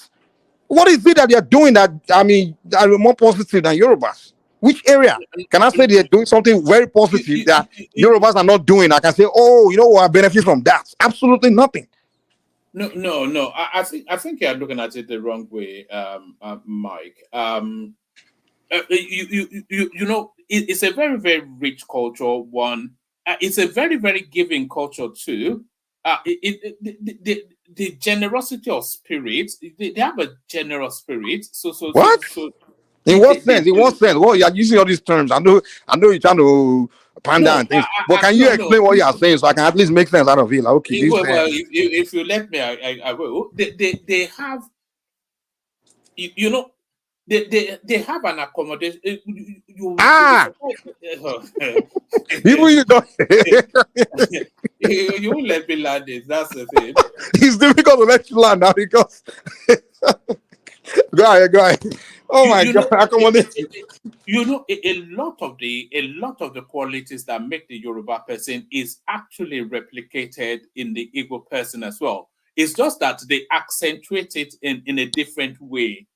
They are people of family. We are people of family. They are people of culture. We are people of culture. They are people of the earth. With a long history. We're the same. There's a lot that mirrors each other in both the way we are. Maybe that's why we conflict with them so much. But they actually mirror us in so many ways. You'll be surprised if you actually. Yeah, I don't see any way we mirror, okay, man. Let me show you an example. Let me show you an example, and then tell me if you don't delight in this. Okay, now.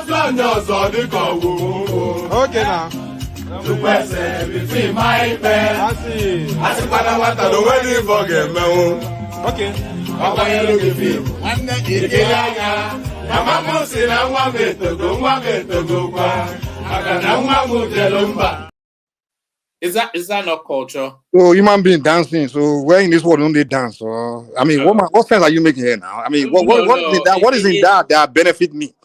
What is that? What I want in my life? I mean, what is in that benefit me? I'm asking you, what am I benefiting from the Southeastern as a Nigerian, as a Yoruba person existing in Nigeria? What? There's nothing now. They got pretty women, good. But God, Lord, I mean, I don't have issue of women. Buy a land and build their Yoruba land. What are you talking about? Huh? You what? You see, that's another reason I can't see. That's why you see one might say that Constitution nuisance. You see, that's exactly how their leaders will talk. Someone like one brainwash them. Oh, we are the this, we are the only, we are the one beating you, we are the one propaganda. Same way Pansa was talking now. Oh, we fought England, we fought the United States, we fought everybody. This kind of rubbish that they put in each other's mind. Now you are telling me that Yoruba's hard work. Bro, shut up and listen, man. Shut up and listen. Yoruba people fought. Hold on, Mike.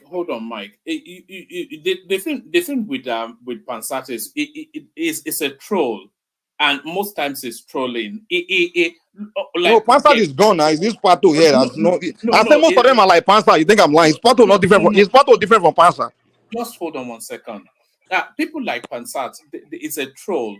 You saw how he was prodding at Bishop to get that reaction. He wasn't really interested in anything, just to rile him up and get him to react in that way. And I was hoping that Bishop will. Pansat was calling for war. You know how many times this guy called for war? Yeah, but he's an elder. If he was one teenage Igbo boy talking, we can understand. This is an old man. Wait. When old people talk, woman, come on now. Wait now. It's nothing to do with his age. It's a narcissistic attention seeker. And if you have a narcissistic attention seeker, they will say and do anything to be the center of attention. So that's what Pansat does. Okay, you have an elder from an ethnic group talking recklessly, and youth are listening, right? So the young ones from his ethnic group are hearing an elder saying, "Oh, it's war. We want war. One war," and you say over and over and over and over and over again. What if those youth decide to believe that, okay, this is what our elders want, so let's do it. Let's just go and start attacking people from other ethnic group. And that's what Nnamdi Kanu did now. Calling for, Nnamdi Kanu is like, he's a middle-aged guy, talking, attack Fulani, attack Yoruba, attack this, attack that. What happened? This youth started attacking Northerners in their region, pulling them out of the bus and buying them. I mean, these are elders from the ethnic group. See how Wanyan was talking. This is an elder. Elders, if an elder have gone astray, then that ethnic group, I don't know.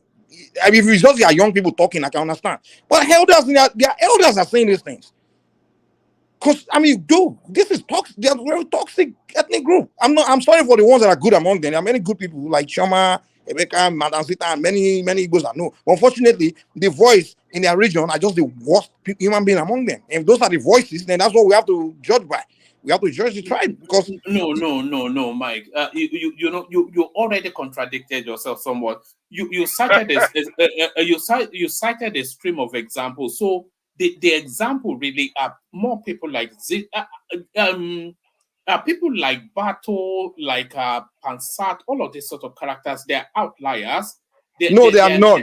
One man, just give you one young who's outlier. One young, the leader, the president of the ethnic group. Uwanyan is the president. Owanese is the head of the Igbo ethnic group. Owanese and IPOB. They are the two. Okay, what, which other organization is in the Southeast as the leadership of the Southeast besides Owanese and IPOB? Owanese and IPOB, they say the same thing. Uwanyan will speak just like an IPOB. So and these are the leadership of the woman. Which who do you look to judge a country? Who do you look to judge America? Is it not what the government of America is saying? I mean, we look at Russia, we go by what Putin says, and the leadership of the country is the leadership of an ethnic group. The way their position is, what we have to see the position of that ethnic group, the position of the leadership, and you see their leaders just constantly just ridiculous, man. From the beginning of that country, I haven't seen Igbo leaders that have been responsible. Ojuku, Ronsi, even Azikwe. Today we have IPOB, we have Owanese. I'm like, oh my God, can these people find good leaders to lead them? All right. Like I said with Pansat, I repeat with Mike, those views are expressed are Mike's views and not the views of the platform. So, but like with Pansat, Mike has the right for that expression. But let's move on from there to a different conversational piece. Let's go to Bato. Bato, give us your take on the Nnamdi Kanu now not released, and then we just change topics after that. Yeah, one man, I don't have much to say. Nnamdi Kanu should be released. As the way they release it, that's what I'm gonna say about that. Thanks. All right. You know that Igboho was not released by the Nigerians. Yes, it wasn't released by the Nigerians, was it? Although it's in Nigeria now and he should be under arrest because there's still an outstanding warrant for him. So they shouldn't release Nnamdi Kanu, but also Igboho should be in incarceration facing his own charges as well. So that's probably more to it. Let's go to this space. Putin wants NATO of World War III. Does anybody have any thoughts on that, or is that too international a flavor? No one is. Yeah. What is that topic again? Putin won. Yeah, Putin wants NATO of. You know, he has now just been re-elected, and I think that was his inaugural speech. Because, of course, what actually led to that is that the French president, Emmanuel Macron, he was suggesting that France are willing to put troops on the ground in Ukraine. So now that's how Putin responds to that.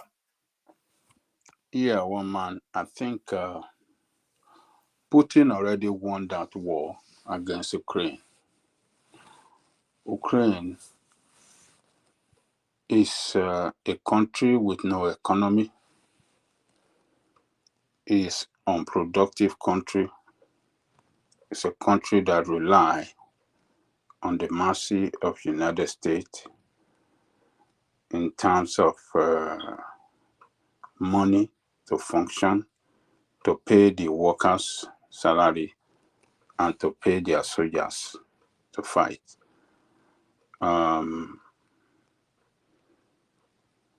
Equipment they are using for war are supplied majorly by United States. European countries supply some stuff too, like Germany, like France, but greater percentage of all those war equipment are by United States. So, but since the war is on the war field, on the battlefield, is getting clearer to the West that Ukraine have lost the war. They have lost almost maybe 500,000 army over,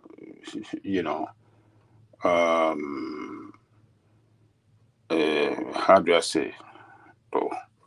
over a million injured, about maybe 2 million of their population are scattered to Europe. They run away from the country. So they cannot even, they don't even have the men to even fight the war anymore. So Russia has begun to see that the West, in order to cover their image, because of the defeat of this war, they are making some move, like what you just said about Ukraine. I mean, about France, that they're going to send their soldiers on the battlefield, rather. Is that what you said, one man? One man. Yes, France is somewhat. France is giving thoughts to putting troops on the ground in. But you know, it's quite. We forget that there's even still that war going on in Ukraine. So is it even still going on? I don't know why. Quite what the state of play is there now. This battle is not actually Ukraine that is really fighting this war. Ukraine is just the battlefield. It's the war between Russia and NATO. So that is what is responsible for this statement by Putin, that, that is why he's warning them. And he has even threatened them that the use of nuclear weapon is imminent. Is warning them that if they get involved, now they are supplying arms. If they send boots on the ground, then the use of nuclear weapon is imminent. And can we say it's just threatening, or just for fun, or is he serious about it? I want to say it's serious, because there's no circumstances that will make Putin to allow Western troops on the ground engaging in war with him or closer to their territory. That is not going to happen. He would never allow that to happen. So, and that is why it's warning that Third World War is imminent by this lie you are telling us. So, you see, this war is actually ended, but the West are trying to, continue to show as if Ukraine still have capacity to continue the war. Ukraine doesn't have capacity anymore. Ukraine is crumbled. Russia is moving in, is closing in on them. But Russia has been closing in on them for what, at least 18 months now. Why are they not going for the final kill? What's holding that space up? Yes, that is getting to the final stage now. It's getting to the final stage. All those regions of Ukraine that have, declared to be part of Russia, that the how do I call it? Is it the Eastern Ukraine that have declared to be part of Russia, that have carried out referendum, and they are now part of Russia? That is where Russia is liberating now. Many parts of those territories have been liberated, and they are closing in, moving towards the West. So it's a war that by May or in the summer is going to come to a final end. Ukraine doesn't have. How do you see it playing out, though? Because that their president is not going to, as long as that their president is in situation, it will be very difficult unless they're able to take him down. And if they take him down, it will turn into an even bigger thing globally. You know what is going to happen? I'm not. It's just there's a possibility that the military will take over in Ukraine, because the former commander of the war has recently been taken out from the being the commander by the president. So, because he's advising the president that this war is they don't have the capacity anymore. It's telling the president the reality on the war field, that maybe they should go a way of negotiation and end the war, because he's losing men on the field, because most of the weapons, most of the weapons that they are using, particularly the artillery, they are running short of it. They are running short of supply, and it's just not going good for them. It's not going good for them in the battlefield, and so because of that, and because of other reason, so the president took him. He put another person there. The person that is in charge, leading the war right now, is losing at all front. So you can see a divided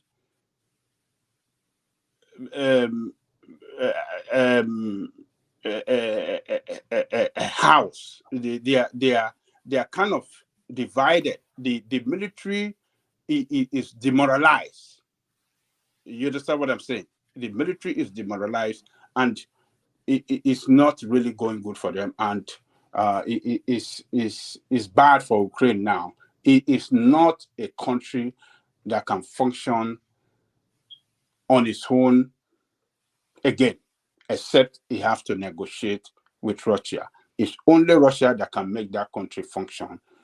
If they don't negotiate with Russia, if they don't have a peaceful means of surrendering to Russia, they will never function as a country again. And Putin is serious. If Western nations should put troops on the ground to start facing Russian army face to face, that would be very dangerous to this world. The world might witness a nuclear war, and that will be very catastrophic to all of us. So it's very dangerous the way the war is going. It's very dangerous. But as the war is going, Putin has just won another term of office. You see all those that contested with him, 4 of them were with him on At the ceremony where he was declared the winner, they're declaring their support for him. I mean, just for the sake of the nation, it's a nation at war. And all of them are strongly committed to the motherland that, look, our motherland must survive this. It's a war by enemy. They consider the West as enemy that doesn't want them to survive as a nation. They want to crumble their economy. They want to crumble their everything that they stand for. So majority of the people believe in Putin because they believe he has made the country proud. He has put them, Russia, that was almost a dead country in the 90s when the Soviet Union fell. It was a country that cannot really function on its own. It was a surrender country to the West under what was the president? That president before the Putin. What's the name? Yeltsin. Yeah, it was a surrender country. But Putin, after taking over, it was able to take away the country from the control of the West to a sovereign country, a country that it can compete with them in everything. And, you know, people that have seen that, they have seen that country grow economically and militarily and, technologically, a sophisticated country running well. And he has developed a capacity that, to the delight of their people, and majority of them are, supporting him. Though in that country, they have a way of, suppressing the voice of opposition as well, particularly opposition that is dangerous. They feel that is colluding or making friend with the West, because a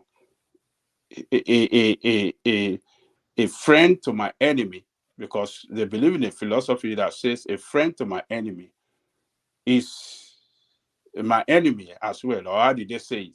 So whoever that they see as being a friend, an opposition in the country that is a friend to the West, I mean, they believe is a very dangerous person, to leave, and they will do everything to get that person down.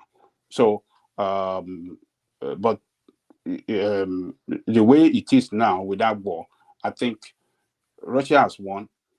Western propaganda, media propaganda, you can see it is not, it has died down. Unlike when the war started, that they say, oh, they are winning, oh, Ukraine is doing this, Ukraine is doing that. But now, Ukraine is a dead country. Only when they negotiate themselves away, to come to a friendly a country that won't be a threat to Russia or will not allow itself to be a threat to Russia. That is only thing that can return peace to Ukraine.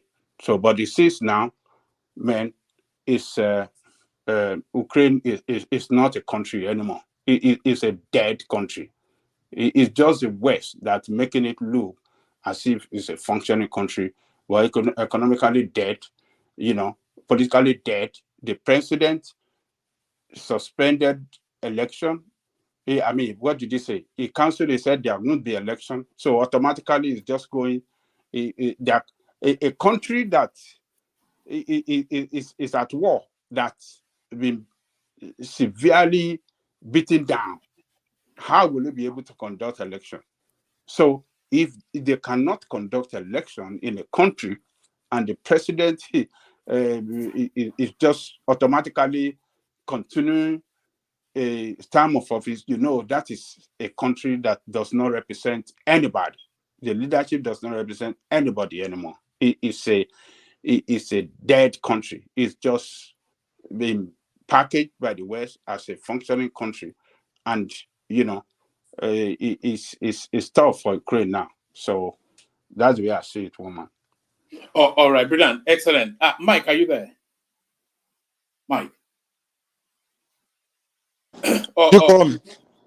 Yeah, I did call you. I wondered if you were ready or do you need a moment? Let me come in as on a. All right, and check your messages as you're doing that. All right. Let me bring you this data, Janle Koko, which somebody sent in. Yes, there it is. Let me bring you this data, which somebody sent in. It's quite shocking when you look at it. This is a full list of out of school children across Nigeria. So out of school children across Nigeria, and these are children between the ages of 6 to 15. 6 to 15. But look at it. In Kebbi State, children between the age of 6 to 15, 67.6% of them are out of school. 66% in Sokoto, 62% in Yobe. So this is a time bomb right here, isn't it? One man. It's unfortunate that we have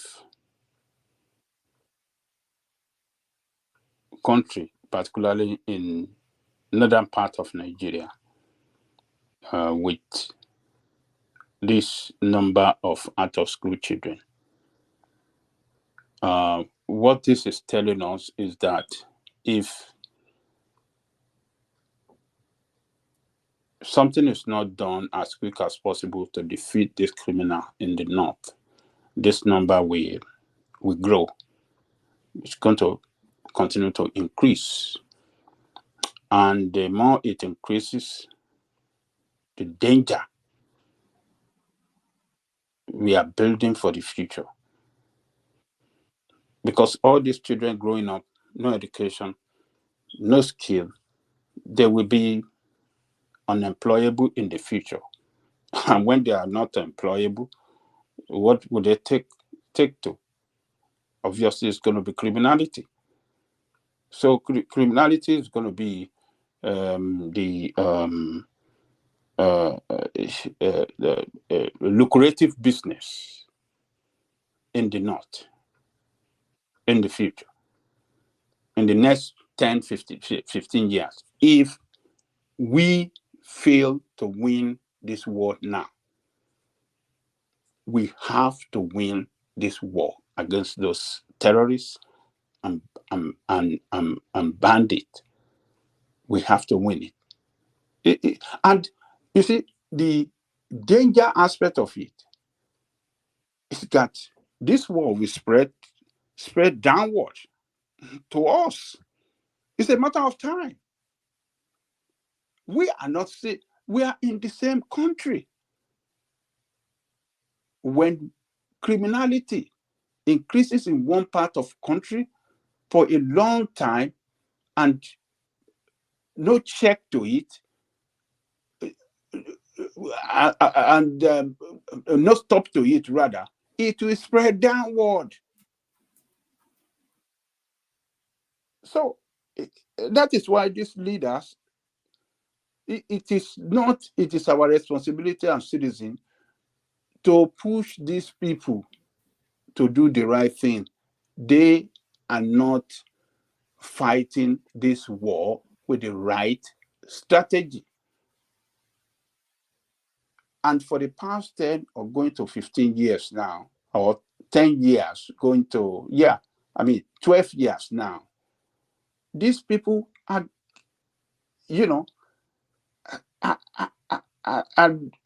how do I say it?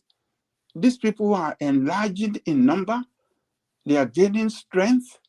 They are getting stronger. The Nigerian army. I mean, if they are not strong, why haven't we? If they are not stronger than you, why haven't we defeat them? Yes, you might not agree with me that they are not stronger than them, but what strategy have we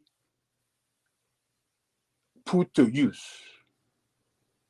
to reduce their criminality against the state? But rather, instead of reducing their strength or decapitating them, these people are enlarging in number, they're increasing in number, and they are committing more havoc.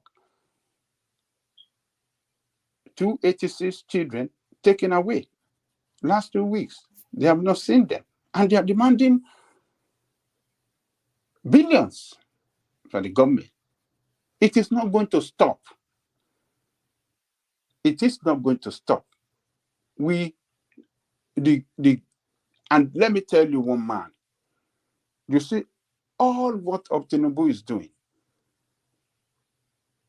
if we don't get the security right, Nigeria is not going to get prosperity. Nigeria is not going to get peace. It's not going to get prosperity. It's not going to get stability. And when you don't get all those things I mentioned, then the country is not going to, the situation will worse off. The economy will worse off. And it's going to be a country where everybody, particularly the youth, want to get away from. And that is what you see, what is responsible for Japa, because there's no opportunity. There's no job opportunity. And the future doesn't look bright. Okay, Woma, tell me, what is the future with all these children that they are just showing out of school children? What is the future for this? You know, John Lekoko, what really surprises me, it's almost you can't say almost 100%. Kebbi State 67.6%. But how can it be possible that 67.6% of children are not in between? If you don't catch them between the ages of 6 and 15, then those lives are virtually wasted. Somewhat. Or I can see. So that tells you then that nearly 70% of the children in Kebbi State, their life is gone. In Sokoto State, their life is gone. In Yobe State, their life is gone. Their life is gone. We've always, I don't want to ethnicize any of these things, but if you look through, actually, let me give it to you fully.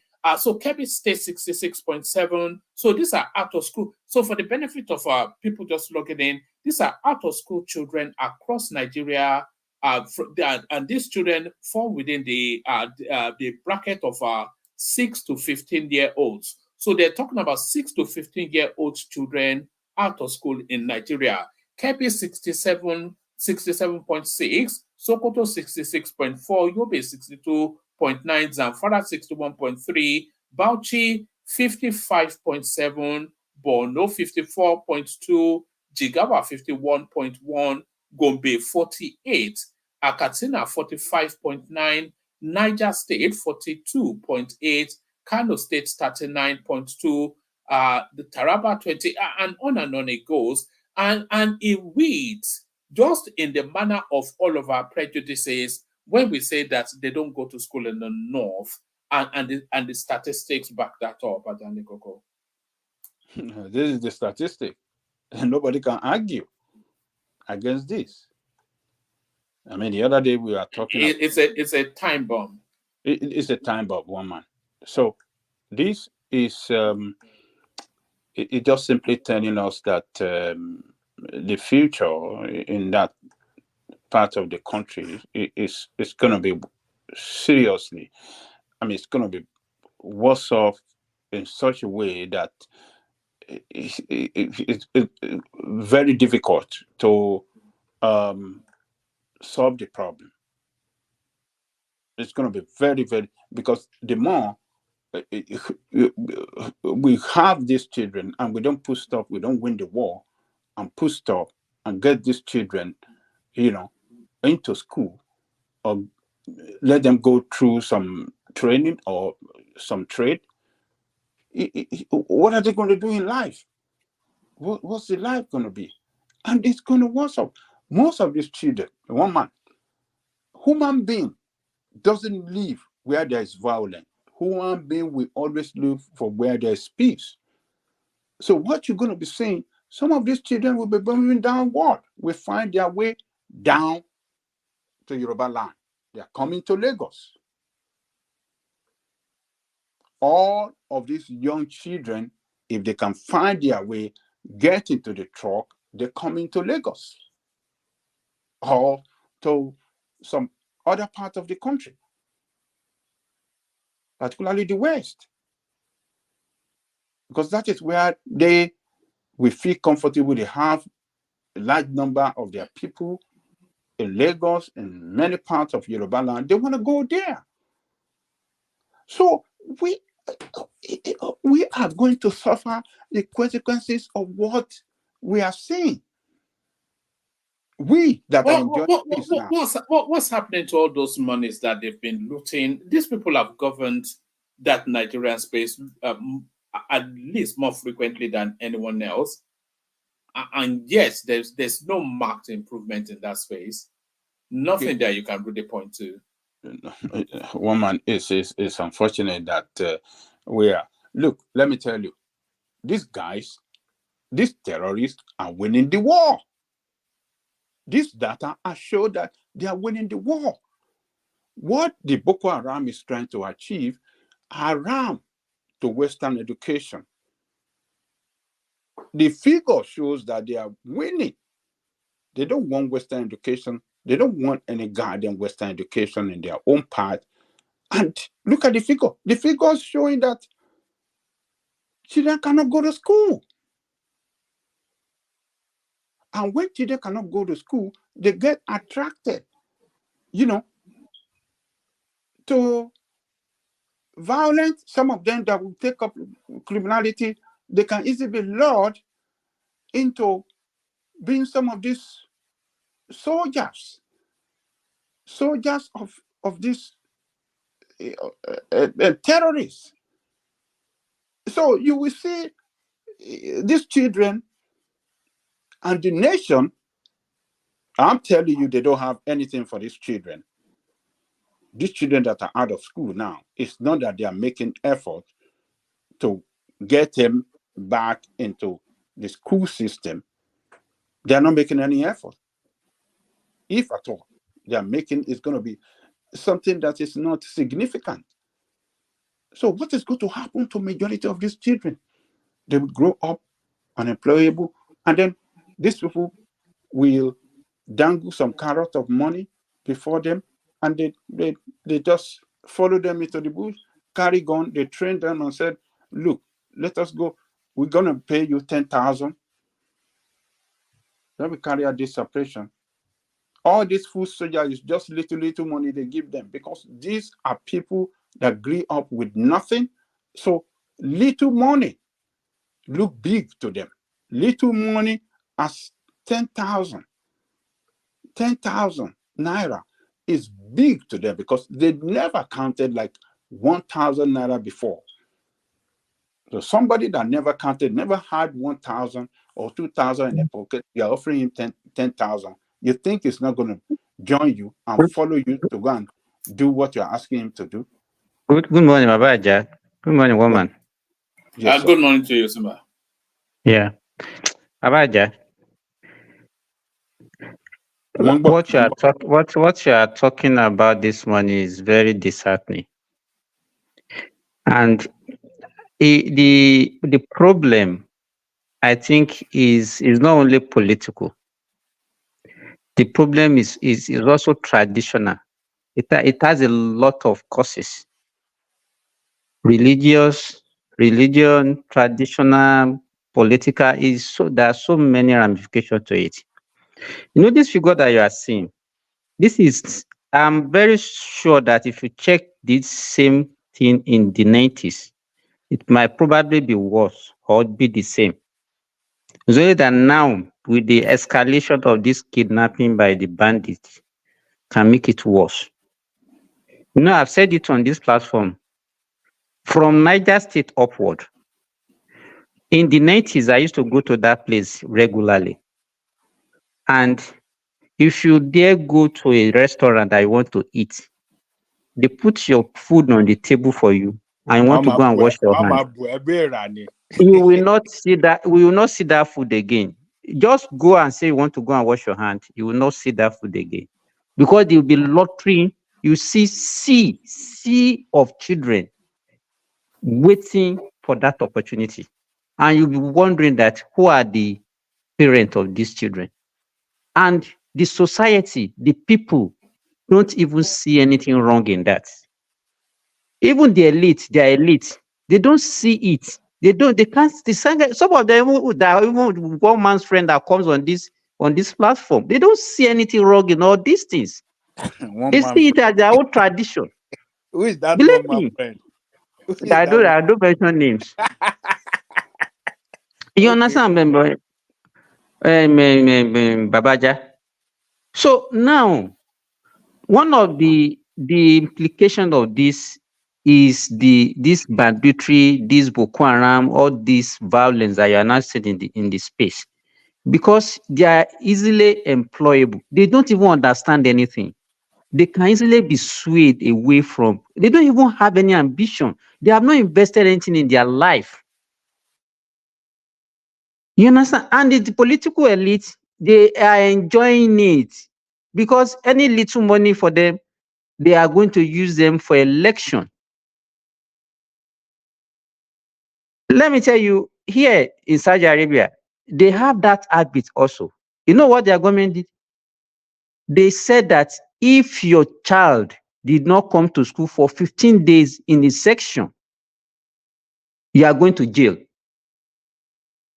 Every day now, Babajale Koko, every day now, I have to write sick leave, because if I admit some of these children for 2-3 days, I have to give them a letter to the school that they were on admission. That was why they couldn't come to school, because they notice that habit in them also. They don't see any reason to go to school because they are too comfortable. Even here, where they have everything. Do you understand what I'm saying? It's not as if the schools are not there. It's not as if they will pay. Baba, just mark my word, though. Everything is free. But still, they don't want to go. So the government has So to if pass law, you will go to jail. Drastic action. Action. So if we are looking at our own space also, we should not also look at it from the angle of, say, maybe the schools are not available, or maybe because they will have to pay to go to school. That is not the issue. They don't see it as being important.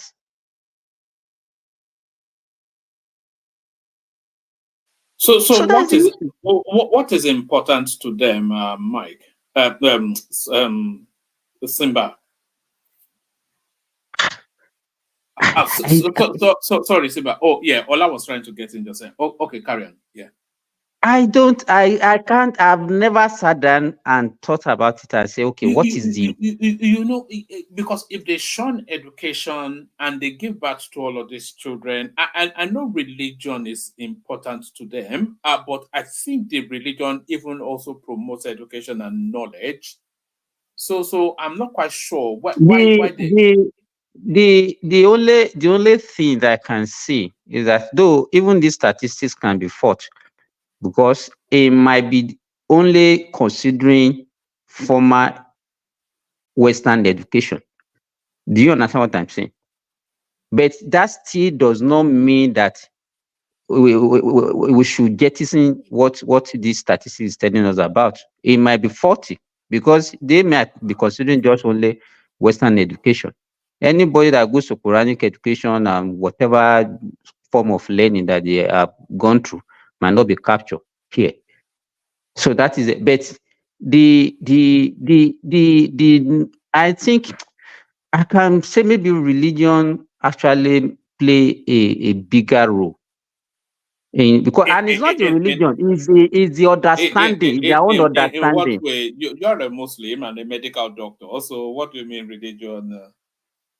That's what I'm saying. I said maybe their own understanding of the religion. Do you understand what I'm saying? It might be their own understanding, because let me tell you, woman, if anybody comes to Saudi Arabia and come and see the way they are practicing the religion here and the way we are practicing it in Africa, is totally different. I've never seen anywhere here where you see them preaching anything. They don't, even when they are calling prayer, you will hear it for just few minutes, and at the end of the day, everything will die off. You will not see anybody preaching and asking you, yeah, Sidi, did they working? No. You understand? And you cannot see anybody either in a public space or anywhere preaching. And this is an homogeneous society where they are predominantly 100% Muslim. Where they're supposed to even tolerate all this, they don't allow it. But look at our own space. Sorry, I interject to Mr. Simba. Good morning, Mr. Woman. For me, Good morning to you. Sorry, man is before you radical. Triumph. Big apologies to you. I know you've been quiet all the way through, but let me just use this window to bail out. Hand over to Mike, and then you can have that submission. Let me acknowledge the super chatters. Choma, August Cyrus, Prince was there, even though Nwanchuku was trying to force him not to. So, but still, he fought through Nwanchuku to super chat. So, thank you, Prince. Adeda Ayo, of course, who we traditionally mention. There's Prince again saying something or the other via super chat. That's Prince still and Prince still. So thank you to all those. Keep them coming. Apologies, Triumph. The floor back to you. Mike, over to you. Thank you, everyone. See you tomorrow. All right, man, no problem. Yeah, Mr. Triumph, you were saying something. No, yes, sorry I interject you, Mr. Simba. For me, it will resolve many things here.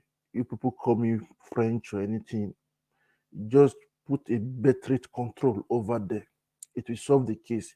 Give them injection or put a pin, a chip in their hands, in their left hand. They will not give birth like rabbits anymore.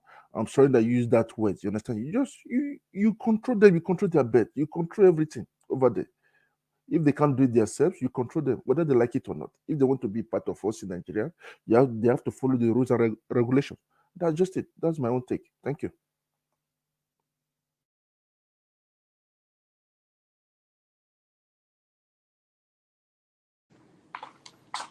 Simba, you're saying something. I continue, Abby. Simba, you're muted. Simba ti lọ kírun. Mr. Dewale, you still hold me. You have to sing. You promised me singing against Mr. Ola. Don't forget that. Mike, Yeah. So you why told am me I you hearing will myself? you told me Sorry, that you will Mark. sing. I'm at work. That's why I'm at work. Okay. I'll just be coming interjecting just to.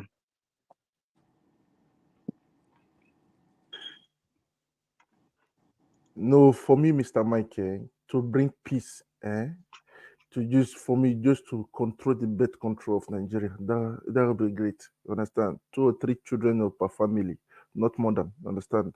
It's not to Igbo way. One thing is that I used to tell people that you can't give what you don't have. Understand? You can take as much you can control. At least if you can take care of a child, you cannot do more than a child. You stop there. You understand? I understand. So that's just it. But we have to control it. If it's going to bring peace, if it's going to if it's going to help the population also. They say 2015 will be over almost 400 million. It's too much. I know I'm a bit harsh, radical in the way I do things. Just we control the birth rate. It's very easy. Just that's from what you call 10 years. You put the pin on them. Every 5 years, you put it back again, and you control the bet. That's it. I don't want to say something that they will block in one man channel tomorrow. There's a way that they do it here. You can do it through something. It's called V. You understand? Then you use it and do it, and you indirectly, if it will cause problem, you don't want people to know about it over there. They do it, and you control the birth rate. Not that everybody will be they'll be giving us children that we cannot take care of. So that's it. Thank you. Mike, You guys, Mike. I'll continue. You want something to say? Yeah. Say. Ṣé àwọn ẹgbọ́ Anchor we find a Loro.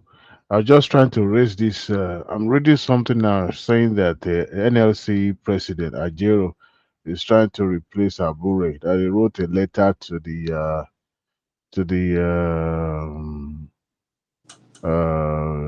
National Working Committee that in a letter jointly signed by the chairman secretary of the commission.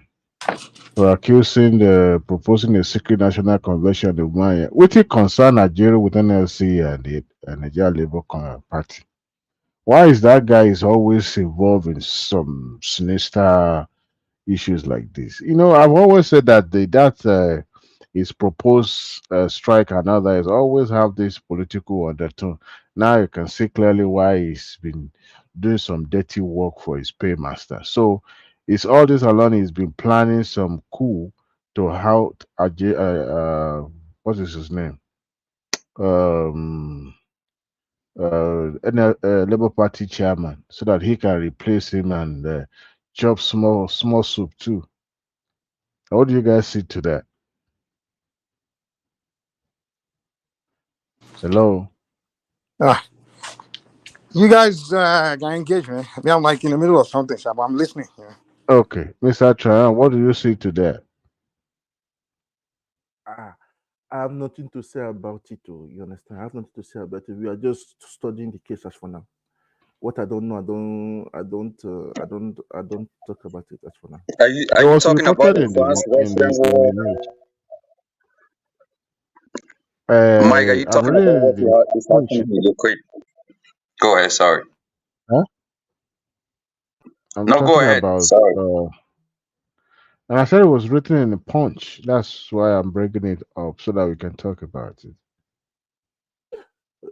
Why I came is because of this Putin issue. Understand? And France issue. Understand? That's the one that made me to connect a bit. One man deviated from it and talking about. What about the France and Putin issue? What about it? It's very interesting. Very interesting. One thing that's that it's all about political. Just politically. Understand? Motivated. Am I echoing? If I'm echoing, you guys should tell me. Am I echoing? Yes or no? No, you're good now. I'm good now. Okay. Occasionally, I'll say that echo. I don't know where it's coming from. Okay. I don't know. Not. I don't know either. Also. But for me, one thing is that Ukraine is as corrupt as Nigeria. Sorry to use that word. Understand? Ukraine is as So you corrupt say as Nigeria. Nigeria is the most corrupt country in the entire world? Ukraine is as corrupt as Nigeria. The politics, everything, they give them arms and then later you find it in the black market. We know about it. Tell me Understand? which country in the world is not corrupt. Tell me what that country. In terms of cashing out, let me use it that way. They do it openly. You see, but you cannot say anything. You understand? The one that is even open is even the best. The one that are doing it underground that you would not even say is the worst. We know that one for sure now. We know that one for sure. Understand? We know that for sure. But I know that because of they're afraid that the next coming election, if Mr. T wins, understand, is going to stop the war. Understand? Because of they're making money out of it. You understand? If you watch what's this lady's name that they resigned in America, understand? She said that most of the money they give to Ukraine is just to build military arms. You understand? It's coming back to their contractors. So even BlackRock said that after the war, it will bring even more money to America because they are going to rebuild the nation also. Everything is business, you understand? You know one thing, Mr. Triumph?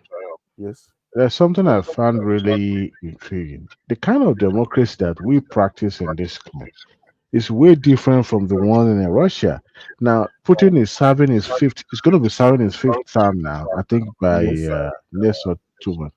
So, and I'm wondering, don't they have a term limit?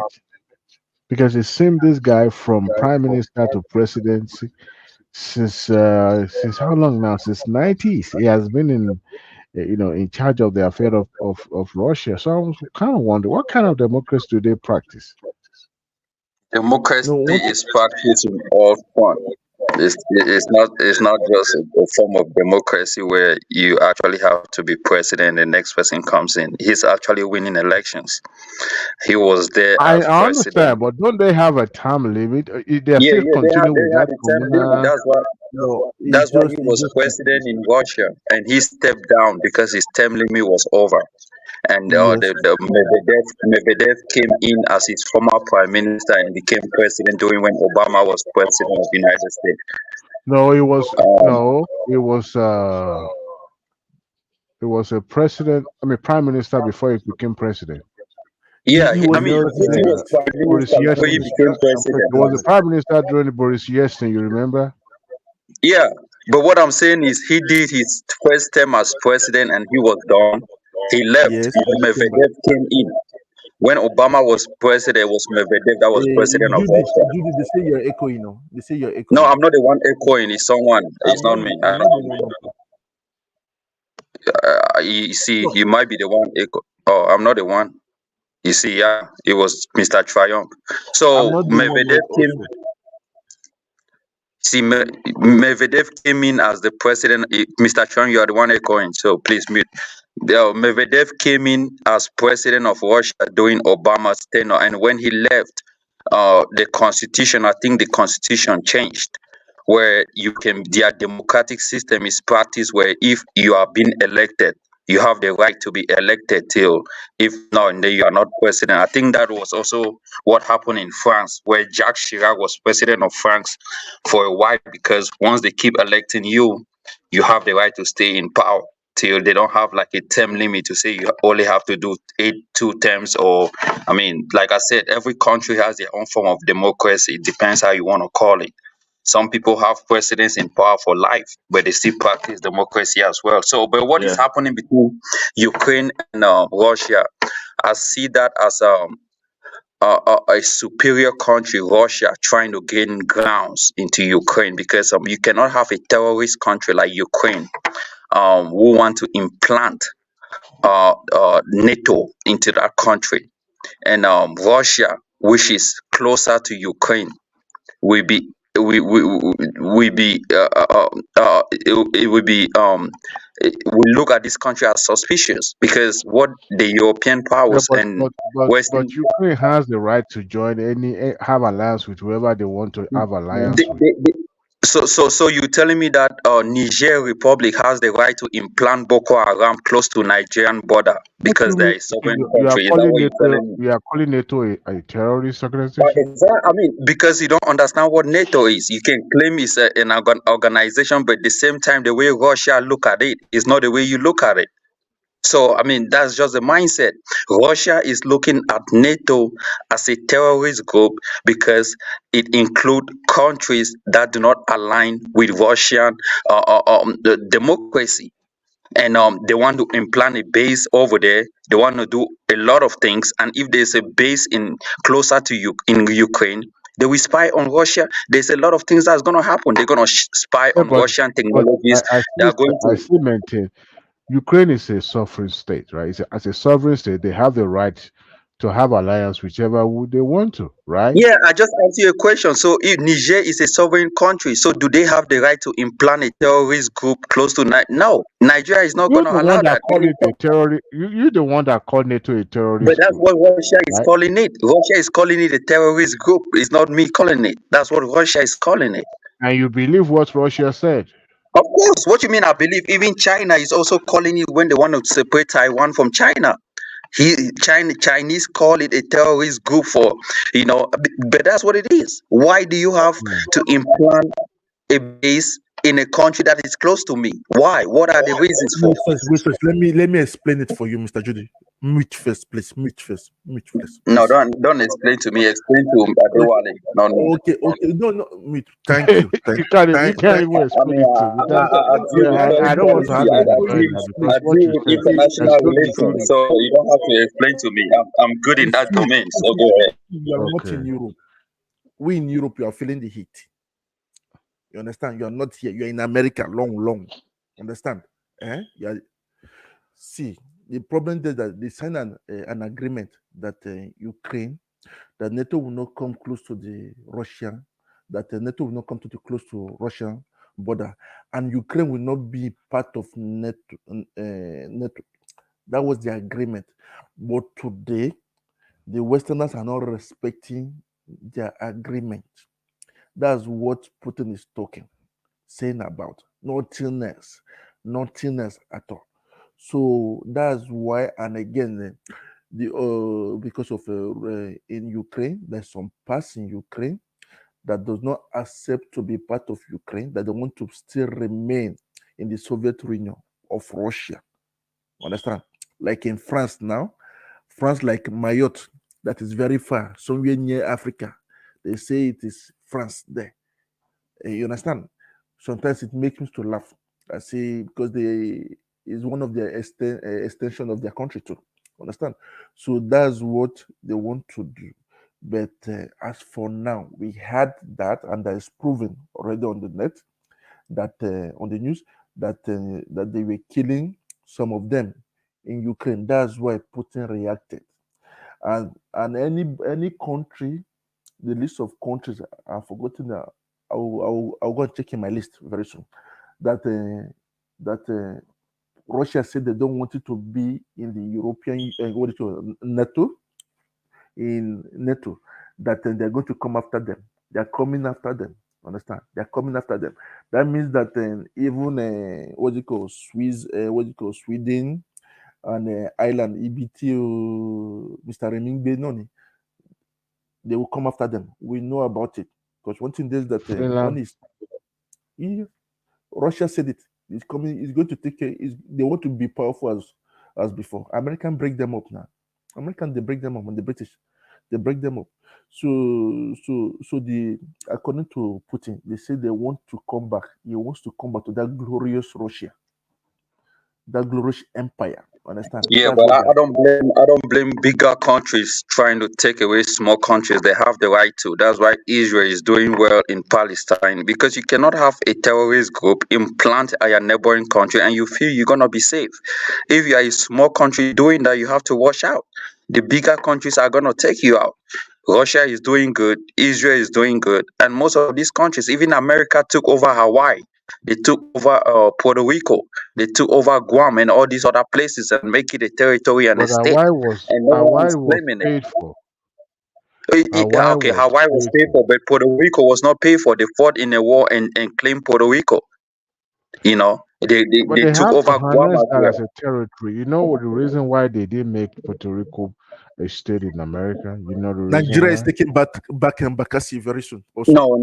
Nigeria can never take. They don't have the. If their soldiers are being killed in Delta or Bayelsa, are those the kind of soldiers that you want to send to Bakassi? Bakassi boys will clean those guys out in a twinkle of an eye. Let's not go there. You know. But yeah, Adewale, you were talking about making Puerto Rico a territory. One of the reasons they make Puerto Rico a territory is because one, it's a Spanish colony. Apart from They that, have not invaded so fully. apart from that, there has been a lot of contention to that, and some of the territory that was harnessed or paid for, like Louisiana and Hawaii and all that. You know, apart from the Hawaii fact was that not actually paid for though. They went to war with Hawaii before they actually paid for it. They went to war with I think one country before they actually took Hawaii was Hawaii. Hawaii was the last state that was that was paid for that joined the union. Hawaii was a territory for a while before they made it a state, though. You should know that. Good morning, guys. Good morning. Yeah, but let's not go to United States politics. I mean, what we were just saying is what is happening in Russia, Ukraine, and Africa as a whole. So, hello, I get my case. Since you've, it seems you are sympathetic to Russia in their course of conquest of conquering their first, I mean, their previous uh, sister state. So I would really say much because nothing I'll say is going to change your mind. You already call it NATO a terrorist organization. So their But alliance. what are you gonna call NATO? Is it because you are westernized that you're gonna call NATO? So you think NATO is a good? What you think about NATO? Hello, Adewale, good morning. Good morning, my brother. Yeah. Oh, sorry to jump in. I just want to ask this guy that is calling NATO a terrorist organization. It's not me. It's not me. No, you, Mr. Chayom. The other guy that's talking, they're calling NATO a terrorist organization. Do you even? I want to ask you, what is the meaning of NATO? If you can tell me. I should be the one asking you. Are you talking about North Atlantic Treaty Organization? How can you ask me that question, man? You should go and read about me. You're asking me a dumb. Come on. No, because I know what I'm talking. I'm talking based on Russian perspective. I'm not talking based on your own perspective. Go ahead. Just listen, please. Okay. Yeah, go ahead. This place is not a place. I mean, we talk about propaganda or talk nonsense that talk something that's not very viable. How can you open your mouth and call NATO?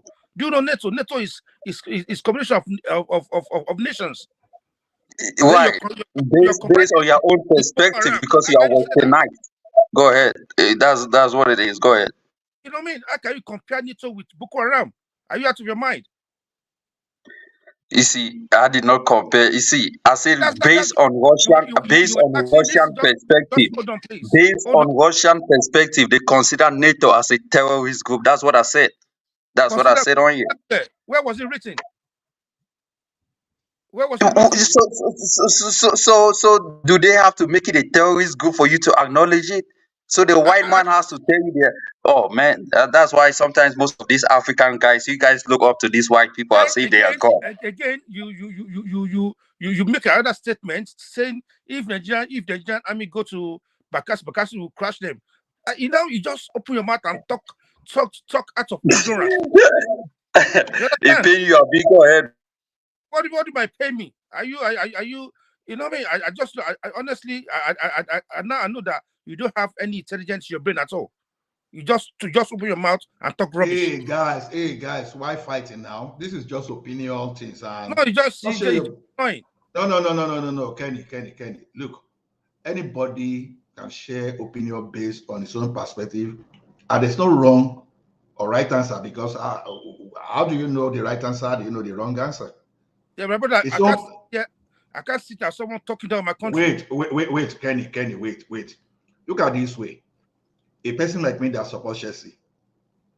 Now, when that Ukraine and Russia war started, you find a way to take over Chelsea from Roma, just because he knows, they believe he knows, what's the name of this guy? This Russian president, Putin. Right, that is offense.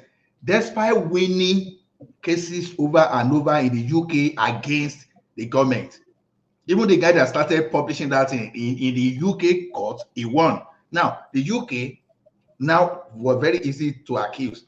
The same UK that we accuse you of human rights violation sold weapon worth, I can't, is it $22 billion or 22 billion pounds? I can't remember. To Saudi Arabia that was committing atrocity against Yemen. So in international politics, sometimes if they don't like you, they tag you because you are not serving their interest. But exactly. So once we are serving, so see, let me tell you one thing. What is it that the Western country, the Western country have done that others are not doing? The only difference is that this is not their interest. So they are all guilty. Someone came to Nigeria, for example, to colonize and maybe colonize so many countries and brutalize in the past. But when they want to tell you, they position themselves as angel. But someone that is trying to do exactly the exact thing they did, they quickly tag the person. They are all culprit in this. The guy is just pissed off because I called NATO a terrorist group, yet he doesn't have no backings on it. He hasn't even explained what they are doing. I mean, he has no explanation, man. Come on. This is why, hold on, please. This is why I disagree with you in totality. Is Adewale was telling you that Ukraine, they are sovereign country on their own, and they have every right to belong to whoever they want to belong to. That doesn't give anybody right to call the organization a terrorist organization. That's my point. Understand? You know, I know So all this. I ask you a question: if Niger is an independent country on their own and they implant a terrorist group close to Nigeria, so Nigeria does not have right to call them out. Is that what you mean? Cannot compare NATO with Boko Haram. That's the point I'm This is making. not NATO. I'm talking about Ukraine implanting a implant a terrorist group like NATO. It's like saying they have the right. Niger has the right to implant Boko Haram in their territory. See, those things you are talking about, they are incomparable. All right. Oh wow, wow, That's facts. wow. I mean, you call NATO a terrorist, and he's right. You can't compare both. They don't even have anything relating to each other. Exactly. It's They based form on an their own alliance. perspective as a westernized. They form a Based on treaty. Russian perspective, they see it as a terrorist group, and that's where I'm coming from. Are you a I Russian? don't read. I read both papers. I don't read papers only from the Listen, Western countries. I read you know what? papers from You know why? Russian You as know well. why? You know why? Russia felt threatened for the as a result of that alliance, because most of the objective of that treaty is not going to be in favor, or perhaps put the Russia in number one, security disadvantage, economic disadvantage, because they want to Exactly. control. Remember, when the Soviet Union fell, it was fell for certain reasons, right? To today, and I think that is what President Putin is still trying to revive. They still But that's a can't good get thing. hold. They still can't get hold of the fact that that union fell. So they're trying to harness as many as they could, any of its territory, so that they will form that alliance. I know Russia has been against. Honestly, even the NATO has not even accepted the request of Ukraine. They are just. It's more or less like an insinuation of saying interest. After Ukraine, another countries have joined NATO. Not quite long ago, one of these European, what do you call this country Sweden. that joined NATO? Sweden. Sorry, Sweden. Sweden joined NATO, and Turkey has to approve that. Another, they don't even have a say, but it's just that sometimes, because even the old member of the alliance, they also be in talk.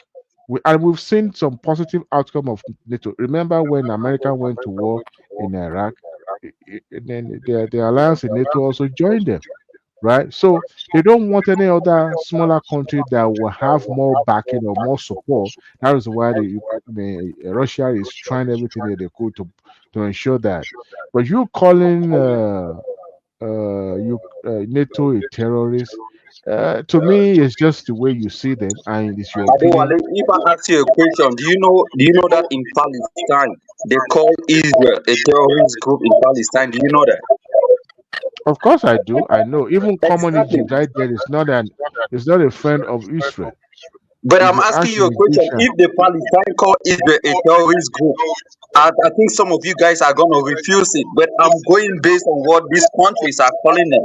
hold on a minute. You said some of us will refuse. Have you asked me first? Now, I've not asked you first, but this guy that came on the panel called Kemi, he's not going to call Israel a terrorist group because he's been backed by America. He believes that anything Western is not a terrorist group. So, What do you mean The, by I the, believe everything West you is a know what? You know the reason why Arab world never support Israel. They always speak about Israel in an evil way, or in a derogatory way. You know why? Israel is a small country. As a matter of fact, it's a man-made country, right? But it's backed by the superpower. And that is what, because if you look at it geographically, that country is still in the middle of Arab. So for the fact that they have alliance with the West, that's what the Arab world does not like. Yes, you may call them a terrorist. They've done a lot of terrible stuff in the world. I mean, look at what is even going on in Gaza anyway. So, but the thing is, everybody have their own opinion, right? But Mr. Adewale, I excuse me, will Mr. take Deji, my are you side aware completely that and call NATO a terrorist organization. Nah, because they've course. had some good are you aware outing. that Mr. Adewale, are you aware that we don't know the really problem of that fight in Gaza? Are you aware that they are planning to create a new what is it called ways of where ship will be passing there very soon? Are you aware of it? What do Are you you aware mean? of that? No, There's a no, what they already have it. They already have the Suez Canal that ships are already passing. they are So creating a new Canada. They are creating a new Canada also. Are you aware of that, Mr. Adewale? Everything is all about interest. It's all about interest. So I one think thing it's beyond that. I think that's why I don't support anything in war because of it. I know there's a yeah, anything but war it's refers not to about the Suez Canal. The thing is, Israel is cannot interest. share a country with Palestine, and Palestine is doing a lot of crazy things. It's causing a lot of insecurity in Israel. You cannot have a country where you cannot sleep overnight and feel comfortable, right? When your neighboring countries is doing a lot of things. It's like Boko Haram in Nigeria. Do you think the neighboring countries are feeling happy? No. They have to stay up all night, watch on their neighbors, watch on what is happening. is this That's what is brother a happening in Zionist? Israel. No, I'm telling you what is happening in Israel. That's what is happening in Israel. If you make my life Ask insecure, him. Maybe he's a if you Zionist. make my Maybe life You he's a Zionist. sounded more insecure, I like. have to take you out first. That's what it is. If you make my life insecure, I have to take you out first. If I have the means and He's a opportunity Zionist. to, He's a Zionist. you He's a know. Zionist. The way he talks is a Zionist. It seems like.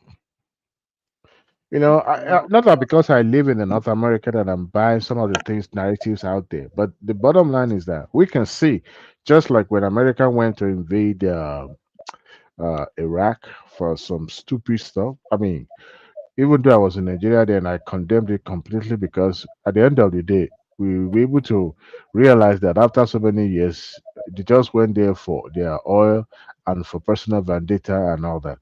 But but when we need to call them out, we call them out.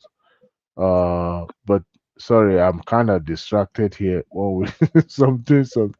But but to say that and NATO had a very successful outing then because you touch one, you touch all, and that is the main issue. That is You Article know. 5. Article 5. Article 5. So we can So, stay here and debate about which one have moral right or doesn't have moral one right. thing is this that pardon, sorry. One thing is that You one thing is that remember when the United States was trying to cite their Africa Command in Nigeria, and yes, the entire West Africa kick against it. Eventually, they settled for they took it to Germany, right? And I think they had this their are coming post in back. Baba is going is to this in give them Senegal? that right. Baba is giving them that approval now because there is going to be an agreement to develop anywhere Americans still put their legs on. They develop that country. They develop Germany. They're developing, they're the one that develop Europe for us now. You Japan. understand? Europe. Huh? So now Dubai also. So we want them to come to Nigeria to put their base, whether they like it or not. They're gonna bring their Wait, base to Mr. Lagos. Trump. Did I just hear you that Who American are you asked developed to come to Germany? Nigeria? Sorry. Trump. Did I just hear Yes. you say So I'm American asking developed Tyrone, who's Germany? asked to come to Nigeria? I want America now to come and put one military base in Nigeria and they will develop the whole Nigeria for us. That would be great. No, No, Mr. Trump. Did you say? Okay. That's my own just to make sure that Nigeria becomes great. America will Share not my wife. develop Nigeria for you, for your information. Nigerians will develop Nigeria for We're Nigerians. already a great country. So Time is going now. Time is the running moment out. you make America your I like tenant, you Taiwan you did the same thing now. Many countries, South Korea did the same thing, Japan did the same thing. Why not we to Nigeria? Baba, I know you are listening to us. I know you're listening to us. Accept that letter, sign that paper, that document, at least for we Nigeria to be happy. Time is running out. This one that one politician will Which do something. paper are you talking about? It will sign those documents now for the investors to come. When they put there's the condition for Westerners to come and invest in Nigeria. You know So the that condition, funniest thing, Mr. Triumph. You know the funniest thing. Every time you Tobola Tinubu travel abroad, I wonder how, because how is he able to convince some of these investors? Do you know that to even get a visa to come to Nigeria, even some of the West African countries, it's very hard. that is it. No, For one thing real. that he's doing his job. He's doing his job. And anytime I speak good about him, people think that I'm polluted or I'm biased. That I've taken some envelope. I've never took envelope. I don't know him, and I don't want to know him. One thing is that I How support are the we going government. to know that you're not taking envelope? Mr. Because Olaotunde, you are confessing. We didn't ask you now. I'm saying it. I'm making myself clear. When you left for, we need to share for at I'm making myself clear now. You don't chop before. Yeah, you know now. Say, I'm a Traor, neutral if it person. is true you are collecting dollars from Tinubu, I don't mind you. Just sense to me too. I hope I hear you. Okay. One thing is that what I want is just development in my country. When there's development, no more jackpana, no more jackpot. Even you guys in the West will Mr. come back. Triumph, citing African is not what you call development. Okay, I prefer American to China. let us say I this prefer way. American to China. Wait, now, why not bringing Boeing or Airbus They are manufacturing plant bringing to it now, Nigeria? but there's a condition in it. There's a condition. Farabale. Even France want to invest in Nigeria today. They give Let generally. Let them bring those investments and come and secure the investment later. Why not bring Intel or AMD, all those There's something that goes along microprocessor with it company? now. Why not bring them to Nigeria and let Okay. Nigeria develop the aspect of that technology fully? Let I us be agree with market. you, but there's Ola, a contract behind it too. before You get those that before percent. those company can come, there must have been a guarantee of certain Thank you. infrastructure. And Infrastructure, insecurity, all these things need to be solved first. Not Good that road, one. all these things, man. no, there's some economic sector that actually requires less of those infrastructure. Because when the GSM came to Nigeria, there wasn't much infrastructure. The light was still epileptic. There was nothing. They started from scratch. You remember? But you see, those Yes, are I the do. time that people that because the government will guarantee that that sector will rise up. But if we are going to be bringing the likes of Boy, okay, um, aviation in Africa or let's say in Nigeria is a sector that is really delicate, and you must have, I don't know, you must have a nine life, or should I say, you must have a BP that is like compared to a newborn baby to operate in that sector. Even those who are a key or stakeholder in that sector, they live with one eye open every day because they complain every day that it's not that sector is not how do you say it? It's not like the way people perceive it to be. Economic viability of that sector is very very low. So what do they do is that they try as much as possible to sustain that market. By the same time, they know that any little thing can make that their sector goes down. So if you are going to have Boeing to operate as or to set up, should I say, an assembly line or not really assembly line, but maybe what do you call it? Assembly or maybe maintenance. No, not assembly. I'm talking about where you do servicing of the aircraft and all that. I forgot what they That's what call I'm it. saying now. Yeah, it's like Yeah, but maintenance. you also look at the maintenance assembly, okay, but you also look at the level of patronage they will receive because some of these aircraft are not even registered in Africa. Some of the aircraft that comes to Africa. So, and some of them are not even, because if they employ Africans, they might not even believe And at the end of the day, I mean, you can't compare what the host country where Boeing is situated in Seattle to Africa, where they will not gain much incentives or something like a tax break and all that. So they will compare both and look at which one is going to, except if they want to do it like the way they are doing to China, where you know things are being built in China, but the home of the technology is in America, or be built in India or Pakistani and shipped to America.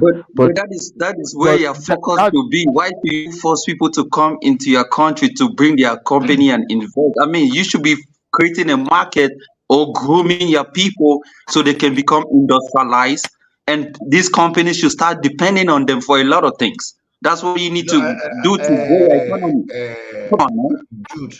Jude, Jude. See, what Adewale is saying, you understand? I tend to agree with that model. And this is it. If you commit America and European Union to investing in Nigeria, now mind you, you are going to do it in such a way that they employ Nigerians, maybe 90% Nigerians, up to 95% Nigerians, right? But their own interest is to have the products very cheap for them to sell to their country. You understand? That's should be focused. That's what they did to India. That's what they did to China and so many other countries. So Nigeria will not be the first and will not be the last if they are to do that.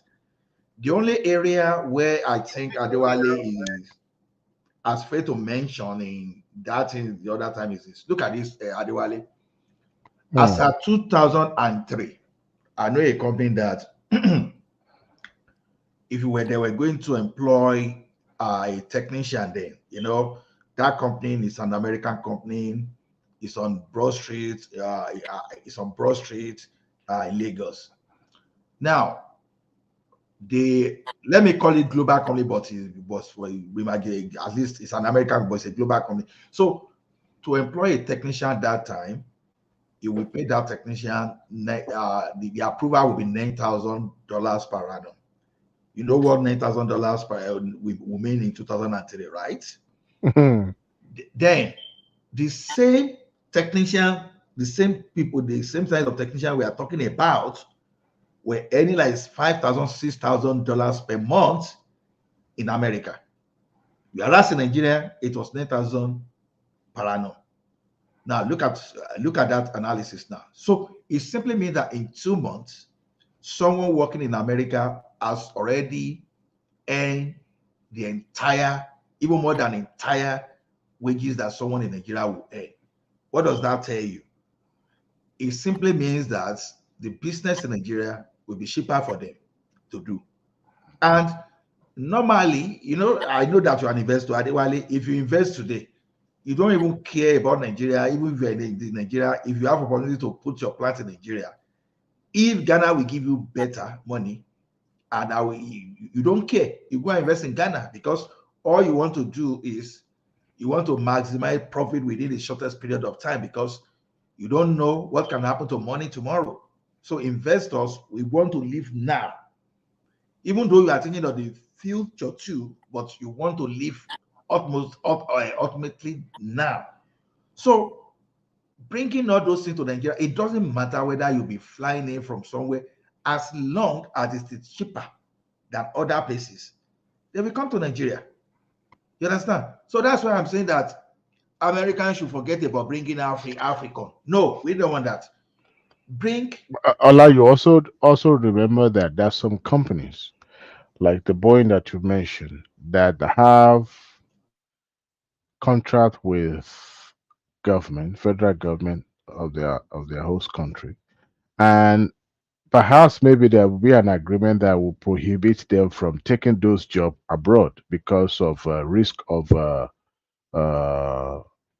um, how do you say? Because some of these things, are being protected by the law of the land. For example, the United States, company like uh, company Fortune 500 company like Boy. They handle a lot of technology for the government. And for example, the aircraft of a thing, it might be part of the agreement not to take such job. And there's been some sort of agitation for bringing job back to America lately. And you can imagine a company like Ford taking their job abroad. You can imagine what is going to, how that noise is going to be in Michigan, right? Because some of these states or their host states or community relied on these companies to provide job opportunity for their people.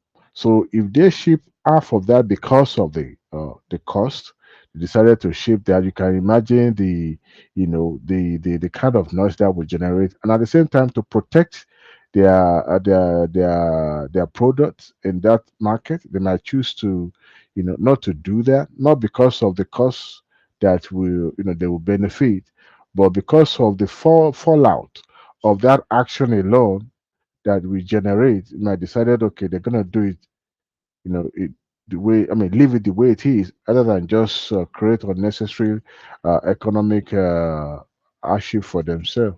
You see that angle that I just came, Ola. I don't No, know I, if you understand me.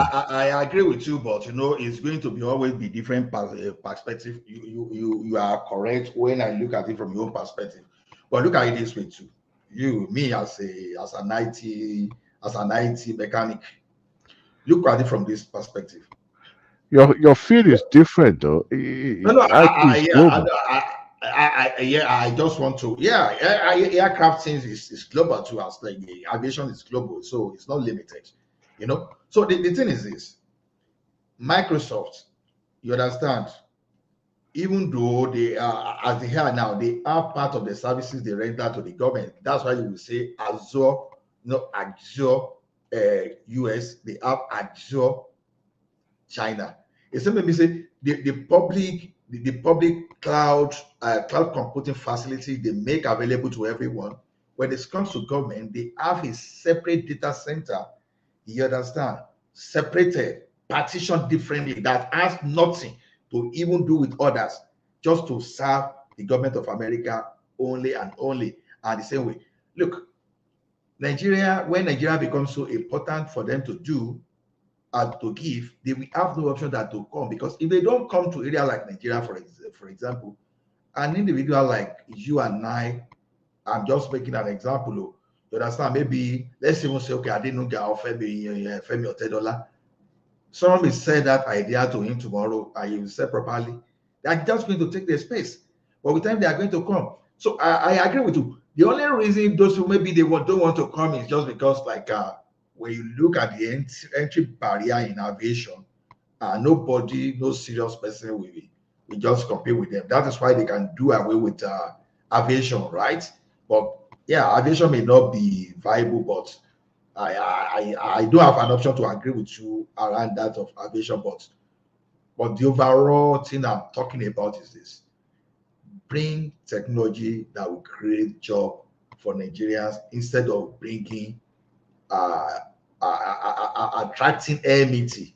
Once America is bringing African to our territory, you are attracting some enemies by default too, because American enemies we automatically become your enemy. So why don't we do something that you don't have to do with war? Do something for us that is better.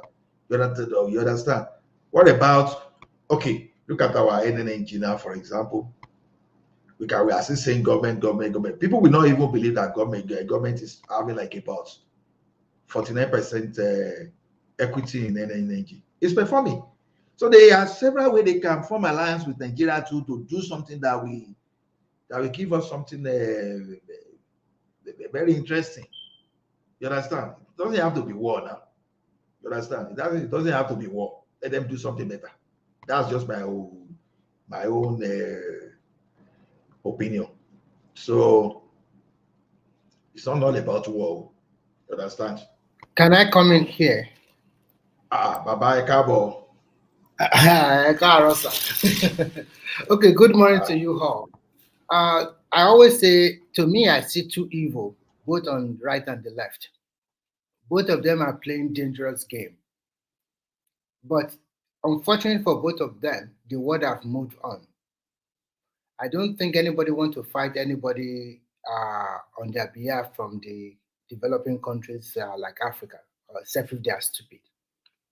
What happened was that, according to Putin, he signed an agreement with the West that they are not going to continue to let the neighboring country join NATO. Thank you, Mr. Remy. You understand it. So, but unfortunately for Mr. Putin too, he is so egoistic and also want to take his country back to the old Russia. He continued to invade Ukraine, taking some of the city or towns away. What do you expect other European countries to do if you were able No, to take? he's not invading Ukraine. Part of Ukrainians are Russian citizens. Can I finish? Oh, Please, okay. just calm down. You have the opportunity to speak. Whether you like it or not, he is trying to do that. He started with Crimea, which is part of Ukraine, and Ukraine too. They are also very afraid because the way he continued to molest them, not really molest. I mean, the way he continued to, I don't know what adjective I want to use there. They are not comfortable with him. So before you can say Jack, then America and the rest of the ally in the West through NATO, they see what game he is trying to play also. Then they also have to, then so many countries besides Russia are afraid, like Finland and Sweden and the rest. What option do they have? They don't have the military might like Russia. So Can I ask you a question? Can I ask you a question? Go ahead. If Bakassi people stand up today and they call Nigerians and they say Nigerians should come and help them, they want to be part of Nigeria, will the government respond, or I mean, will the government have the right to respond or not respond? First and foremost, the question you asked does not relate to what is happening over there. Yeah, but I'm just asking you a question. Is that, I mean, what do you think? I am trying to respond to you so that I don't lose my line of thought also. It's not totally related to what's happening over there. What is happening over there is not just like that. There is I mean, I asked you a question. Let me finish. There is a big rivalry between them for a long time. I'm talking about America and Russia and even with the West, I mean with Europe. So the way I see things now is this. The American and the rest, they know that this guy that has perpetuated himself in power since 1999, one way or the other, becoming president, prime minister, he just won another 6 years term.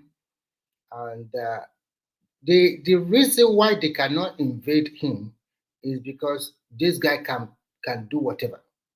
If he is pushed to the wall, let's say he press the button of the nuclear warhead or blah, blah, blah, what do you think will happen to Europe?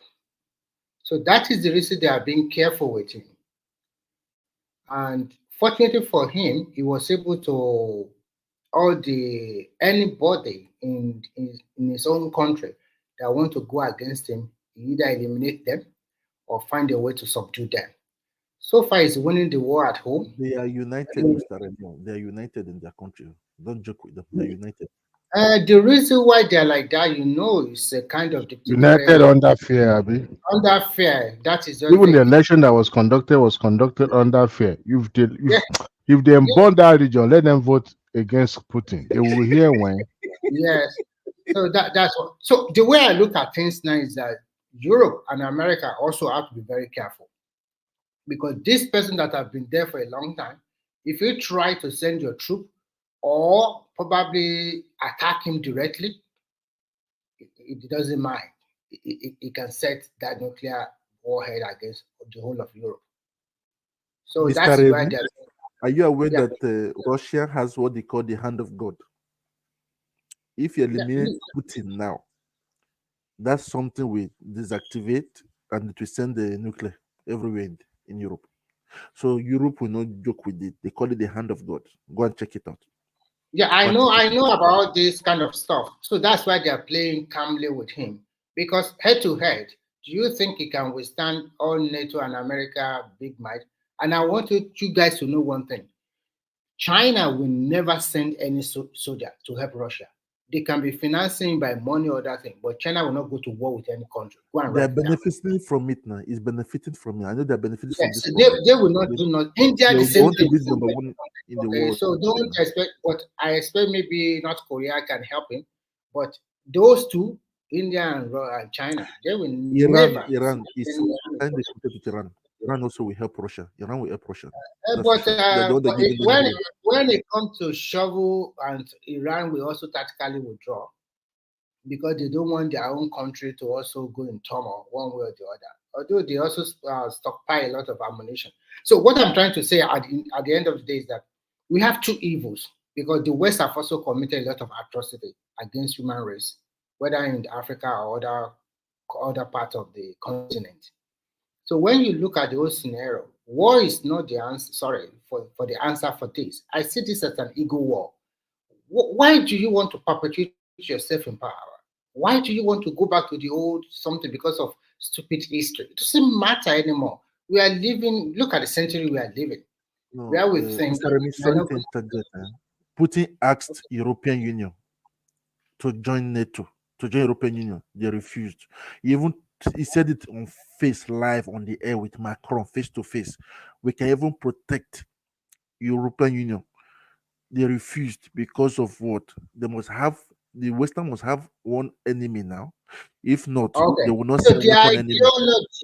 The ideology between the West and Russia is different. Tell me, Mr. Tryon, out of all the 28 or 30 countries in Europe, which country is practicing that kind of democracy they are practicing in Russia? Today you are prime minister, and before we close our eyes, you become the president again. Would they allow that? So democracy. What is democracy to you? You think democracy is just doing 8 term and leave power?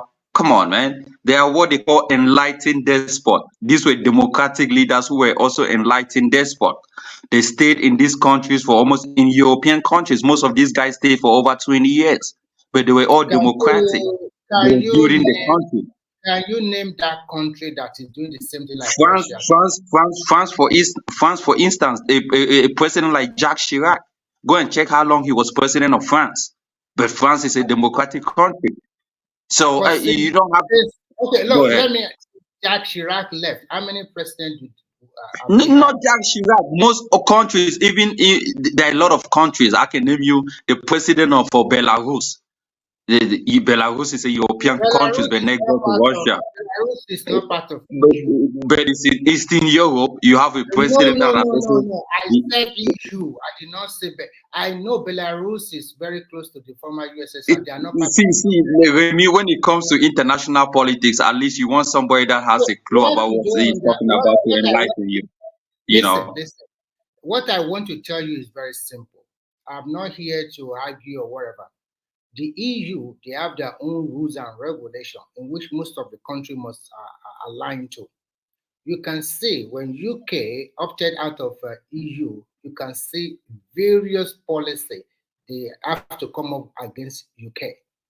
It was so strict. That is why UK is having problems. And what was the impact? What was the impact of it?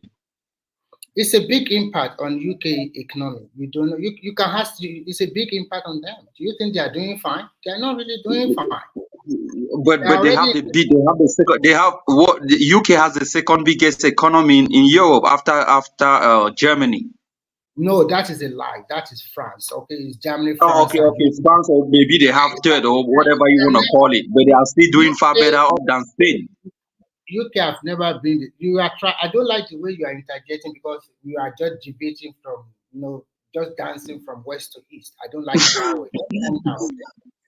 Just calm down. The most important thing is that if you want to join the EU, European Union, they have their own standard and their regulation. So if he can abide by that, but I think he's not going to abide by that because he has his own ulterior motive. The ulterior motive is not only to attack Ukraine. He is trying to even probably, when he attacks Ukraine, then he will continue to threaten Poland. threatening He's not Finland. going to abide with that because he's not in the European Union. I mean, he's Thank his you. own country. So why does he want to join EU then? He doesn't need to join EU. Just stay in where you are. No, he's not joining. He's not joining EU. What happened is Ukraine is fighting to join EU and NATO. That is the issue that is going on. I totally understand that he is afraid that if Ukraine joins NATO, that means America is at its doorstep. Exactly. That is why I call both of them. Did you know America also had the same problem when Russia wanted to control Cuba? Can you just calm down, please? And I will let you talk after about 1 minute, okay? So that's why I call both of them evil, because if America is also have a NATO, if Ukraine join, that means they will be able to know what is going on in Russia one way or the other through spy. Exactly. But at the same time, also, what Russia is also doing, trying to attack Ukraine and trying to threaten all other smaller former USSR colony, like although there are so many of them, so they are afraid of him. He is also bullying a lot of them over there. Okay, if you don't know that. So I want to ask you a question. Do you know about the Cold War? Can I just finish and then you come about with your Cold War again? Because I don't want to be going blah blah. No, I want to ask you if you know about the Cold War, because one of the reasons of the Cold War was, it was Russian trying to establish a base in Cuba, and that was one of the reasons of the Cold War. So the United States kicked against it. It was a whole lot of problems that happened. So you think what is happening in Russia should just sit down and relax? No, it doesn't make sense at all. Okay, you can go ahead. I think Yeah, I mean, you are done. This is why when people come on the panel, I mean, I'm glad because you say you don't choose side, because even the America and Russia, they are all in the same boat, and that's good. That's a good thing. They are all struggling for power. It's power struggle. But the United States did the same thing to Russia when Russia wanted to take Cuba as a base. To establish. Can I ask you a question, please? Let me finish. You're gonna intercept here.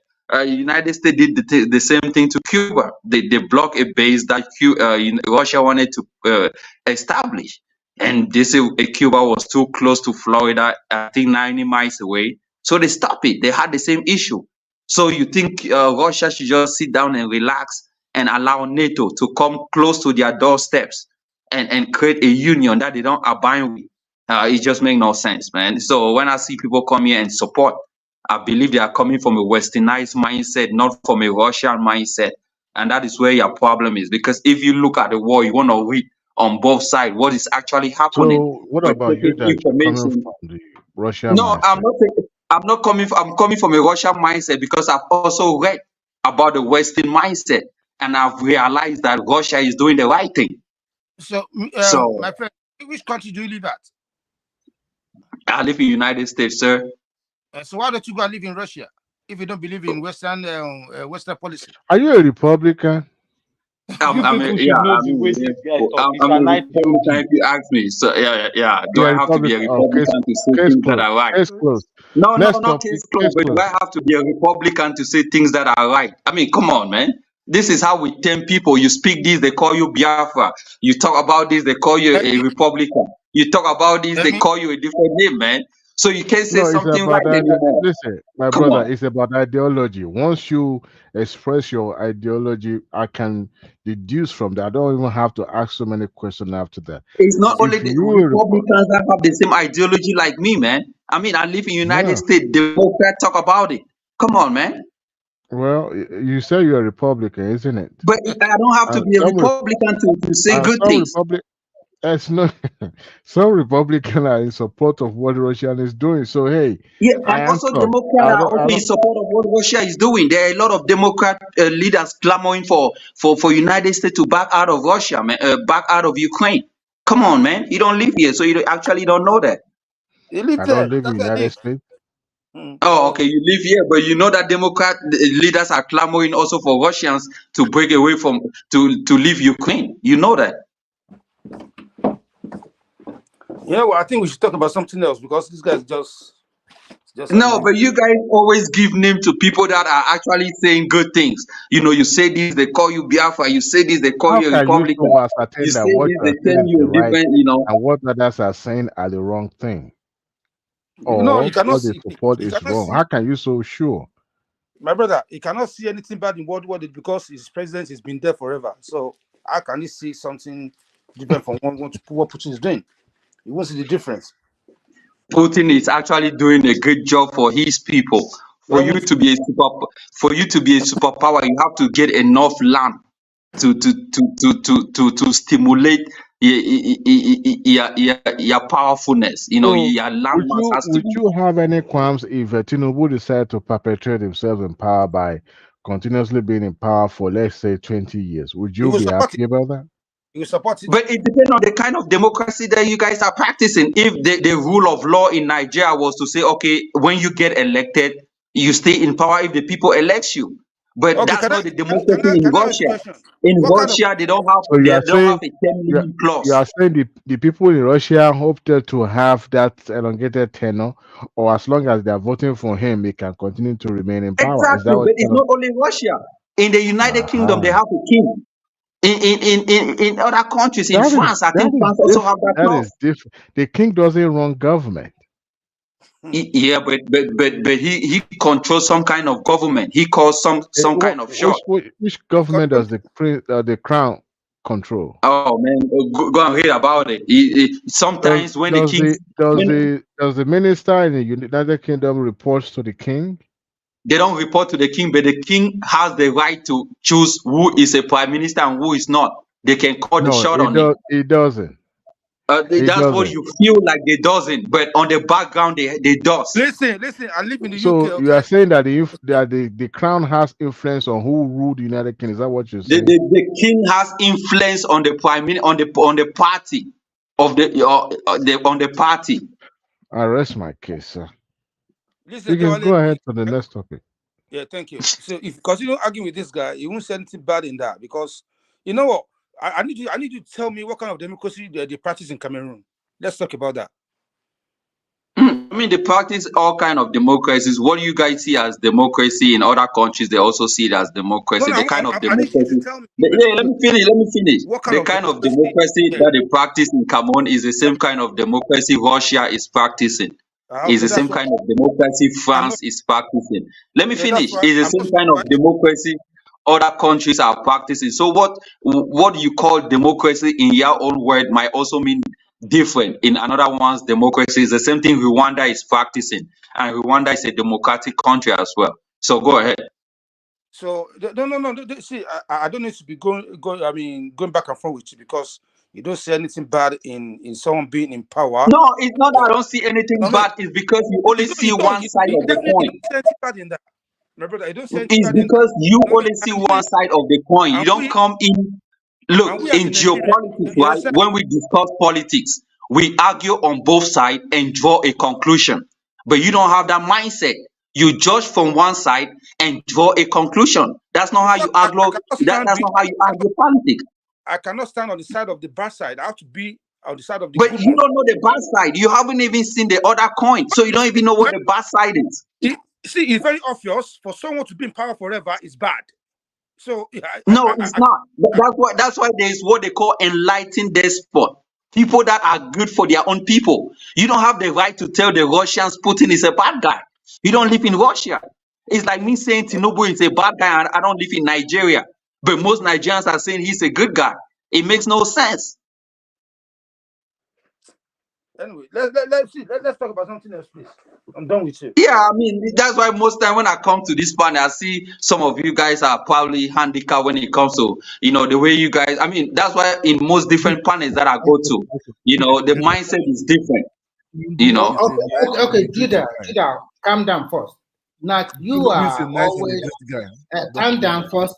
Judah, you always come here, which is good, and people give you freedom. You must know that opinion will be differ or diverse.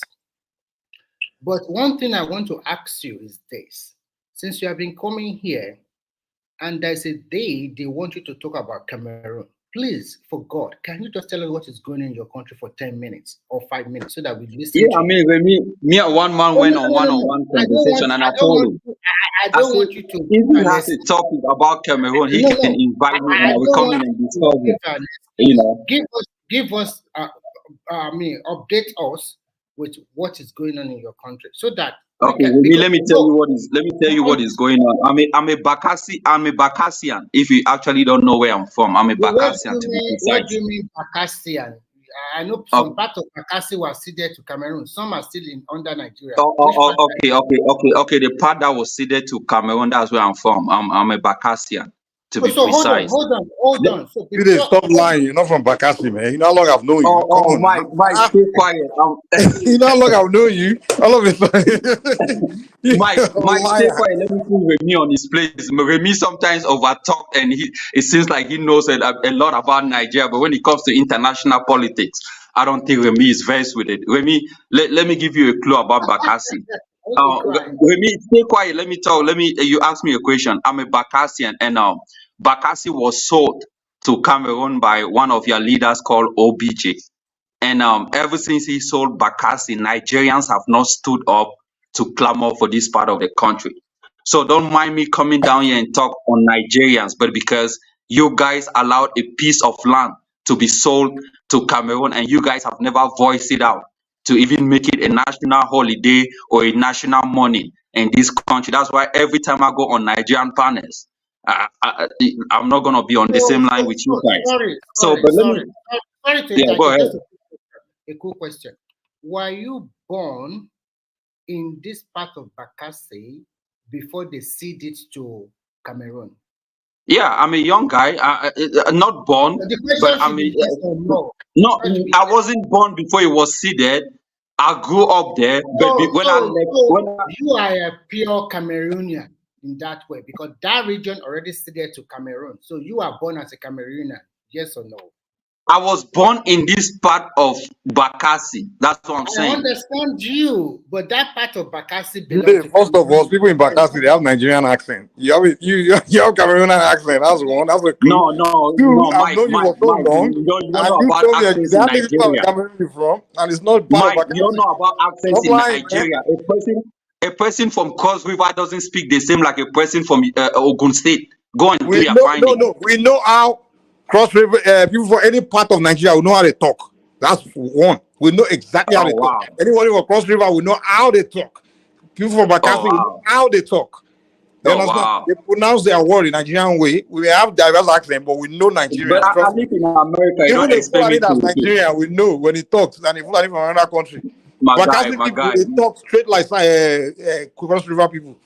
No, my So guy, don't tell me you I'm just lying. talk, my Liar. guy. You don't know what you are talking about. But let me go on Remy case. Remy want to show himself as someone who is versed. Yeah, Remy.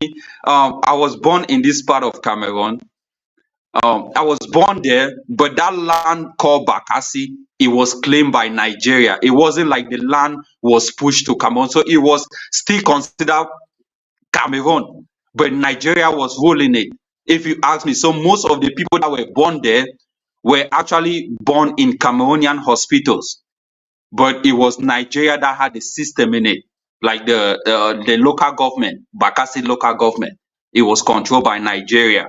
So actually, we were born as Cameroonian, but the system was controlled by Nigeria. So, but let me talk about Cameroon since you want to be versed. You ask me a question. Cameroon, the same like any other African country. I'll quickly interject you for 10 seconds. Okay, go ahead. You yourself, you don't know the history, really. You do know that they signed a treaty long time ago between Nigeria and Cameroon when we have Nigeria and Cameroon together. That before when the British. No. You are the one that is changing history. The part of Bakassi was seeded.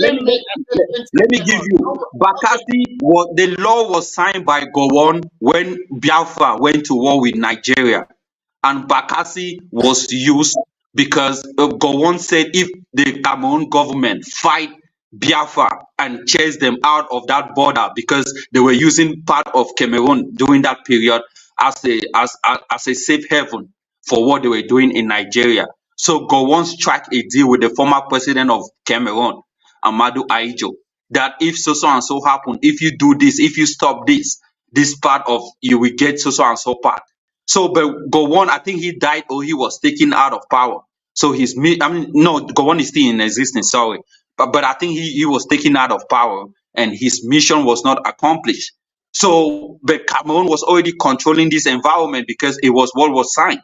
So when the other presidents came, Obasanjo, they did not actually want to sit that place, but it was a lot of problems that went on, and they finally gave up because those documents actually came out in the United Nations Organization, the Security Council and stuff. So it was proven. But don't forget, these people were in the same House of Eastern Regional House of Assembly in Nigeria, 1956, 1957, and all of that. The English Cameroonians had a plebiscite that they decided to join the French camp. I can give you a lot of history that you are not even versed with in Nigeria, because since you are from the Yoruba side, you might not actually know about Eastern Regional House of Assembly. So go ahead. Can I also talk? I don't want us to take it too out of what you are talking is almost the same thing I will arrive at, but you won't let people talk, you will jump on it quickly. But in a nutshell, now that we are established that you are from the Bakassi side of Cameroonian, you are a pure Cameroonian. Now, leave that one aside. Tell us what is going on in your country politically, economically, and socially. Give us updates. Let's say something, because I know that I know that the French-speaking side are more than the English-speaking side in Cameroon. So give us update. Let us know something about your country too. So that I'm actually an Ambazonian, a person that is from the English side. So I actually don't know about the politics that is happening in Cameroon, because most of the time I don't understand French. So the system is run in French. But if you want to do your own private investigation, I want to ask you, did you go to like primary school or high school in Cameroon? Yeah, of course. Did they teach you French in your school? No, they don't teach French. They don't teach French. Are you sure what you are saying? That if you are so in your area, they only use English to teach you, no French at all? And from the English part, we have two systems of education. You go on the French side, they have their own system of education. Us from the English side have our own system of education. Now, so you cannot, French. Let me just finish. French is a subject, the same like English is a subject on the French side. So, but is it mandatory? Yes, it's mandatory to take French, but are people in class trying to learn French? No, you have the right. If there's a French teacher that is coming in, French is hard for you, you leave. Like in Nigeria, most people jump out of the window if they don't want to study, they don't understand it. It's the same in the English side of Cameroon. In a nutshell, there is French subject in your class, but you deliberately opted out because you are not interested. Yeah, it's a subject. Yeah, I mean, I'm not interested, and what I actually studied did not include French. So now you cannot speak nor understand French. Yes or no? Exactly. I mean, I understand French. I am not asking you a personal question. You cannot tell me. Let me tell you something. Just calm down. Just 50 seconds.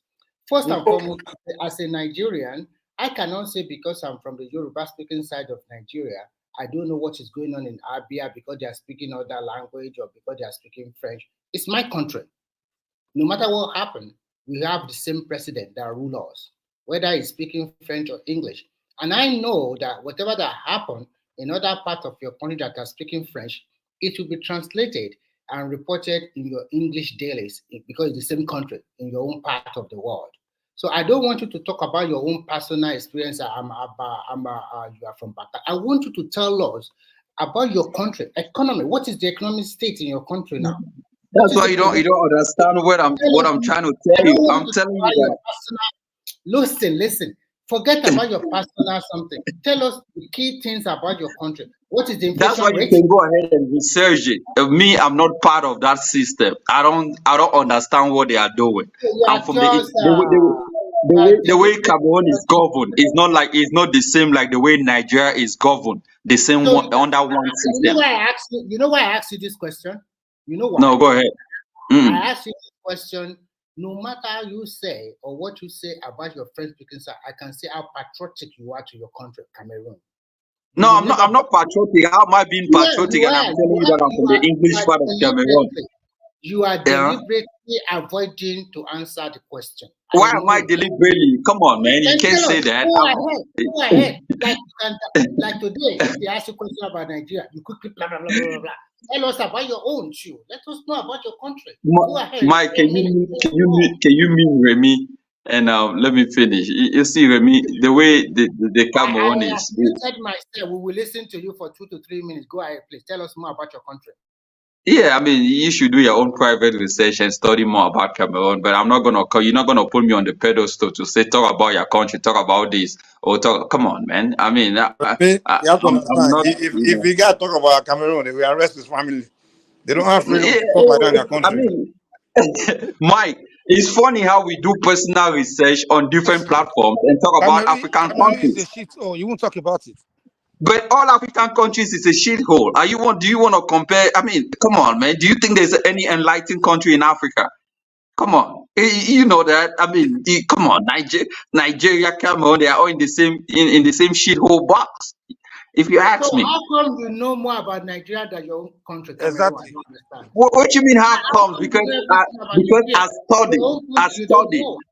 Because I studied, I majored in a whole lot of political affairs. I'm sorry to tell you.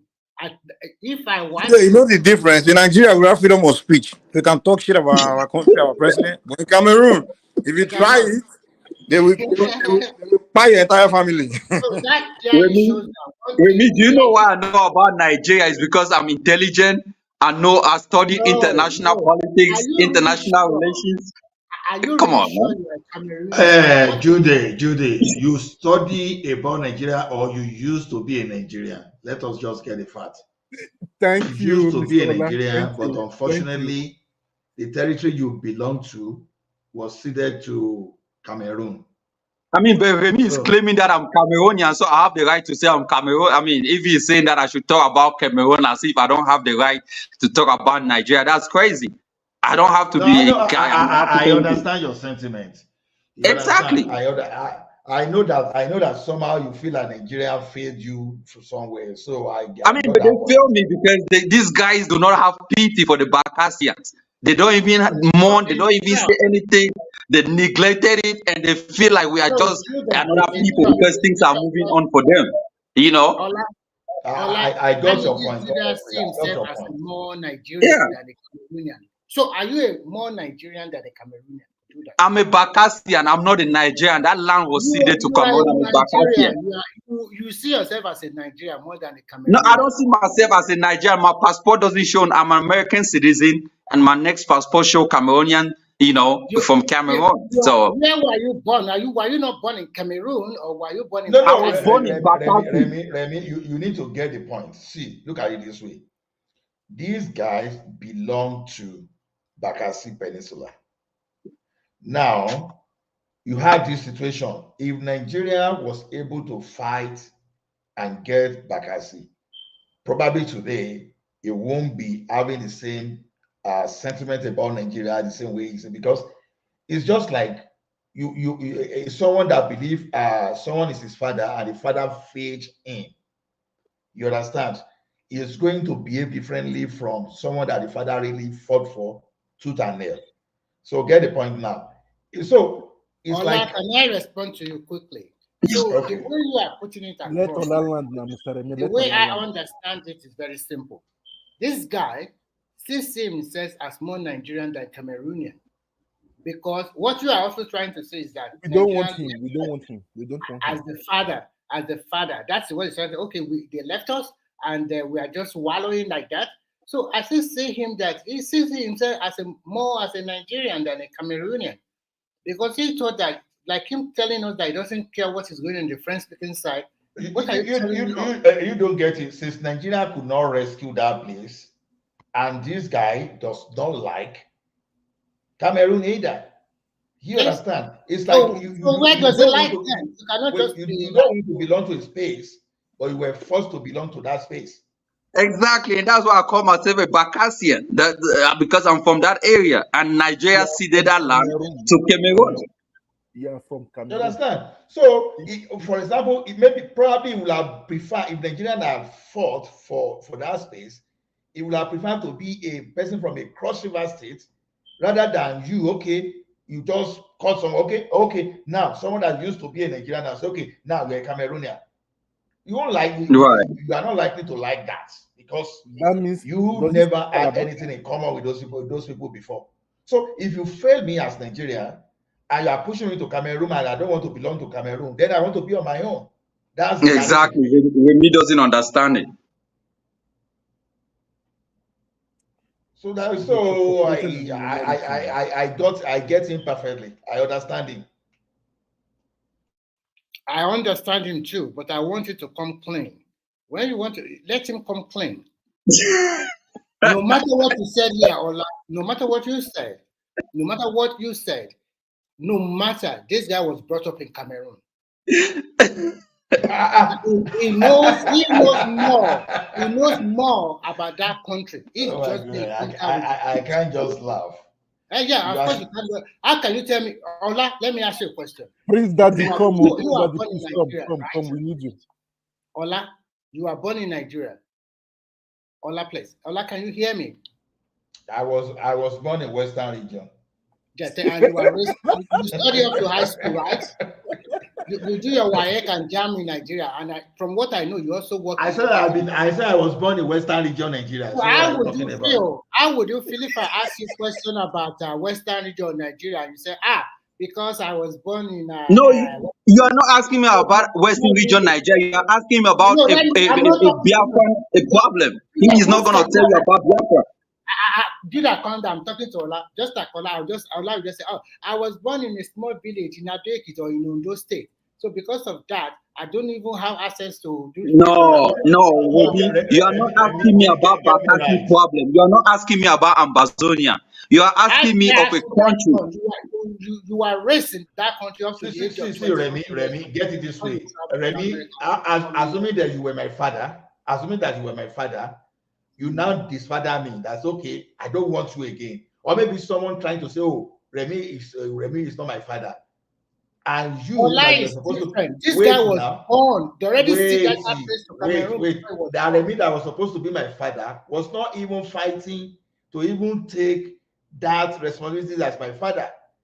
And right in your presence, they now say they allocate me to another father, which I don't want to belong to. I say, okay. You say, okay, that's your new father. I say, it's not my father. I don't want it. And you, Remy, you are not even willing to even fight for me as my father. So I'm in between. And that's okay. Since Remy doesn't want to be my father, and the new person that you asked me to go and live with is a stranger, I don't want to be with the person. Can I have my own identity? I don't want to belong to either. Okay, fine. If you want to have your own identity, go away. We also don't want you in this Nigerian platform. What is that? Remy, stay quiet. Stay quiet. This is not your platform. You cannot make Remy, this is an African platform. This is not a Nigerian platform. Let me educate you for a minute, Remy, it's not you're not gonna educate me or you're not gonna put me on the pedestal and ask me questions. Look, this is not a Nigerian platform. This is an African platform, and we have the right to come here and talk what is happening in Nigeria and in Africa. Now, if you have a problem with me coming here, you should be the one to leave this platform and create, problem with you at all. To be frank with you. Oh, exactly. But saying that I shouldn't come on this platform is monotonous. You can't say that. You know what, Judah, what I'm just trying to say is very simple. I understand your plight. You are in the middle. But at the same time, just like I told Ola just now, you cannot tell me because, I came from a small village in Ado-Ekiti. So because of that, I don't like Tinubu, I don't like Remy, I don't like all of this one man because they're all part of Nigeria. So I don't know nothing about Nigeria. No, but you are being specific. You did not ask me a specific question. You said, tell me about Cameroon. A specific question. Tell us about Cameroon. You are telling me because Nigeria, your father before give you away, so you are no more interested in French speakers. No, I did not. No, I did not say that. It was Ola that was explaining it to you. I was telling you that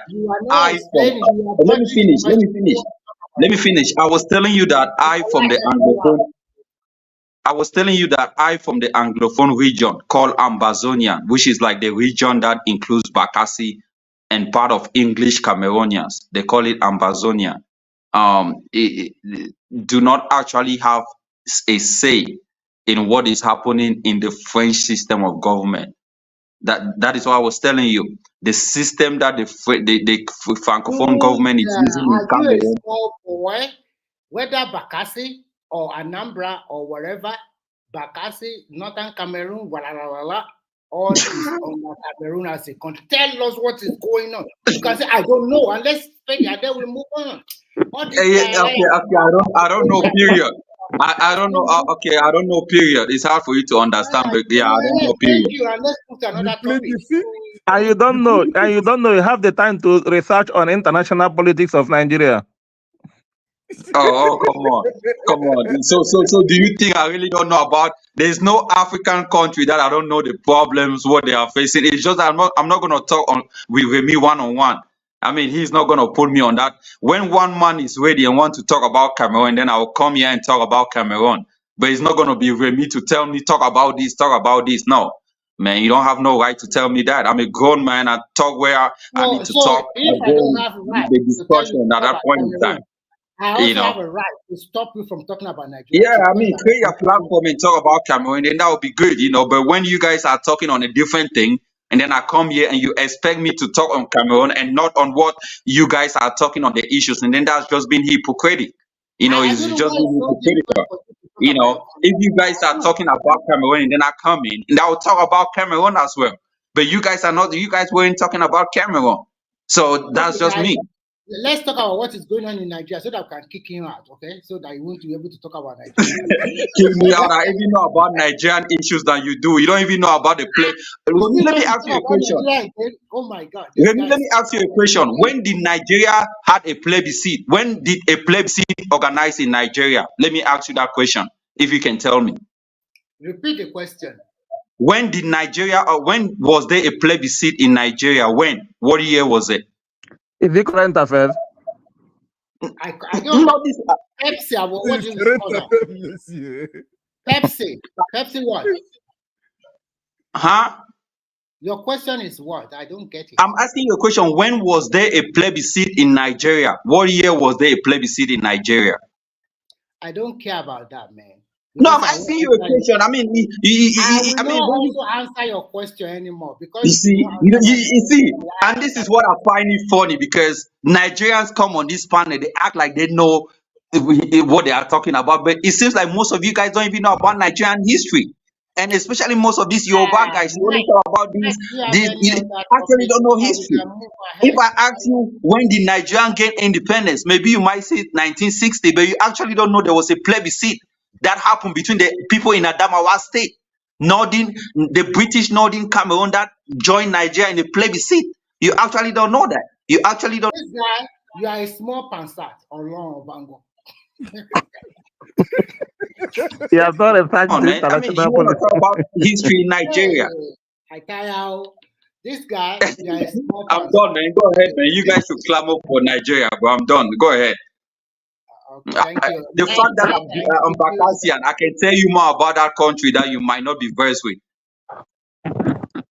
But at the end of the day, they don't have to be shy, they don't have to be shy as a Republican. So since you believe in what Republicans I'm not shy do as a here, Republican, but when you guys tame people as, oh, you are a Republican, that's why you say this. Oh, you are a Biafran, that's why. It makes no sense. You have to take that stuff out. You know, we are individual. We have the right to say what we want, but in geopolitics or in logic, you call that a fallacy of non cosa pro cosa. You leave the discussion and you attack people's personality. It just makes no sense. Flow with the discussion and ask them what is happening, not attacking their personality because they are this, they are this. It's uncalled for. That's just my point.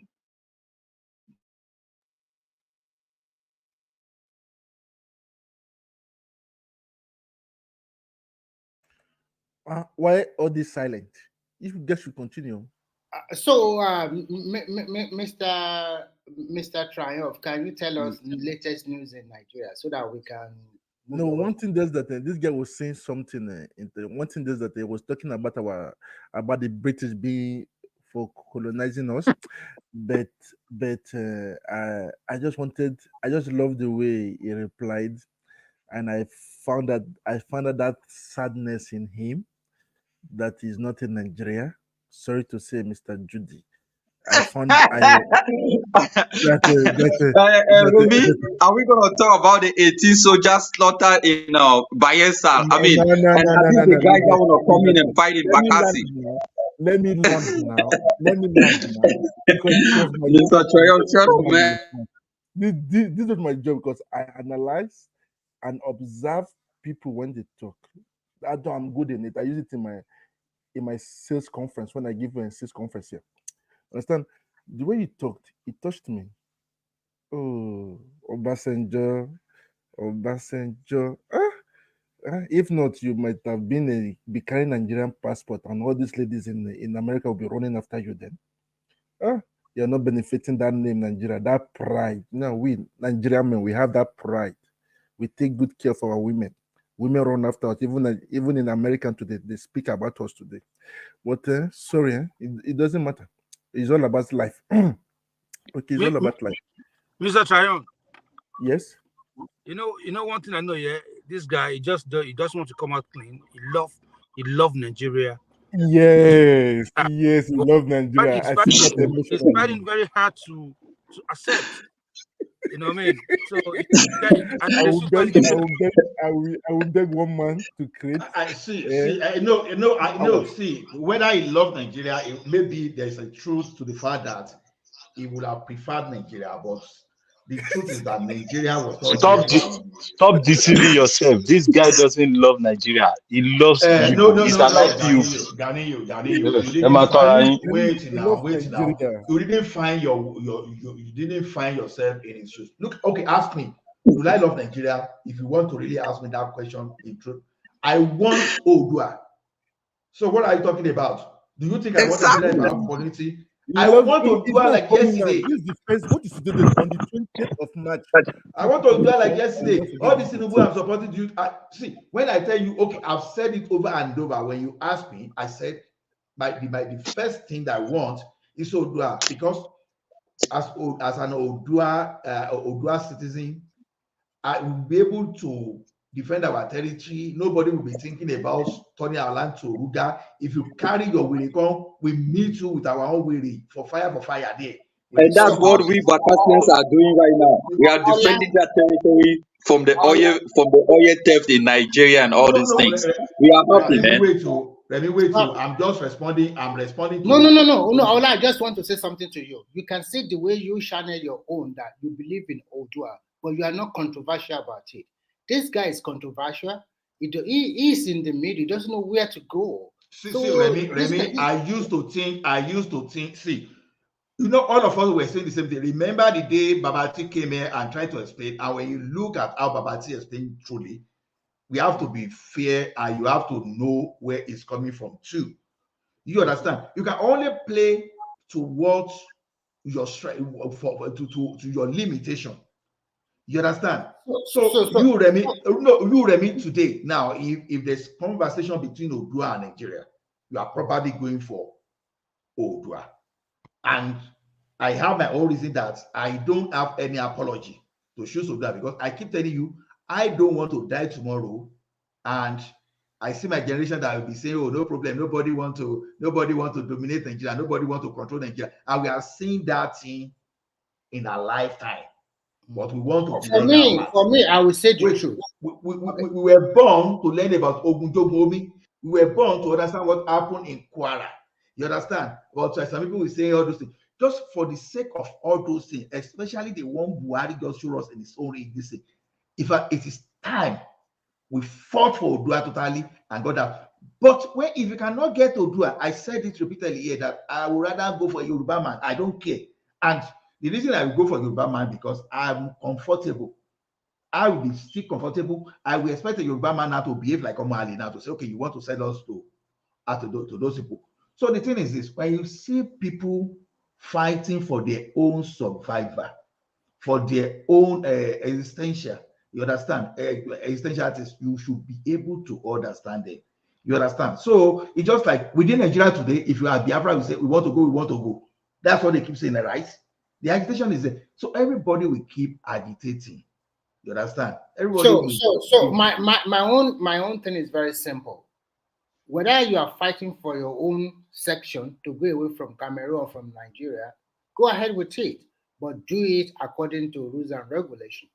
You cannot be doing it and killing other people. That is not, I don't like that. You can do whatever you want in your region, whether you don't like them, you want, fine. The same thing the people of the Southeast are doing. You can find a way. At least you have a lot of elite among you. Find a way to get to the United Nations. One way or the other, they will now cut off. If Nigeria got to the extent of that we cannot come together as a country again, of course, the country will be divided and everybody will go. Luckily for Nigeria, already divided into region. So it's now left for the people that in Kwara, Yoruba speaking side. If they are not comfortable to go with the North Central, then you pack your load and go to Osun State. My brother, see, we are not on the same page. We are just playing with fire. We are okay. Let me tell you one thing. Who were the first set of people that mentioned secession in Nigeria today? They were the Northerners, Southerners. Okay, Southerners are going to say I'm an Arab. That Nigerians are not the same. That is what I'm trying to tell you. When it comes to that let me even build my point before you even you tell me now. The thing now is this. We were not the same. Saudana said it that we're not the same. Tafawa Balewa said we're not the same. And you see what 1966 coup did to you, understand? I'm sorry to say, only some people believe that we should be in Nigeria.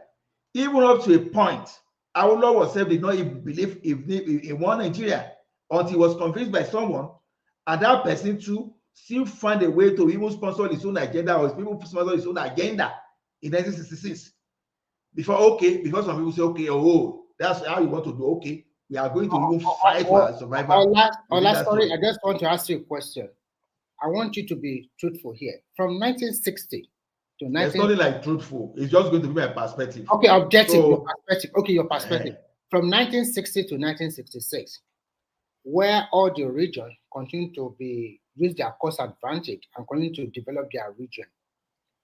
If there is no break from that 1966, let's say we don't have no break, we continue in that parliamentary regional system we are doing for at least for the first 30 years of that country, what do you think would have happened? See, two things, many things we can't say in particular, right? Now, for us even to went to Abori, for us to be able to even create Midwest, there is tendency that if there was no military intervention, so there's this tendency that number one, we be existing just like we have different countries existing in the United Kingdom, or if we can find our way, maybe we will be a separate country today. If there was no military that was forcing us. Do you know what 1960 did to us? They canceled all the regional structure are centralized. All our structure. You understand? Even people that were afraid before, they now, okay, Motala now, you know, the northern region didn't want to. You understand? Even the Southwest at the particular time too, before that time too, wanted to go too. It's not as if Western region that is talking today, I say, okay. Western Nigeria at the particular point in time in history, if the issue book that were to be correct, you understand, wanted to even leave too. You understand? So, but when that coup came, and someone centralized, okay, the other guy that first of all said they wanted to go, they staged a counter coup, and they made sure that, okay, we were even going to stay on that time because our own existence is being threatened now. You understand? That's how they started restructuring themselves, and they started pushing themselves to the federal, to the federal street, to the federal seat. So it can become, okay, you didn't want us to go the other time, but you want to dominate us because the fear of what we're saying before now is now, okay, we were exactly going to do what we wanted to do to you. That is how we find ourselves where we are now. Yes. So you know what, Ola? Did you know that it is the northern elite and their leaders, they are pushing for regionalism now? Because they knew, and I know why they are doing that. All other regions, initially, they didn't even want to join Nigeria. Yeah, they don't want to join. It's on record where Satamodu Bello said, I'm an Arab. Yeah, they don't want to join. So but that I'm different. I'm different from Yoruba, I'm different from Igbo people. We are not the same. But yeah, you are totally right. And I think, whether we like it or not, I even like it that they now, from the northern part of their country, because they've known that they have not done something good for most of their children there, That's why they're having a lot of banditry, whatever that is happening then. They are even now calling for immediate state police now from the north. Immediate state police, and they're also calling for regional government, which to me is good for everyone. Let's go back to the regional government. You control resources in your region. And then from political party, we have a ceremonial president. And from the legislature, we choose our prime minister. No, we don't want it, Mr. Remy. We don't want it. Why? It will reduce all all this. Look, it will reduce all this trouble. Mineral resources now. They want to go. No, we share everything together. They are not going anywhere now. They should stay. Those people, exactly. See, it's not as that easy as it used to be before, because you see the leadership in the north now is somehow fragmented. Unlike, okay, look at Sardana of Sokoto that time. You know, Sardana of Sokoto was supposed to be the prime minister. He pushed Tafawa Balewa to become the prime minister because he wanted to become what's the name of this religion leader in Sokoto? The prime leader of Muslim in Nigeria, Sokoto. Sultan Rabi, Sultan, right? Sultan of Sokoto. Sultan, that's what the Satamodu is his own ambitions, not to become the prime minister of Nigeria or to become or to become the president of Nigeria.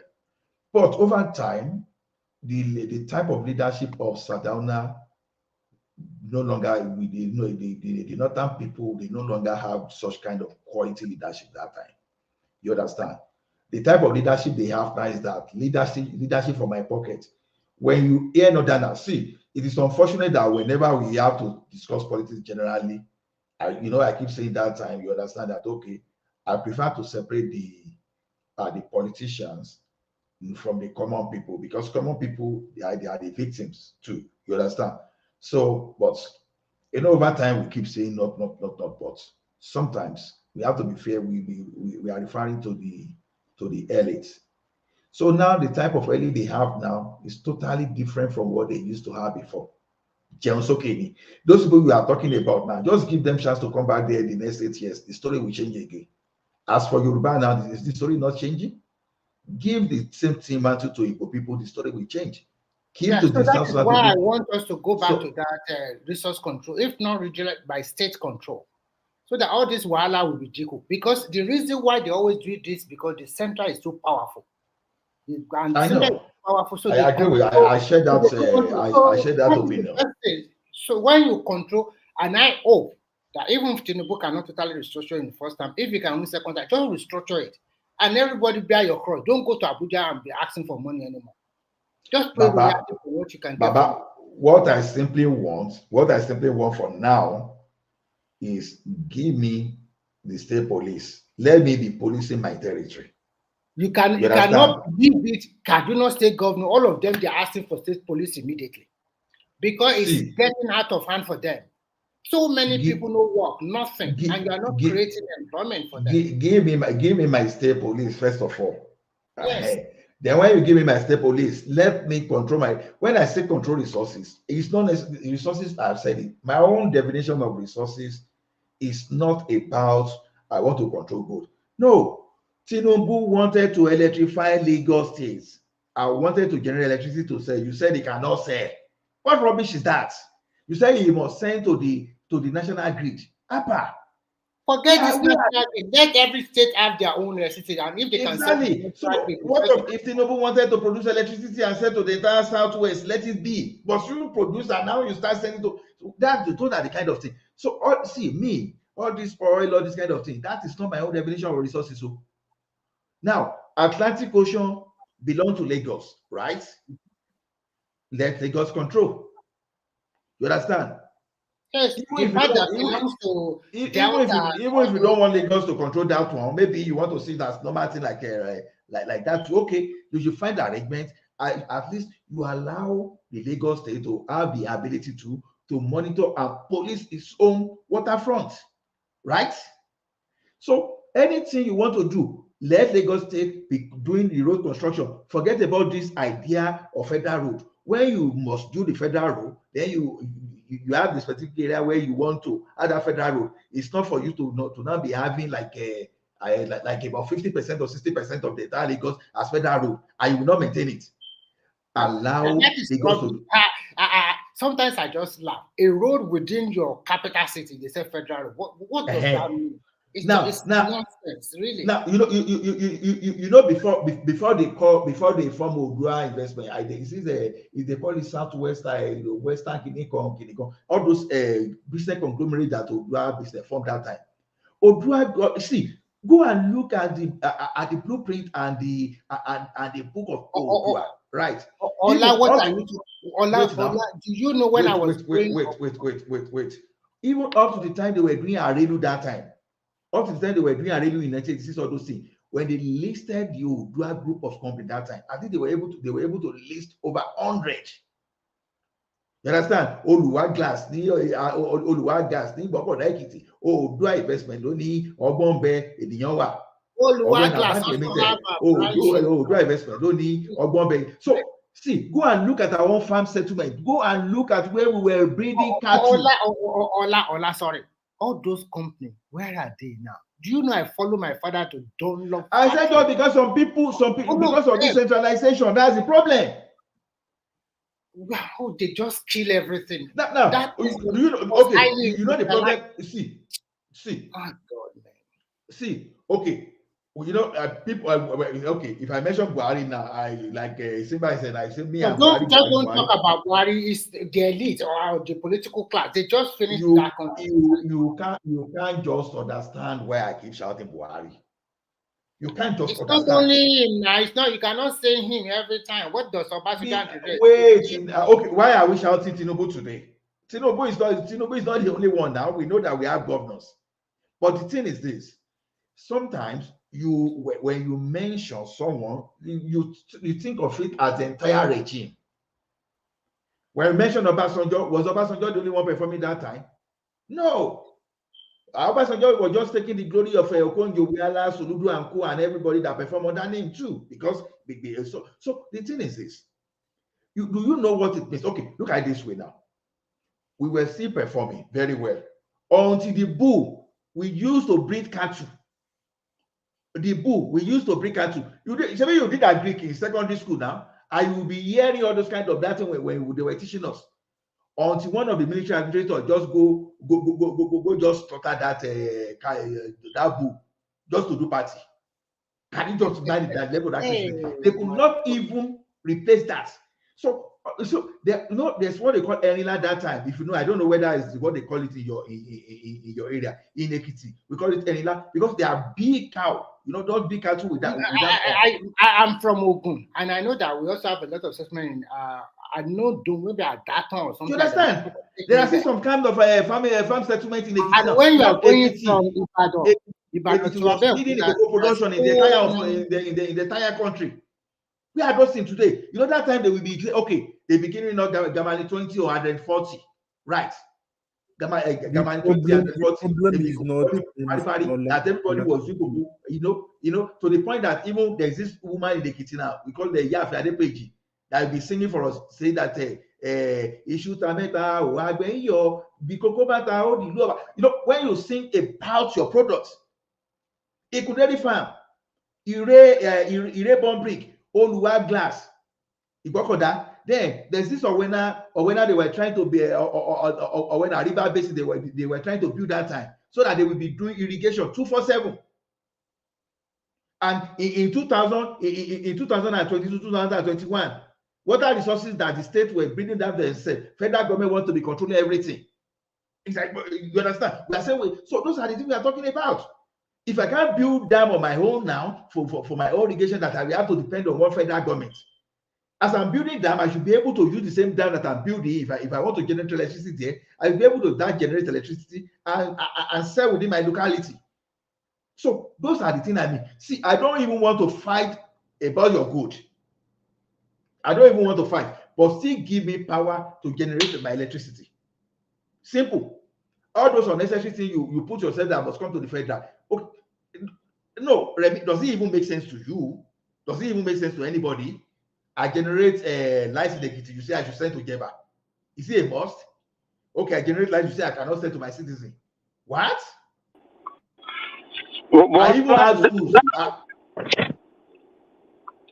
Someone to speak. Hola. Yes, me, Kenny. Yeah, but everything has changed now. You know, every state, everybody have power to do whatever they want to do in regards to the power. So there shouldn't be any excuse for any state government or any this not to generate the power. I mean, not to provide power to Nigerian people. Yeah, it's okay. You know? Abia is doing their own, whatever, and they are giving it to their local government there. So let every state, no excuse anymore. The next thing is let's go for state resources. And I just yesterday, Tinubu also sent a bill to improve the remuneration I of want federal, and I have reasons I say I want federal. I will tell you why. Right. I understand all that because the system has been bastardized. When we are growing up, we have a lot of industries in the southwest, all over Nigeria, whatever, and they are really doing wonder. But because of corruption and so many stuff, but now let's have the state police. If you cannot go to region, it's also state police. Let the state control 50% of their resources, and let's stop FAA. Let me shock you. Do you know I don't know? Okay, I'm in the province of Abata. Do you know that I don't even know the name of my premier? Why is it that I don't know the name of my premier? The mayor of my city is more important because number one, my city of Calgary, operates its own airport. City of Calgary have MAS. MAS generate electricity for us. We have our own rail system. That's a city, you understand? Our province is supposed to be like a state. Now, and I told you that while growing up, we used to have all those farm settlements. You know, we used to call tractor kata kata. You know, I said it like I said it now, for example, for my own family, we were not buying jam. We're not buying all those, we're not buying vegetable. We're not buying all those pepper and all those stuff. No way. We're not buying soya beans. You know, we have other products that we call that's what we call a we're not buying all those stuff. You understand? Even the rice we're buying at a particular point in time, my siblings were going to rice farm with their friends. So when they went to do that, they will divide whatever they invested into 3 parts and they will give them a portion. It got to say that we had more than enough rice that we could not finish in a year, in 2 years, because those things were like fun for this guy. And today people will say people don't want to work. It's not true. It's not true. Because I have a cousin, although one of them are both elder and younger one. You understand that they were as they were going to the farm, they had their own cocoa plantation. You understand? And before we even finish from school, those guys don't build their own house. You understand? The idea that people don't want to work, I don't believe it is necessarily true. To be honest, my brother, people don't want to work. Oh, let's say the fact of people don't want to work. They live. Kenny, it depends on where. It depends on, like, this thing is subjective. It depends on who we are talking about. Because when we use the same brush to paint, okay, there's one lady on my Facebook. Okay, for the sake, I don't want to mention the name because they're not funny. The lady is from all that side. You understand? The lady will come to Facebook and will twerk. But this lady will go to a farm. If you see the kind of farming that is, but when this lady comes to the Facebook, you will think this lady, you call her different type of name, everything. But this same lady, one is coming from Fabigo, just carry his plantain yam on top of his head. If you see the size of farm that this lady is owing, you understand? Do you know why? Well, that's what it depends. You know what? Yeah. Do you know why I say some people don't want to work? Yeah. I don't know whether I've mentioned this before. Okay. I'm from Osun State, Ilesa, and my village in Ilesa is Ilase. All right. We have cocoa farm, we have obi farm, and all that. You understand? Most of the people, my uncles, my nephew, all of them that live in village those days, now most of them now they are in Ibadan, riding Okada. Me, I was born in Ibadan. I didn't grow up in the village, but All those my uncle, they left village. I ride the Okada. I went back home. What was it called 2 years ago? I practically tell one of them to go back to the village and manage the cocoa farm that our father left for us, because they give the cocoa to Oyo to manage for them. You understand? So even the people that are supposed to be doing doing weather, carpenter, they're riding Okada, and we're not searching about there's no food, there's no food. You understand? That's the point.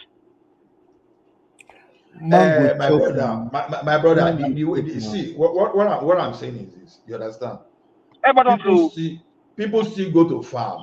People still go to farm, but the category of the thing is changing because now, like I grew up in a subsistence farming environment, right? While before I japa, before I japa too, I mastered that idea of why japa that on you? Well, no, because you are using that time, because I was not even seeing I didn't even see my one as Japa though, but when people are now saying Japa, so let's just say it's Japa, because my processes still took good 28 months to finalize. So it's not as if maybe you understand, everybody just have their own way of Japa, so let us call it Japa. Whether your journey takes 3 days or some people that took 28 months, it does not matter. So, but the thing is this. We were all thinking of farming too. So there's this guy, we were in IT. So this guy went to Adokiti to invest 5 billion in corn farming. So that was 2010, 2011 to 2012. Now he went to the farm. He wanted to sell the farm to they come to some people, so they came there because the way they were pricing, so the pricing did not go well. And for you to know the type of farm, let me tell you, for you to know the type of farm, this farm, well, the guy has some a borehole and a sprinkler that the guy was choosing to do his irrigation. So it was actually doing it during the dry season, because this happened between December and February. So they now went for holiday, and by the time they will be back in January, Fulani cattle don't demolish the entire farm. You don't demolish the entire farm.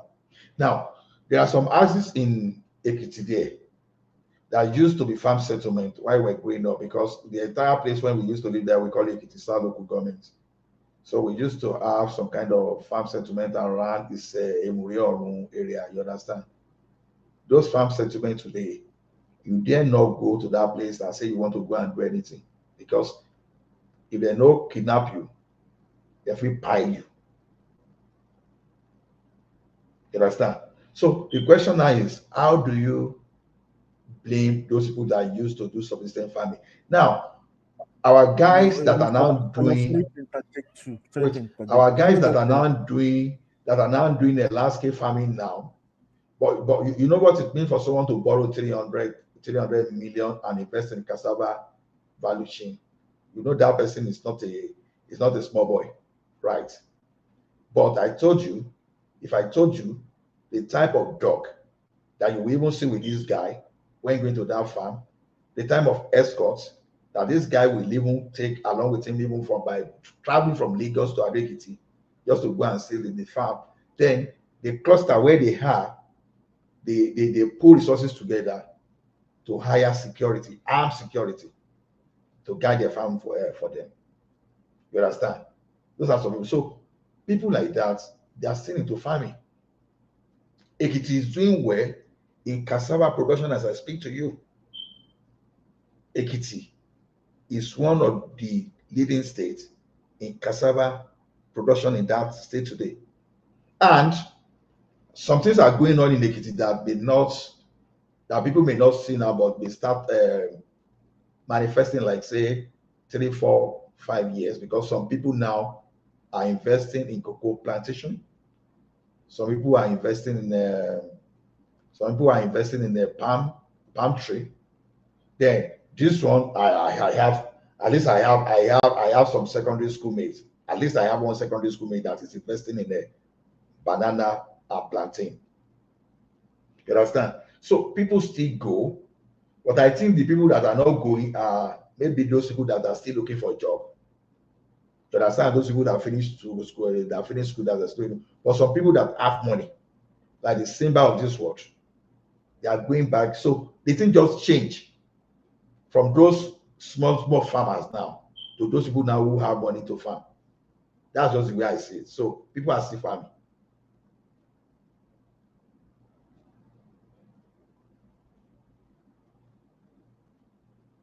Now only me waka come. Okay. No, I hear you. I hear you. One thing I make Kenny talk now because I respond to Kenny. No, Mr. Kenny is listening. He's listening. One thing is that sorry, know that I. Okay, Kenny don't go pursue money. It's too like. I'm here.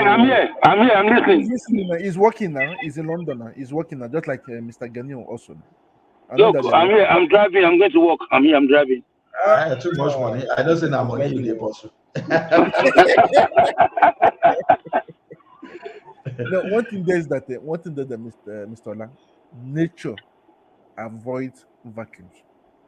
When you leave a place, somebody will come and occupy it, either not dust or animal or plants or herdsmen. That is it. If we are not using a farm today, they will come and use it now, at least to feed livestock. But the problem in Nigeria today, we are not organized. Because I can see, I haven't seen that a car walking on the street. Anytime a car walk on the street, police will seize it. They will seize it here. They will seize it here. And you even pay fine. You will pay fine for it. They don't work out now. You will pay them to come and eat your grass now, or they come and pick your grass. That's what they do. Many companies, they have grass because it's a bit expensive. They